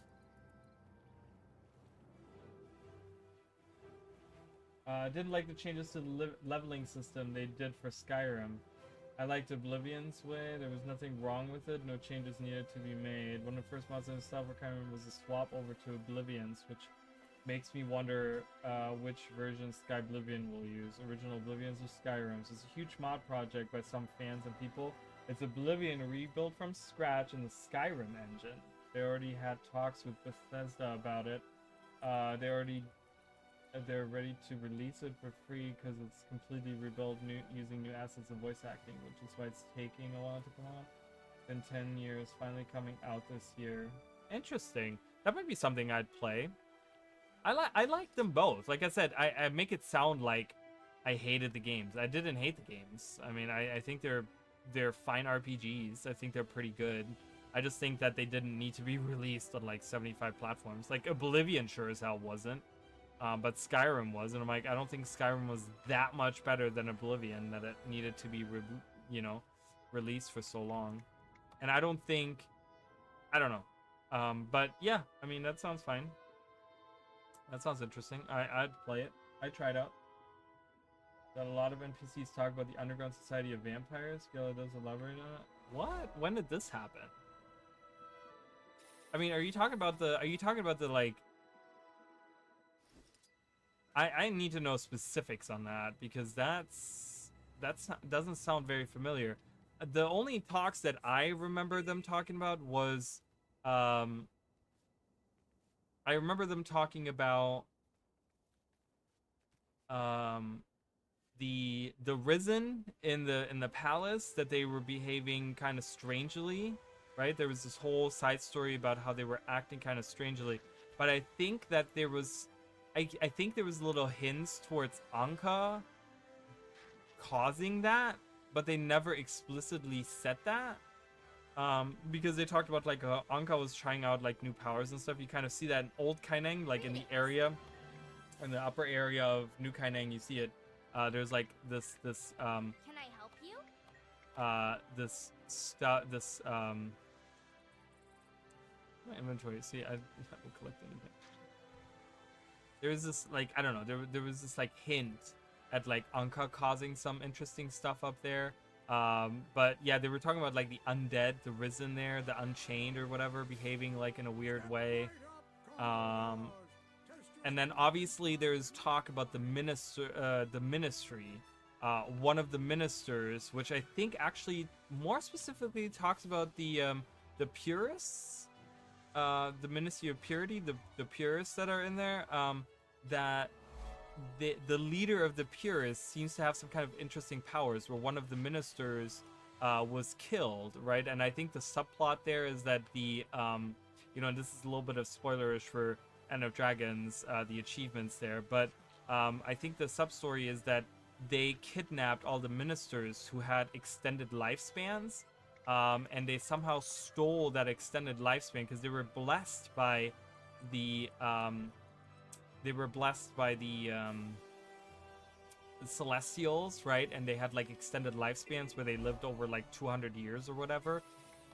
These ministers, and there's hints that one of those ministers was locked up, and he was killed, and his blood had turned to sand. There was like where it's just like sand or ash or something. His entire all his blood in his body was like turned into sand or something, or ash or something. Why does he look like that? Oh, he looked like he was sad, but he was sniffing around. But I don't remember the NPC.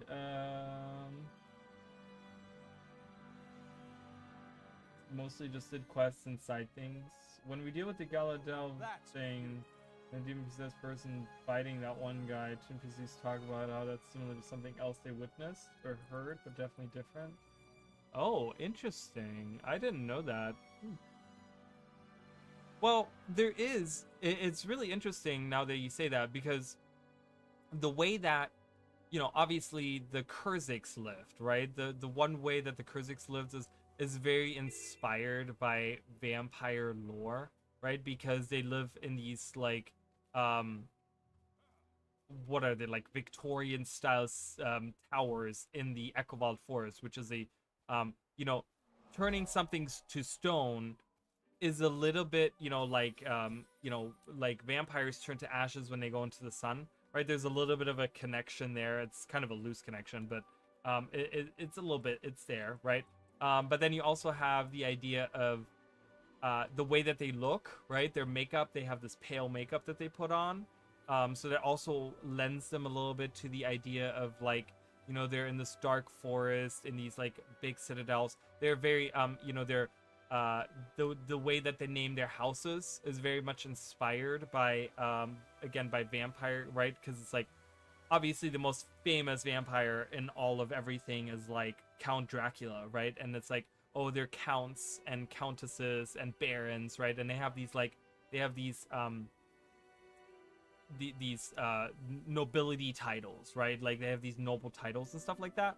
So there's a little bit of inspiration to like the vampire as well. You know, they didn't really use like vampiric spells. A lot of them were like monks and stuff because they used like singing, right? They were like singing to the forever trees and stuff, was kind of a little bit of the CORSAIR deal. But they definitely were inspired a little bit by the vampires, the way that they look and, you know, their lifestyle and stuff a little bit. But there's also very interesting, and it's something that I think I might have like looked at during my comparison stream. But if you go into if you go to like Arborstone in Guild Wars 1, there's actually like a secret chamber that has no use. I don't think there's any quests or anything that lead you to it, but there is this underground chamber, and it's completely red. It's this and it has no use to it. It's like this room you walk into. It's like this ritual chamber. It's all red. It looks very like demonic, vampiric, like you go in there and there's nothing. I think there might be some enemies or something in there, but there's really nothing in there, and that doesn't exist in Guild Wars 2. They took that completely away, and I was kind of hoping for something interesting to be in there, but Garden Hoe, my favorite. But yeah, so there's a little bit of inspiration, I think, there for wow, it broke on the first use. Holy crap, can't believe it. Oh my god, it broke again. I'm gonna be able to finish this hard. I'm gonna close this gate. You can't come through. Bye. Look at that, he can't come through. You wanna attack? I think they want our land and crops, not our You wanna attack? You wanna attack? You wanna attack? You wanna attack me? Bye. That's funny. That's funny.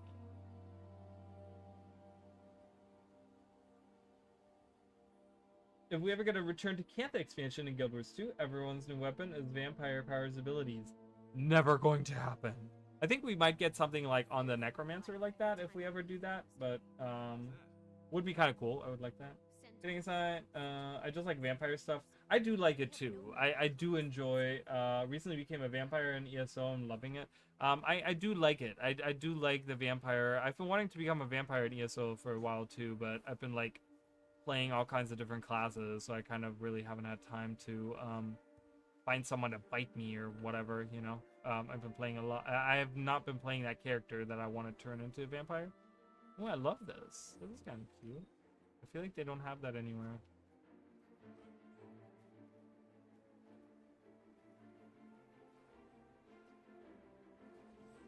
May the Six watch over you. Go, do your thing, sister.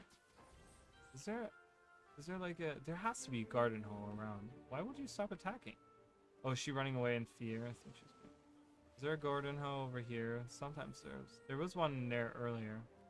Down here? No.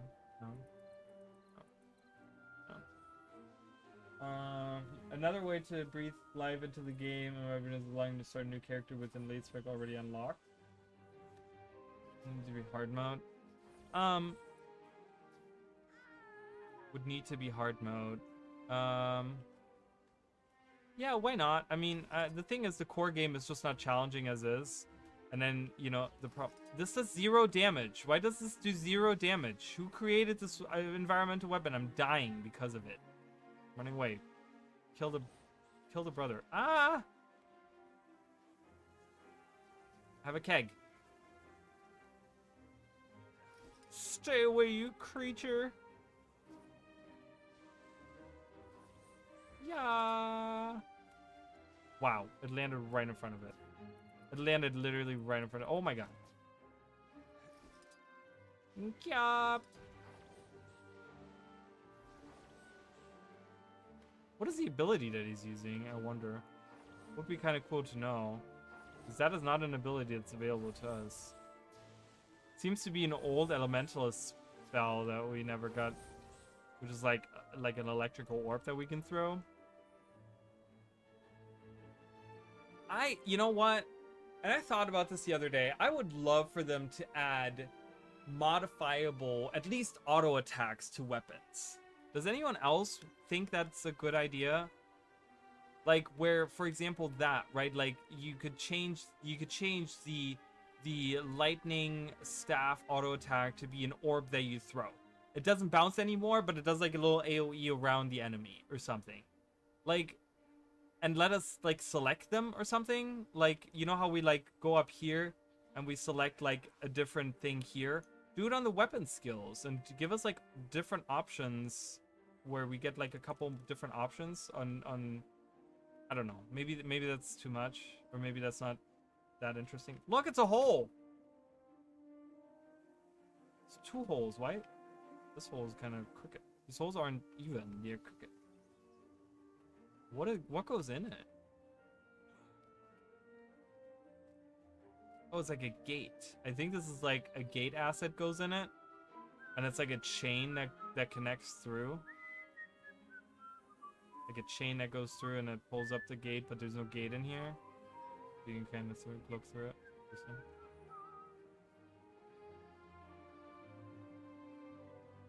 You leave it unlocked. I could bite you if you're on the US servers. I am on the US servers. We can do that at some point.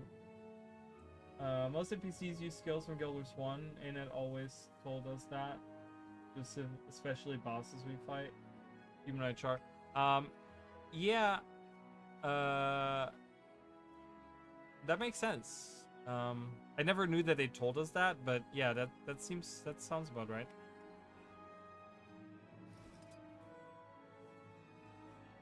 I'm not getting this hard done. Like, I'm just way too weak for this right now. There's no other players here. Earlier there were so many other players, but now no one's here.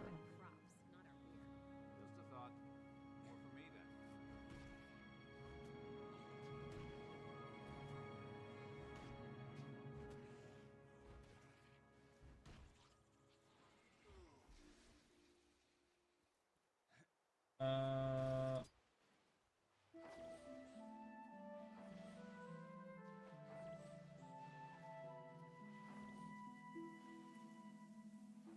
It would be nice, but I think it would be a lot to add for balancing and such.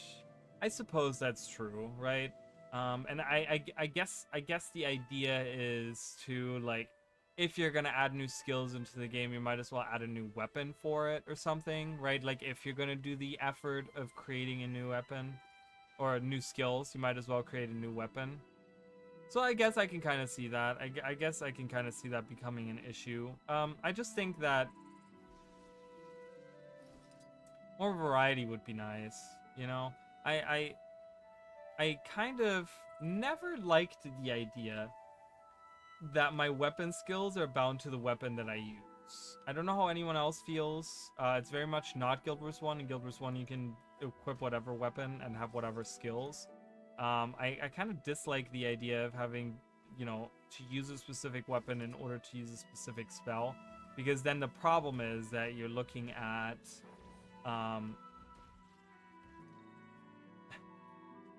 like, you will always have meta weapons, right? And you always have, and the thing is that you will always see, you know, at the end game, you see a specific class, and 90% of the time they will wield the exact same weapon, right? As like whatever the meta build is, because that is the current meta. What? There was a shovel here like 2 minutes ago. Oh my god. These garden hose break way too much. They need to stop breaking all the time. I don't have time for this.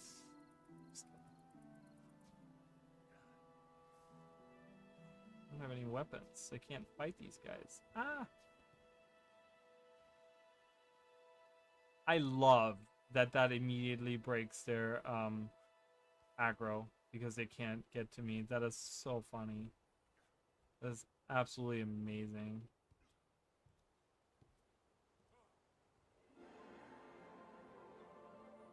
I'm waiting for more weapons to spawn.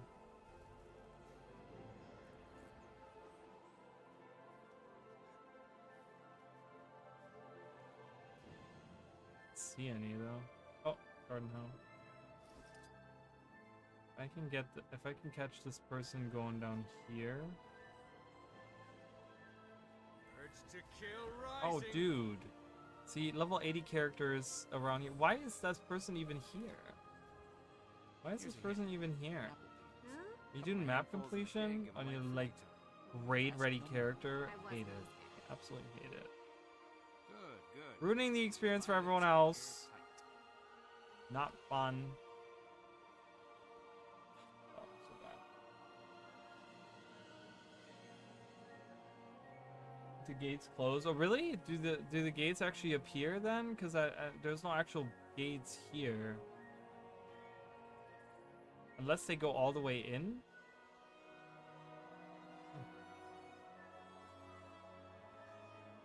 So this is rough to watch. What? I could come and help kill. No, that's defeat. That is cheating. I can't depend on other people to do the game for me. Skill coloring in the gem store could be easy. I mean, that would be kind of nice. I would like that. ESO did that, I guess, recently or something, because I see that and stuff, and I love that. What do you think sleeps there? Is that a little like cat or dog house or something?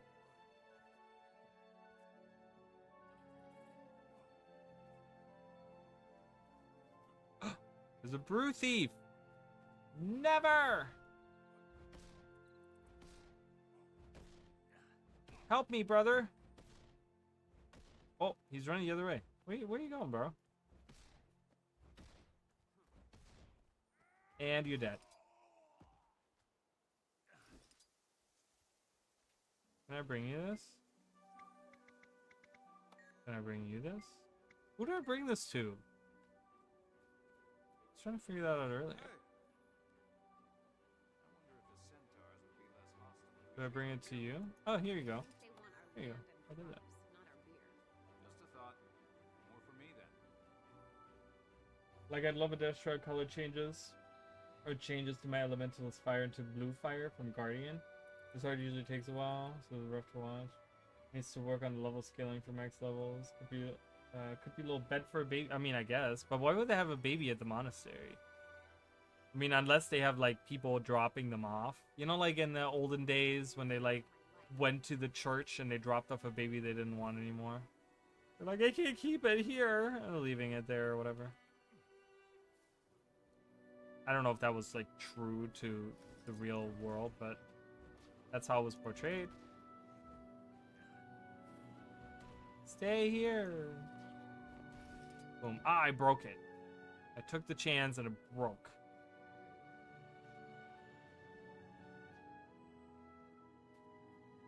I love that we're just living in this monastery. Like, this is our new home. This is my house. I did this. I made this. You're welcome. Garden hoe.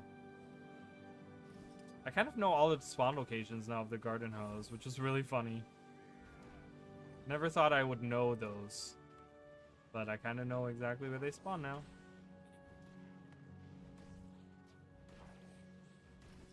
Oh, come on, so close. Okay, nice. There's one that spawns here, but I don't see it. Over here, no, don't see any. Oh, there's one right there. What do you need? No, I don't need anything. You need to give me that. It's a Ford winery / winery. The monastery is the front. I think it's mostly a winery. It's mostly a winery, right? Like, they talk about, like, brewing stuff, and, like, that's their main thing. Like, how they're a monastery if all they do is make wine. that makes him a winery, not a monastery. Makes him a vineyard. Here's a hint. Oh my god, it broke on the first attack. Alright, maybe I can drag it to these guys. Hello. Attack me. Good, good. Oh, it went through her. Can you attack him? Oh, thank you, Ashwig or Beth. It's very kind. Let's go get another hoe. We're almost done. We're almost there, you guys. We almost made it. Maybe I can follow him. Hold on, Ashwig. I'm coming. No, don't do that. Yay, we did it. We leveled up. Level 10. Yes.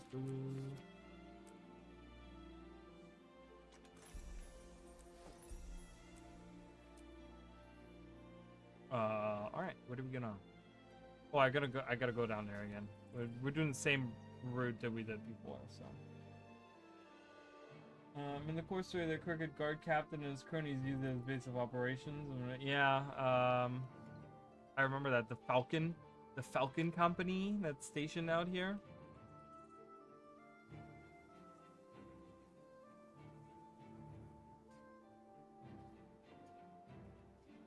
That is a different rabbit model. See, the other one was black. Are they all different models? That's the same color.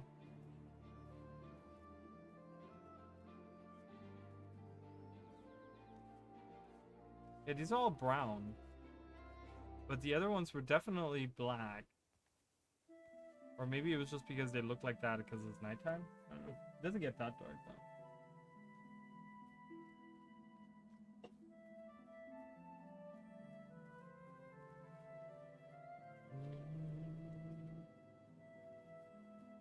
There's so many pets they could do. There's so many pets that ArenaNet could do for us. Like, and honestly, I don't think that balancing specifically for pets is that important that we really need to be worried about, oh my god, this pet might be overpowered. Like, I don't think there's any pet that's overpowered. I don't think there's any pet that's that powerful. I still stand by Marsh Shrike being the best pet ever. But that's just me. Face like a face hugger from Aliens. That'd be kind of cool. It would be kind of funny. Ooh, we can do this event again. Lord Beetlestone's stock of scale eggs is running low. Time to collect some more. So if I go around this way, Barracudas can't follow me. We did this earlier, okay? We did really well. Oh no, it's too close this time around. Okay, take this, take this, take this, run. Run, run, run, run, run. Run, run, run, run, run. Across the water. We're swimming, we're swimming, we're swimming, we're swimming. Ah. Okay. May Melandru guide you. Scary. That was scary. What is the most OP pet that we have? I mean, is it OP or is it just strong? Not enough energy. Right? Like, there's a difference. I feel like people, you know, and I'm not saying you're doing that, but I'm saying, like, I think there's a large portion of people that don't understand the difference between OP and just strong. Not everything that is the strongest is necessarily OP, right? Like, OP, in my opinion, is if it can solo like a champion by itself. And you just stand back and watch it happen. Nice to see. Like, that's Yummers. OP. You know what I mean? More than enough eggs to whip up a most scrumptious concoction.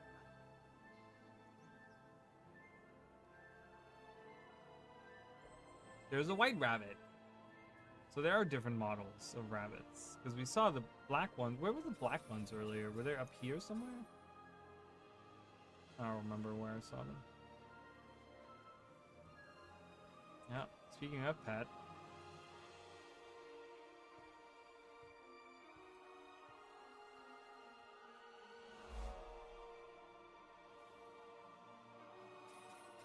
Speaking of pet, all right. So tomorrow, just so you guys know, we're gonna kill the rat with the barrel again. Watch it.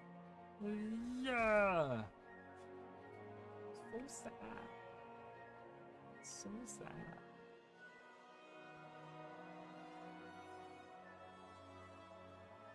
Luckily, it'll respawn, so it'll be just fine.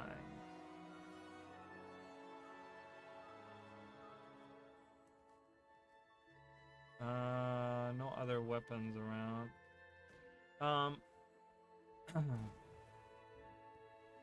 But yeah, tomorrow we're gonna be doing Guild Wars 1. We're gonna be continuing.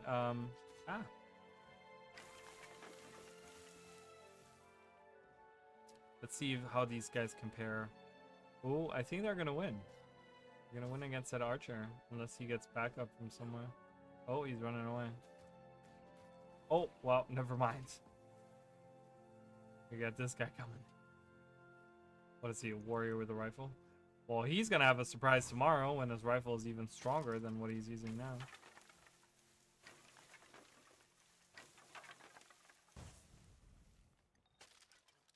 Jacaranda, because it attacks have really low cooldowns and crit rates, mostly for power bills. Multi-hits AoE, good for single target damage. Really interesting.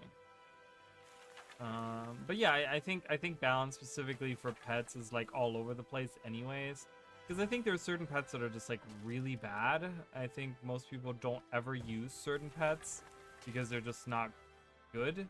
Like there's definitely better options out there. But I also don't think that it really matters that much because I don't think pets really are the focus of the ranger class. They're not, right? Like I think everything that makes the ranger has kind of has been kind of thrown to the wayside a little bit, which is a little disappointing because I would love to see the pets shine in the pet class, in the pet profession. Oh my god, there's so many more. Is there usually that many MOAs out and about? Like, we've looked at these golden MOAs before, but there's so many of them. Holy crap. You know what would be even more immersive if I just turned off my UI? That would be real hardcore. I might do that at some point. Like, literally not even have a UI. Not even know how much health I've lost. Just seeing the red around my screen to know how much life I've lost. Ooh, that's a real challenge right there. That's a real challenge.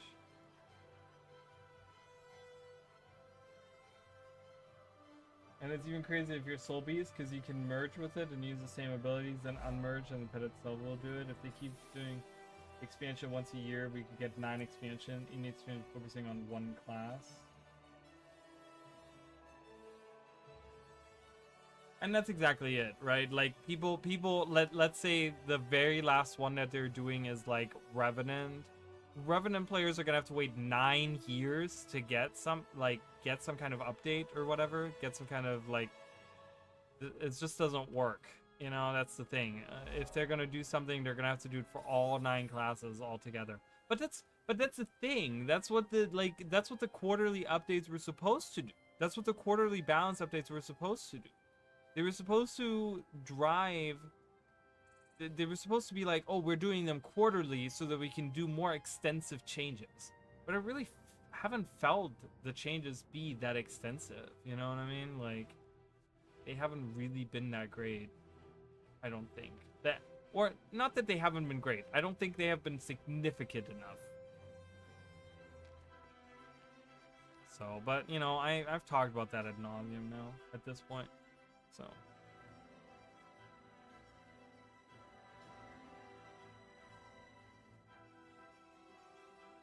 But yeah, we're gonna continue. So for those of you that haven't watched any Guild Wars 1, I've never played it. We're gonna continue my playthrough of Eye of the North, which was the expansion that introduced like the Asura and the Norn, you know, into the story, and they kind of like started introducing all these threads that would lead later. See, there's a brown one and then there's a white one. Where did the white one go? Right here. Is there a black one in the same field? That'd be kind of cool. There is, right there, the black one. Look at that. We have one field with all 3 of them. And the white one is really cool. It has red eyes. It's an albino. Love that little detail. Really cool.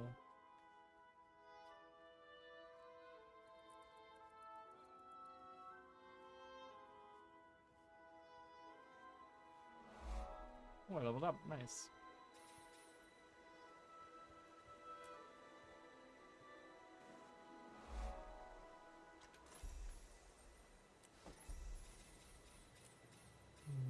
Spread it out. Three light, 3 medium, 3 heavy. The way it's only 3-year weights.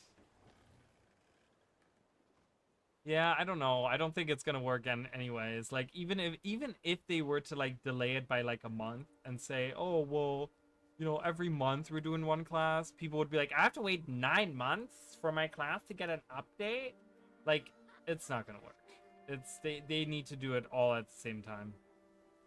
But you know what? I will say, and I wouldn't be willing to wait 9 years, but I'm saying like, if they were to tell us, and that's the thing, this is where I kind of come to where I wish ArenaNet would communicate a little bit more with the player base, right?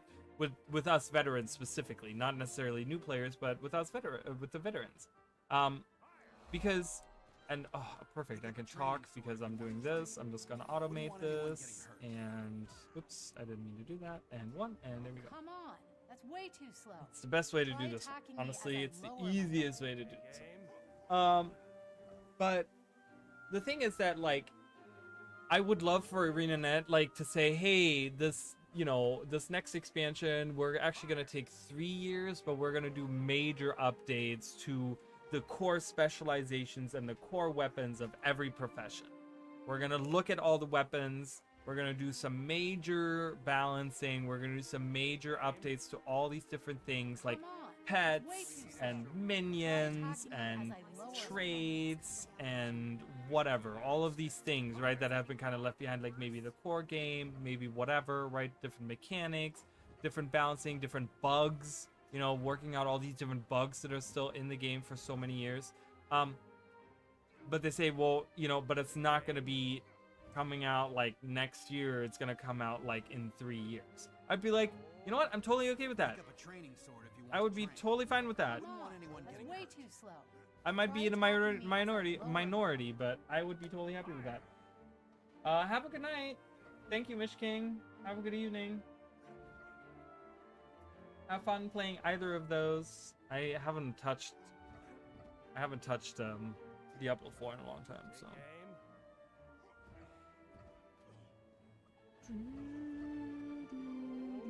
Pick up a rifle and get in formation. Remember, don't release your shot until the order is given. That's way too slow. Try attacking me as I lower my guard. Pick up a training sword if you want to. But yeah, I think that would be really cool. Wouldn't want anyone getting hurt. It's not enough to hit the target. You must learn to hold until commanded. Take aim.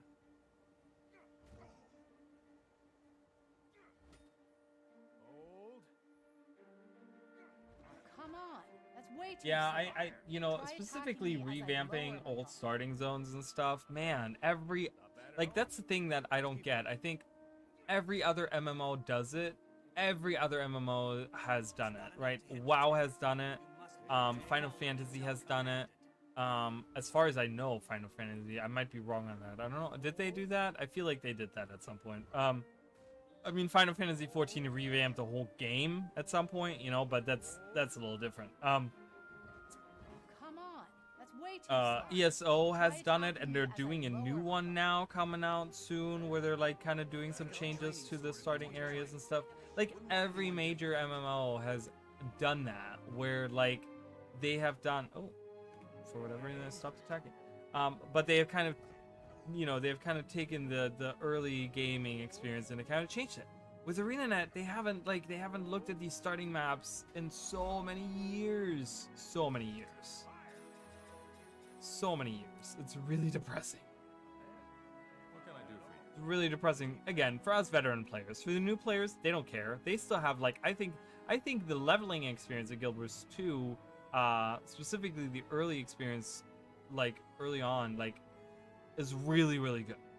Like, don't get me wrong, I think it's really, really good. I just think that with what we have seen, right? I hate the idea that anytime a new player starts the game, that they're advised to, well, it gets better during the expansions. I hate that. Because why is it like that? It doesn't need to be that way. You know what I mean? Like, it doesn't need to be to the point where it's like, it gets better in the expansions. Like, it could be good right now. You know, you could add things that make the expansion good and add it to the core game. Like, I would love to see some bouncing mushrooms. I would love to see some ley lines. I would love to see some updrafts, right? Like, that's not hard to add in the core game. And you can add fun little ways to add these things in there. You know, they don't even have to make sense. You know, you don't need to go up there, but you could add like a jumping, like a bouncing mushroom there. Boop, just so you can jump up there. And again, it entices newer players to, oh yeah, I gotta get this expansion because if I want to jump on this jumping thing, or if I want to go into the ley line, or if I want to go, I'm not saying they need to be everywhere, right? I'm not saying they need to fill every map with it, right? But just like they added launch pads, right? They added launch pads in the core game of Guild Wars where you jump on them and they're randomly placed and they just jump you to like a location for no reason.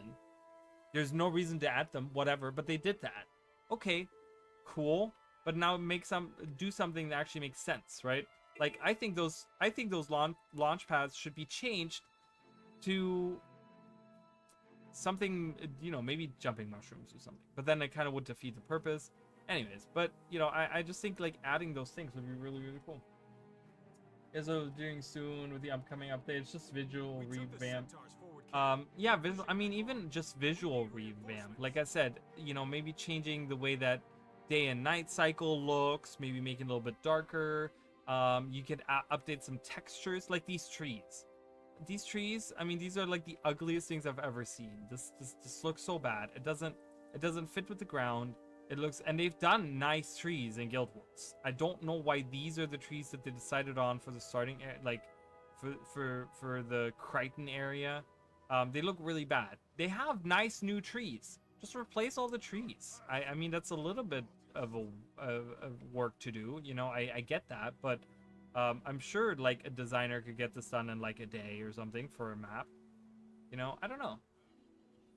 Again, I don't know what it takes. I'm just suggesting. Jackal sand portals leading to hidden treasures in the sky and core maps. Something like that. I mean, they could add something like that. They could add like even different caves or something that you could go into, you know. They could add like more races, right? We got beetle races in the core maps. What about adding a skimmer race on this map, right? Where like the race starts here and you have to race all the way down with your skimmer all the way down to here, right? Just add a little race event. I would love that, because this little dam area is really cute with the like fisher, and they have these little boats on the thing or whatever, right? You don't really go there. There's not, and none of these areas are really like, you know, full of things, but that would be kind of cool. I would love to see that. I would love to see a skimmer event happening, you know? In the Shiver Peak Mountains, they could have like really cool griffin races. Like, have we seen griffin races? We haven't seen griffin races. We've seen like the courses, right? The expert courses and the master courses and stuff that you could take, but we have not seen really a race. It would be kind of cool, you know. They could even have a Springer race somewhere, right? Like adding those kind of events in there, right? Again, like enticing people to play the game or buy the expansion. I mean, not play the game, but buy the expansions, right? Because they could do a rental, and they could do the rentals to last as long as the event is, right? So you're not really ruining the experience of like, oh, well, now you're giving people a skimmer to use throughout the whole map and just kind of run around. No, you give them a skimmer. Let's say the event lasts 5 minutes, so they can go to the skimmer and get, for the remainder of that event, they could get a skimmer. As soon as that event is over, they get dismounted from the skimmer, and and that's gone. So they only have it for the duration of that event. So you're not ruining the experience of exploration for them or whatever, right? But it would be really cool because I think those are fun experience. That's an experience that you can only get in Guild Wars 2. Having really cool mount races. I don't know what other MMOs has mount races. I know like, oh my god, they do so much damage, these skells. Holy crap, it attacks me one time, it does half my health. Jeez. I know that like New World has like races and stuff, but I don't know if these are actual like, they have like, do they have leaderboards or something? I don't know if they have actual races that actually like, you know, it's just a matter of like, oh, you got to get there in time, but it doesn't actually like, you can't race other people, you know. But I think there's other ways that they could add things that have been added into the game, you know, like the shooting gallery, right?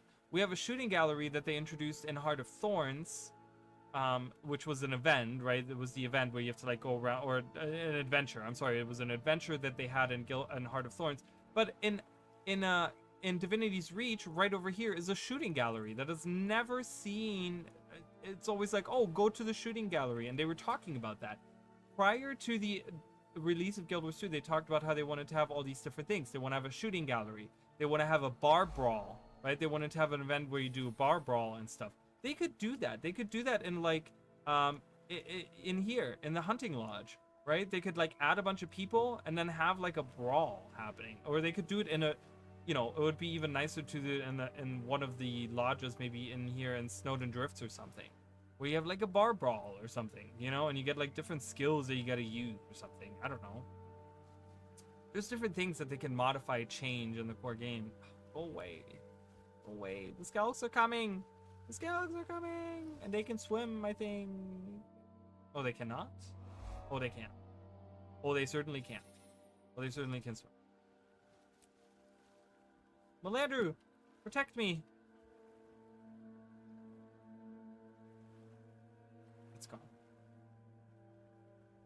Yes. Yes, I can get to it. You do the thing. I get the thing. Yes. Woohoo. WoW has races, but they copied Guild Wars 2. Don't say race to me. Trigger word longing. Look into the distance of wanting a new playable race. Oh, Bavanisos has them? I doubt Bavanisos has it. I'm gonna tell you right now, Bavanisos does not have races. I'm gonna call it right now. I have a feeling that Bavanisos is gonna be a meta-focused map. That's what I think. That's not what I'm hoping for. Obviously, you guys know that. You guys know that I don't like those types of maps. But I have a feeling it's going to be. I think the meta is going to be something about getting to the center of the map, and the portal at the center of Bavanisos is going to have an influx of like creatures from the mists, like titans coming in from the mists or something. And the whole idea is to like shut down the portal or take control of the portal or something like that. That's what I think, at least. I never finished that. All right. We're back to where we were before. This is the point where I died, you guys. I was saying over the walls that Warclaws can break.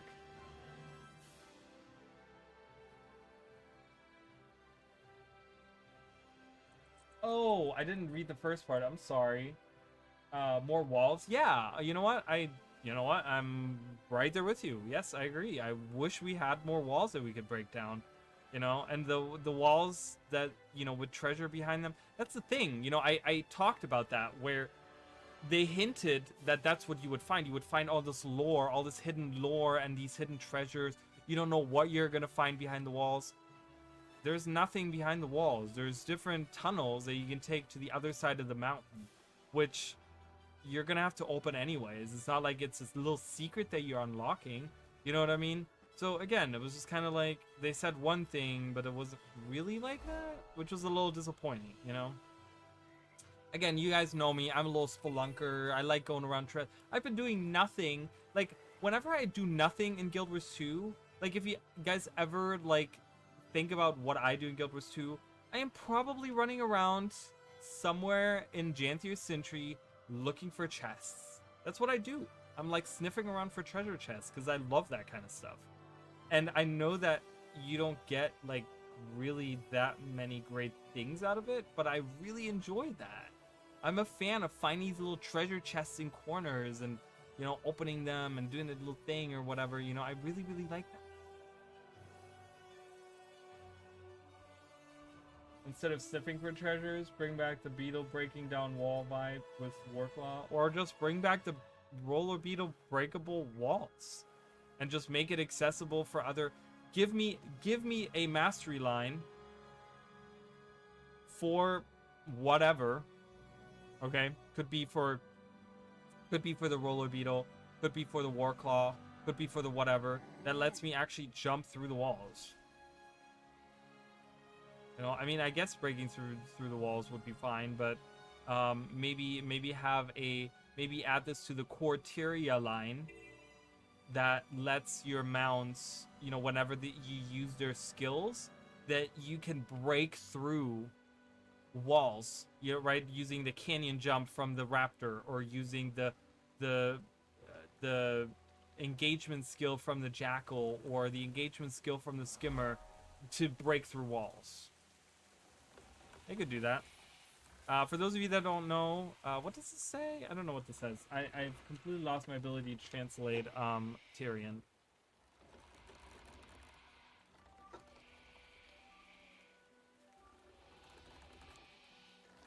This says warning. Does it? I just want to make sure that it does say warning.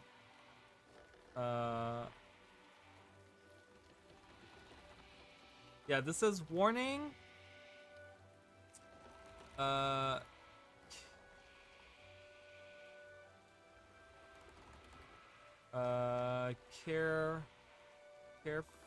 I think this says careful. Well, maybe not.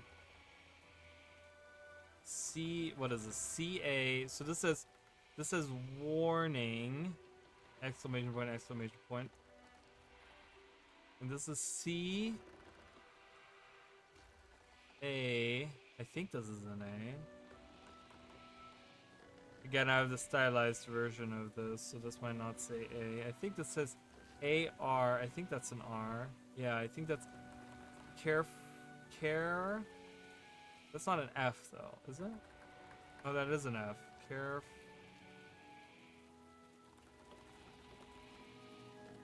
No.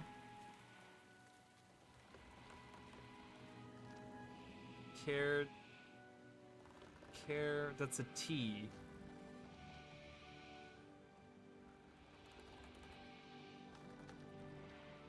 Am I misreading this? What does this say? Threaten. Yeah, I know I threaten that. I know that, but I just trying to figure out what that says. And I'm sorry, I didn't mean to sound rude. I'm like, I know that. So rude.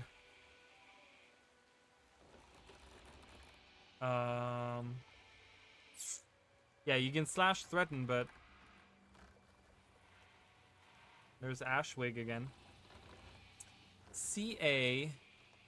Is that an A? That might not be an A. I don't know what letter that is. It's not an O. C. I think this is C-A-R-E. Oh, no, that's a V. Cave Troll. T-R-O-L-L. Warning, Cave Troll. You're welcome.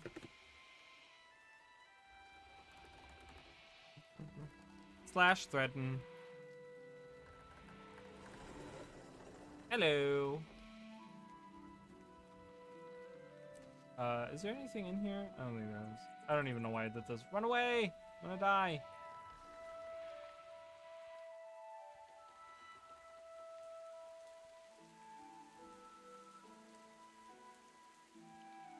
I wanted to do one of the shorts ideas I had is going around just translating certain signs in Tyria, like, because you can translate so many different things, and just going in and translating all of it. But I don't know. I don't know if that would be interesting for shorts. Maybe it is. Where are all the trolls? Where are all the Ettins? Ettins. Etten! Hello! No? No? You don't want to talk to me? Okay. There is a rich note in there. There's definitely a rich note in there. I don't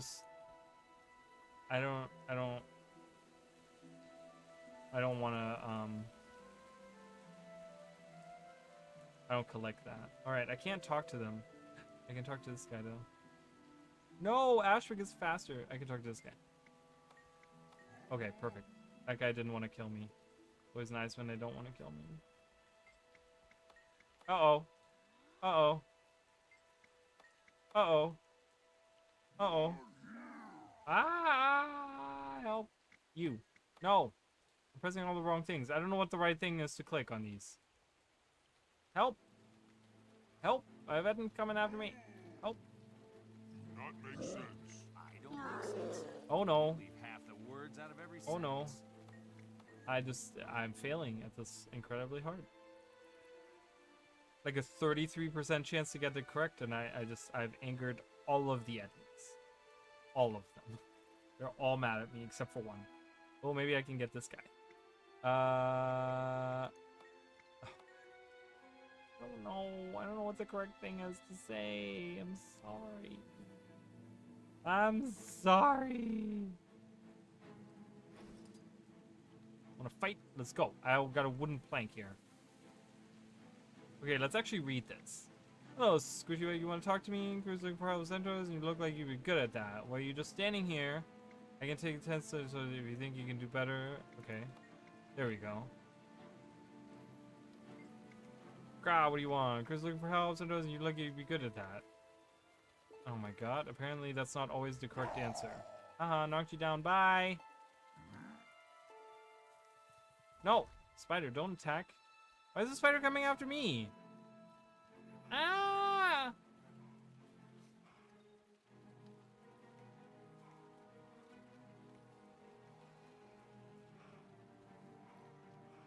Adding 6 new node sources we can add to our homestead. It's probably gonna be like random stuff that probably they have like some new crafting material or like crafting for decorations and stuff. No.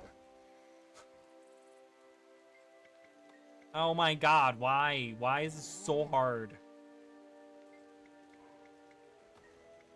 God, just one of you accept my answer. I've had 2 out of like a dozen that I've answered correctly. That's a terrible, terrible way. Yes, Rybido. Rybido. You're doing great.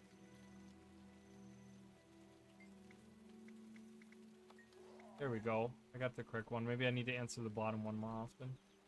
I'm gonna answer the bottom one on all of these. Hello. Oh, look at that. Twice in a row. Holy crap. Take this. I can get some credit there. Oh, I didn't get credit there. It's fine. It's just fine.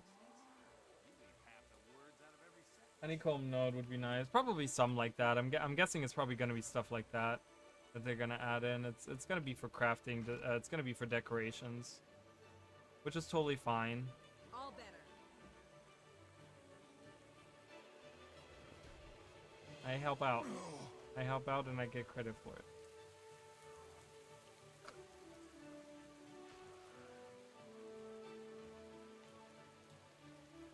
Can I talk to you guys? What's going on here? What's going on?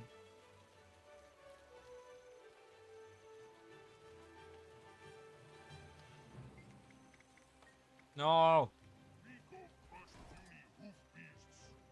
Fat hands over here. Hi, fat hands. Do you talk? No. Me not scared like you. Crook not scared.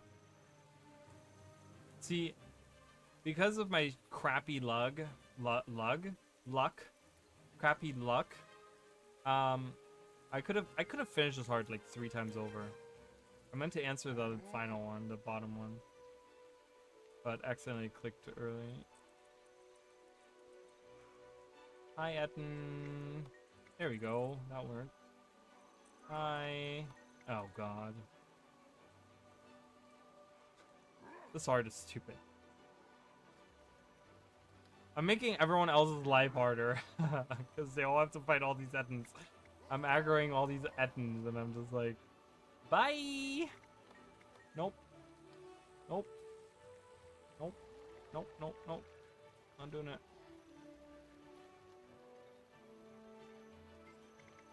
Nope. Nope, nope, nope, nope, nope.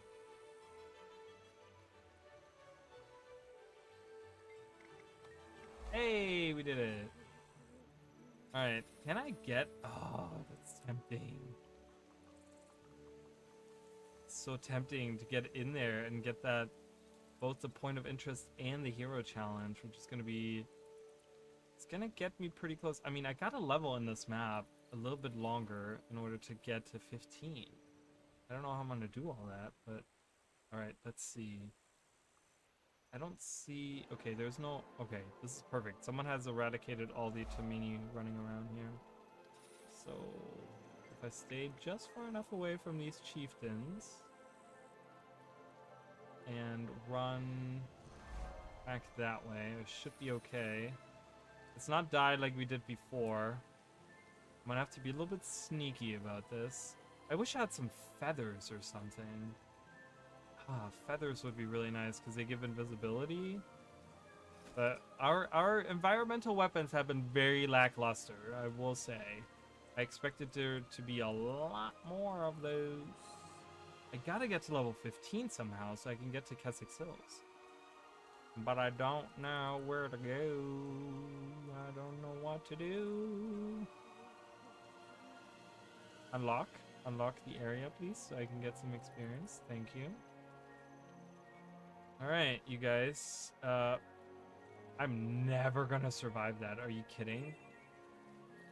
I don't want to die again at level 12. Like, again, I know if I jump into that camp to get that point of interest, I'm going to die. Like, let's just take an assessment of the camp. Oh, but there's people there. I'm gonna do it. I'm gonna do it.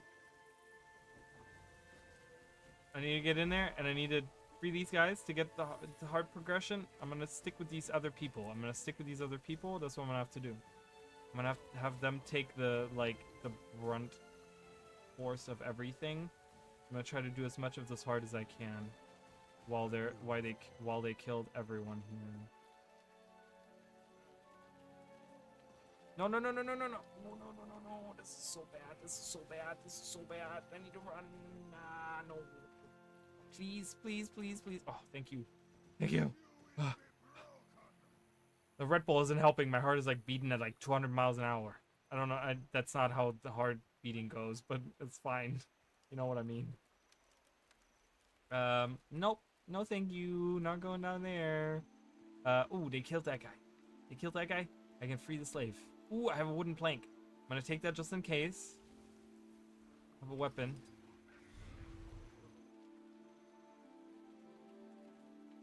Okay, I was gonna say I didn't want to steal that from another player, so I'll let them do this thing.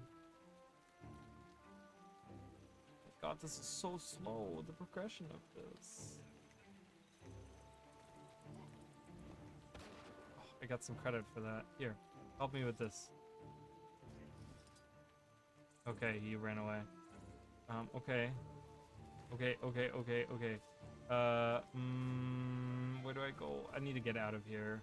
They're all gonna respawn and these people are probably gonna leave soon. I don't know. I want to hang out with these guys for a second and see if the slaves come back. Oh, there's a slave there. Oh, I messed up. I aggroed the guy. I did not aggro the guy. I aggroed that guy. You aggro that guy. Aggro that guy. Someone aggro the guy over there.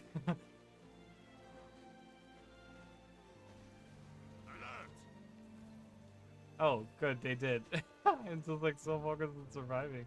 What is that weapon? It's a wooden plank. I'll take it. It's better than nothing. I know. More. I saw a slave down here. I can free this guy. I really need to get this heart done. Right now I have the opportunity. Okay, I'm gonna run after this guy. Go, go, go, go. He's freed. Ah, they're all running away. I need to get out of here. And all of these people are drawing aggro for me. So, uh-oh, uh-oh, uh-oh, uh-oh. Oh, okay, perfect. They're going after the slaves. They care more about the slaves than me. Yes, perfect. Scapegoats! Oh my god, everyone loves scapegoats. We're running away. I can make this. Ah! I'm going to the waypoint. I'm gliding. Alright. Jesus. That was scary. Scary. Scary life. Scary life I live. Uh-oh. Uh-oh.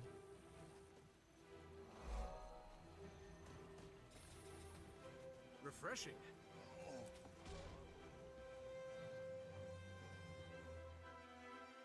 I can help with this. Oh, perfect. Hello. Oh. Where's he going? What are you doing? Oh god. Oh god. Oh god. You throw it at him. I love that. I got credit for that though. I got a chest. I got a black lion chest. Imagine I get a black lion chest key. Just doing this shit.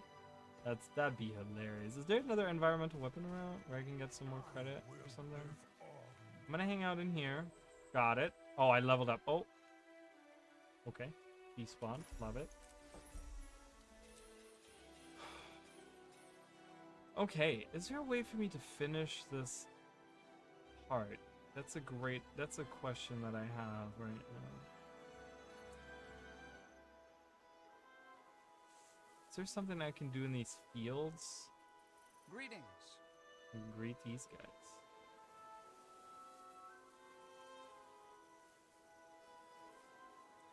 No gathering tools. Sorry, I'm just zooming out so I can see there's a garden hoe here.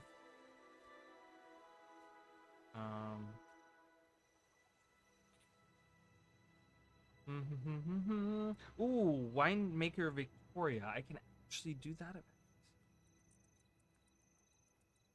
Good to meet you. To the vineyard. We can do this.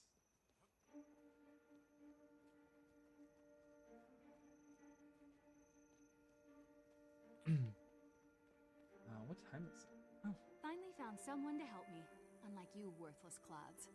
Still sore about that? We have our orders, ma'am.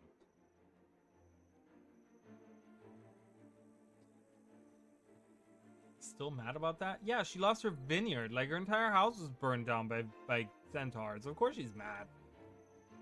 You just want someone to get over that? Stupid. Stupid guard. The minister won't let me rebuild my vineyard. Oh. Let's see how he likes wine from ruined grapes. Run, run, run, run, run, run, run, run, run. Oh god, I forgot that I have to actually click.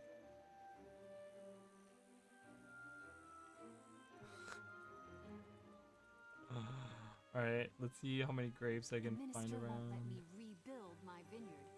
Let's see how he likes wine from Run, run, run, run, run. Gotta be sneaky, sneaky, sneaky, sneaky. This isn't gonna finish the heart. Oh, it is. Oh, it helps me with the heart. Oh, yes. Oh my god, it's so good. What? Ooh, I can get grapes from way over here, maybe? Give me those. Uh-oh. You didn't like me taking that grape. That little grapey grape thing. The raisins. I wonder how a raisin wine would taste. Some dried out grapes. Make a wine out of that. It'd be super dry. Super dry and really bold and ugh. Exactly the type of wine that I don't like. I guess. Would that be true? I don't know. Maybe it would be really sweet. I don't know how wine works. Anywho, I'm stealing all these grapes.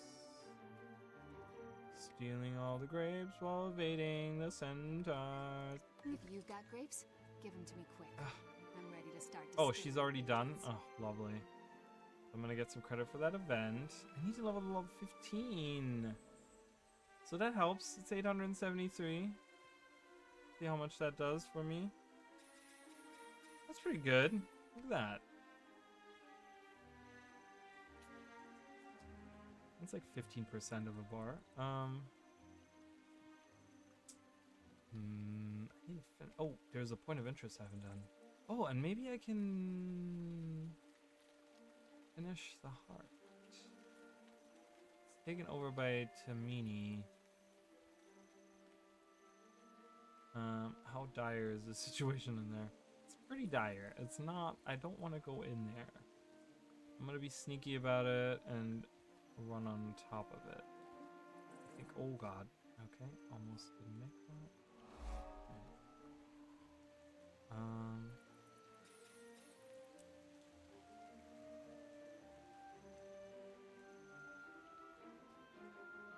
Oop, oop. Okay.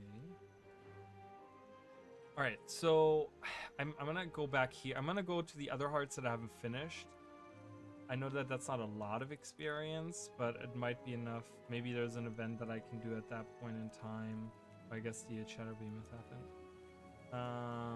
You know, to get some experience there. There's a point of interest I haven't gotten. That could be enough experience. Where is that? Oh, is that up here or something? I think it's one of the areas that I haven't unlocked yet. So it's either up here. I think it's up here. I think it's here. I don't know. Or no, it's right here where I died. That's where it is. I'm not gonna go there though. I died. And that is dangerous. There's a veteran right there. There's all these enemies hanging out. I don't know. And they cripple. Oh, it's dangerous. Dangerous. I don't want to do that. But we're gonna go to the forest over there. Forest over there is gonna be perfect. I'm gonna head out in a minute as well. I will continue this challenge. Not tomorrow, maybe Wednesday. I don't know yet. We'll see how I feel. Like I said, I want to do a little bit of like other things as well. So tomorrow's gonna be Guild Wars 1, and then Wednesday I don't know what I want to do Wednesday. So we'll see. Yeah, maybe. Oh god, so far. Their aggro range is so far. Oh my god. I was like, where did he go? Run!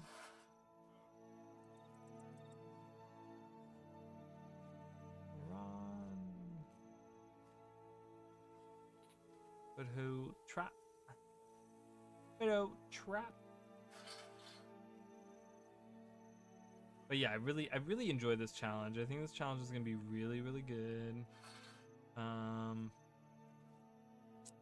I can't wait to try different classes, different races as well, right? I can't waypoint, so you're kind of stuck in the starting areas that you go to. I think the easiest one to do might be Sylvari, because I think Sylvari have a lot of hearts early on that you can do without actually, like, there's a lot of events around that are like close enough to the hearts, and you can do different things for those events to get credit for hearts and stuff. I think so I think it might be easier even. So we're gonna kind of see, like, the timing, right? The writing down the timing and stuff of it isn't just simply to kind of just, you know, be able to compare to other people, but it also is a matter of let's compare it to other races, right? Because you have different starting areas, and like how much can you get done in other areas of the world, like how quickly can you level up, like what's the easiest leveling up and stuff, you know. So it's gonna be really interesting to see. Okay, I think I'm gonna finish this part and then I'm gonna head out. It's gonna be 11 o'clock by then. And stopping right here in the lodge is a pretty safe spot because nothing will happen to me in there if I like start the game again. Okay, he's getting attacked over there. Ooh, there's a trap.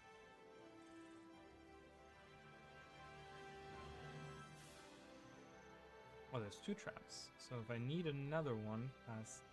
Oh, perfect. Okay. So that's a little bit of experience. Nice. That got me very far. So I'll have to figure out how to get to 15 next time. And yeah, so I'm gonna hang out in here just to be safe, you know. We'll go on the far side over here, hang out here. But yeah, so this is gonna be it. Let's pause the timer here. For those of you that haven't watched, my new series is currently releasing. Yesterday was the second video, which was the Ascalonian regional lore. So a lot of regional lore. You know, to come. Even like they're all scheduled. So we have a lot of videos coming out. And I'm planning on working on some new videos, like maybe even tonight I want to work a little bit on some stuff, and then tomorrow, and so hopefully other videos, not just regional lore, but shorts and theories, and looking forward to like new releases coming out and all that fun stuff. So anyways, thank you guys. Thank you for everyone that was here. Mish King, as always, thank you so much. Emily was here as well. Thank you guys. And we had some names that I didn't quite recognize, but welcome nonetheless, and thank you for being here. Bernardo, I don't know if you've been here before. It's not a name I recognize. And Aaron, Aram, I think that's a name I recognize, actually. I think that person was here before, so. And was there someone else? If I missed another person, I don't think I did. Maybe I did. I'm not sure. Maybe way further before. I'm not sure. But anyways, thank you guys so much for watching. And yeah, I hope I'll see you tomorrow.